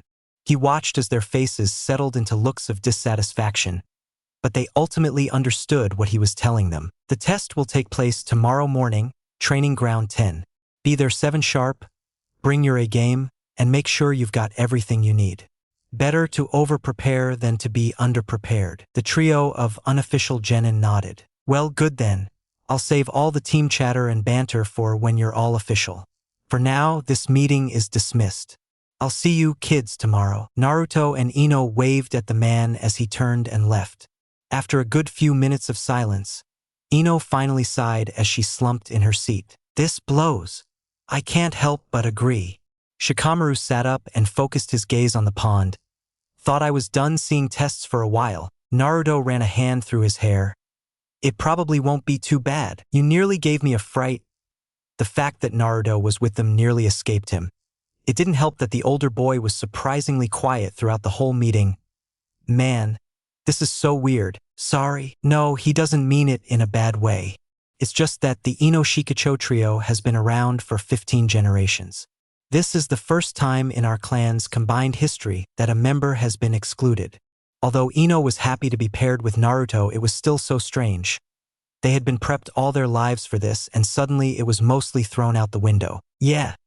Naruto sighed as he took off his glasses and pocketed them. I feel bad for Choji. I don't want him thinking that I'm replacing him or anything. His concern was becoming an enemy of the Akimichi clan. After all, he did push their current heir aside. He'll be fine. Don't let it eat you up. Shikamaru groaned as he rose from his grassy seat. Shika's right. Ino playfully bumped his shoulder. Just focus on tomorrow. She smiled at him, and although it didn't completely brush his worries away, it was enough to calm his mind. Thanks, guys. Yeah, don't get sappy. I just know there's going to be a meeting about this. Best get going before my mom yells at me. The lethargic Nara scratched his jaw as he let out one last yawn, eyes momentarily drifting to watch the clouds in their transit. You're right. Ino groaned as she also stood up from the bench. Good luck with that. Naruto chuckled as he exempted himself from their mess. They told him not to think about it after all. You're not coming with me? Ino asked, a pout slowly forming as Naruto sat unmoving. Think I'll just sit here for a moment. I'll catch you tomorrow. Ino narrowed her eyes. There was something he wasn't telling her. She could pry and push for an answer, but she knew that she couldn't be hounding him at every given moment. Even Naruto needed time to himself. All right? She shoved his head back lightly. Don't get into trouble. He rolled his eyes but smiled at her. Sure, Mom. And I'll be home before the sun sets. She stuck her tongue out at him before turning to join Shikamaru, only to realize he had already begun walking away from them. Oi! She jogged after him, shooting a wave over her shoulder at Naruto as she chased after the Nara. Don't just leave me. His eyes lingered on Ino's retreating form, her scent still fresh in the air. Like lilacs, he muttered as he fully sank into the bench and leaned his head back, resting it against the curving surface. He closed his eyes, and the inky void was soon swallowed by pyres of light. Chakra rich and vibrant all around him flared like campfires. Ino's trail remained as the purple haze trailed from the bench and down the walkway before connecting to its source. Definitely lilac, but as he dwelled on his Shingon, he couldn't help but wonder what more there was to it. Uzumaki Mito was a reclusive woman from what he learned, so much so that it was hardly known who the Shodame Hokage married. From what he could gather from the Sandame, Mito kept to herself and preferred being indoors, either practicing her fuinjutsu or archery. It would explain why even a book with Konoha's extensive history would have little to no information about her. The name Uzumaki Mito was known, but who the woman was isn't, which seemed to be a common thing with the Uzumaki. His clan was not the most forthcoming with information. They went as far as living on an island surrounded by dangerous waters. He had little to work with. He wondered if his mother also possessed the Shingon and just never brought it up. But he wasn't completely lost. The Shingon was quite a useful tool, and he was certain he could unlock its full potential if he just kept working at it. Sakura ran a wet hand down her face, emerald eyes staring back at her from her reflection in the mirror. By all means, she should have been happy. Being on the same team as Sasuke was part of her goal. But hearing her name followed by the Uchihas made her feel numb and somewhat empty. Now what she had asked herself repeatedly. The last few months saw her put some effort into her repertoire, going beyond just reading books and rehashing what she read several dozen times. But still, it got her nothing from Sasuke. He was as cold as ever, and in the months leading up to graduation she could not recall a single word sent her way. Whenever Sasuke decided to speak, it was always the same thing, either a proclamation of power or a challenge issued to the former deadlast. Thinking about Naruto led her to bitterly recall the progress he and Ino made. Both were nothing of note at the beginning of the year. Ino was just a clan heir but was just above average, and Naruto was a failure. But both decided out of the blue to be the best of friends, and suddenly they were the talk of the year. The blondes had something that Sakura didn't have. Her hand ran under the cold torrent of water as she splashed her face once more. Naruto's words echoed in her head. What if all this devotion was for nothing? It would mean that she discarded her friendships and growth in a callous gamble that won her nothing in the end. She wanted to know what to do next, and she hoped that Naruto would have an answer. She, like many others, had underestimated the older boy, thinking him to be a fool, and yet Naruto has proven himself to be the complete opposite. However, getting close to Naruto was a difficult feat. Ino was always by his side, and if she wasn't in the immediate area, she was somewhere near ready to intervene at any moment. But the silver lining was that Naruto himself didn't have an issue with her. Well, she hoped that was the case. All she needed to do was talk to him some more. Sighing, she turned the faucet off and made her way out of the restroom. The academy halls were vacant, with only the sound of teachers chatting amongst themselves in their quarters filling the silence. They were the last team left and their instructor was 2 hours late. As she opened the door to their old classroom, she saw her other teammates sitting where she left them. Still not here, huh? Choji shrugged while Sasuke glared at the clock. This was going to be a long day. Ugh! The stench of liquor and cheap perfume invaded her nostrils as she entered her home. Remnants of clothes trailed the hallway, long discarded and cold. Her father's room was messy and empty, and she probably will not see him for a couple of days. Rolling her eyes as she slammed the door shut, she trekked back to the kitchen where crumbled bills sat on the countertop. Of course, just enough for the week. She snatched the money and shoved it into her pockets before leading herself into the small living room and dumping herself on the couch. Ami was drained. She thought she would be a fully fledged kunoichi by the end of the day, but some nonsense popped up and now she had to stress about the next day. What a bunch of bullshit. There was still a possibility that she could be sent back to the academy if her team failed tomorrow's test, and she hated that possibility. She had little faith in her teammates. Sure, they were her friends, but they were both talentless, just like herself. They all got through by the skin of their teeth and were now facing a tough challenge. She didn't want to go back to the academy. She didn't want to spend another year living with this man. It was a crying shame that she didn't end up on a team with someone useful. Maybe even Forehead could have served better. She sighed as her body was swallowed by the beaten and sunken couch. Her reflection was miserable as it stared back at her from the TV's screen. Knock, knock, knock. She groaned. Who could that be? Someone that her father owed? Another hussy claiming him liable for her pregnancy? She peeled herself off the couch and dragged her feet. As she reached the door, she contemplated just not answering, but she was compelled to open it. And as she did, she hissed as the bright rays of the sun stung her eyes. Bad time. She recognized that voice, and as her vision focused, she realized that she also recognized that whiskered mug. Naruto. Hey, Ami. He beamed at her. What are you doing here? How do you even know where I live? She was confused by his presence. You said you wanted to hang out. I don't know if the time is appropriate. Your friend told me where you live. I feel bad for forgetting her name. Ami's mind flashed back to the scene after the written exam. She didn't think he'd take her up on the offer. She cringed as she looked over her shoulder. The place was a mess and she didn't want him to get the wrong idea. My place is a mess. I live in the Saigai district, he answered with a shrug. And besides, if a house isn't a little messy, is it really a home? He then gestured to the paper bag he had. And I've got snacks. I didn't know what you liked, so I got a bit of everything. Ami was still reluctant. But that stupid smile of his and his earnest efforts pushed her towards agreeing. She sighed and stepped aside, allowing him to walk into the dark abode. Those are my dad's. She answered an unspoken question as she shut the door. She didn't want him to think anything lying around was hers. Naruto stood in the hallway, and she couldn't help but hearken back to her previous thought of him. He reminded her of an obedient dog, though that's not to say he didn't have a bite to him. She's seen him kick Sasuke's ass as if it was just another Tuesday for him, so she wasn't keen to test his limits. She walked past him and led him to the living room where she silently instructed him to sit.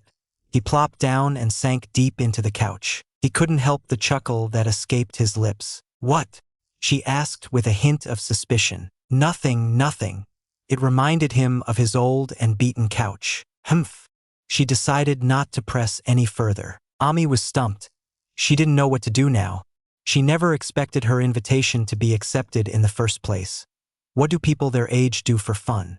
The purple-haired girl scratched her head, resisting the urge to pull on her locks out of frustration. Maybe they could watch a movie.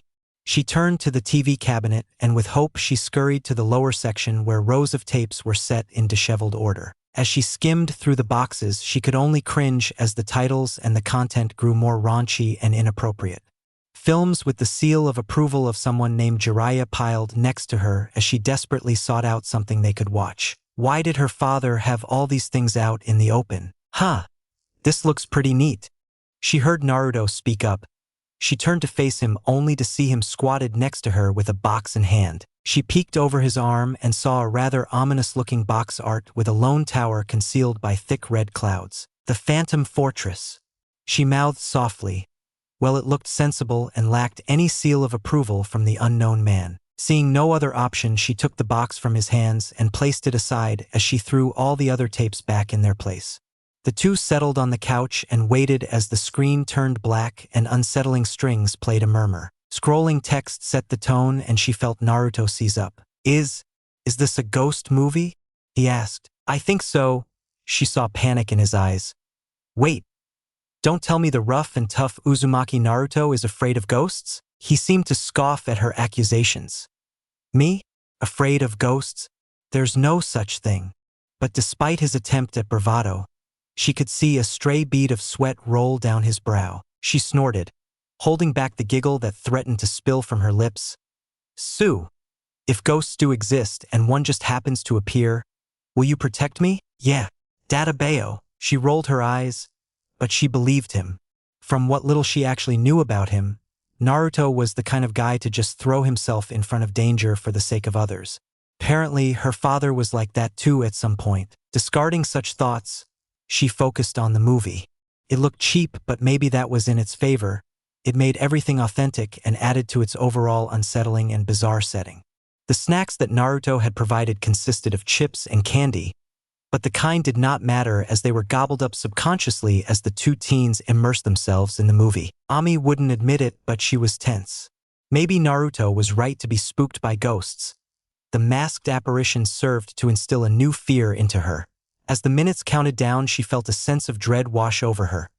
There wouldn't be a happy ending as their protagonists were dwindling in numbers, all falling prey to the haunted tower's sinister denizens. She bit on her lips, one hand tightly gripping at Naruto's jacket as her skin stung with that crisp and tingling feeling of goosebumps. He seemed to be faring better, but she could hear him suck in sharp breaths and gulp every now and then. But she didn't dare look at his face.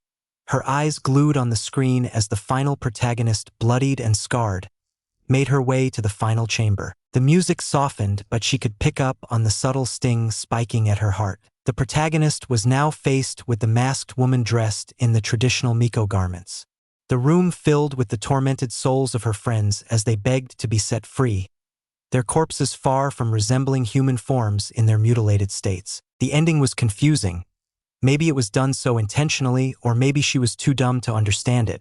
Nonetheless, Ami was still frightened, and even as the muted red credits rose to the top of the screen, she found herself unable to move. Hey, Ami, Aya! She leapt out of her seat, whipping her head around only to see a sheepish Naruto sitting where she left him. Don't do that! She felt the adrenaline rush subside and she sank back into her seat. Sorry, you just looked out of it. You're one to speak. She huffed as she crossed her arms over her chest. I wasn't scared. He shot back at her. She didn't believe him at all. But the movie was over, and despite the possible nightmares she was about to have for the upcoming week, she enjoyed herself. It distracted her from thinking about tomorrow's exam, and she just reminded herself. She groaned. Do you have to take a stupid test as well tomorrow? Yeah. Naruto almost forgot about that. But I'm confident my team will make it through. Ami was silent. Could she say the same about her team? Not really. There wasn't an ounce of confidence for her to speak of. You're worried, huh? He didn't need her to say anything. That look was far too familiar for him. Do you have a goal in mind? She didn't know whether to tell him. Maybe he'd laugh or not understand. But this was Naruto. He'll probably say something sweet and equally dumb. I want to move out of this dump, she admitted. Get my own place and my own freedom. He chuckled. Well, we're kinda in the same boat. I want to get a new place. She was surprised, but after recalling him mentioning living in the Saigai, she understood him clearly. That place was probably where her father was right now, Konoha's infamous red light district. I believe you'll pass. Just let your goal drive you. Work with your team and you'll see. Tomorrow's test will be a breeze. She wanted to believe in what he was saying. Was that all she needed to do? But as she thought about it, her progression in the academy was all thanks to her spite and desire to leave. The one thing that kept her fueled was the very same thing he was suggesting. She just had to keep running on those fumes and trust in her system. You're right. Besides, how difficult could it be? She just had to get Fuki and Kasumi in line. I can do this. Atta girl. Naruto grinned at her. And after that, if you need help training, I'm more than happy to help. That made her feel funny, but Ami thought nothing of it. She eyed the boy curiously before dropping her head. I'm such an ass for what I did to you. Sure, Naruto could remember the times Ami would gang up on him with her posse, but he wasn't one for grudges over such things. Don't think about it too much.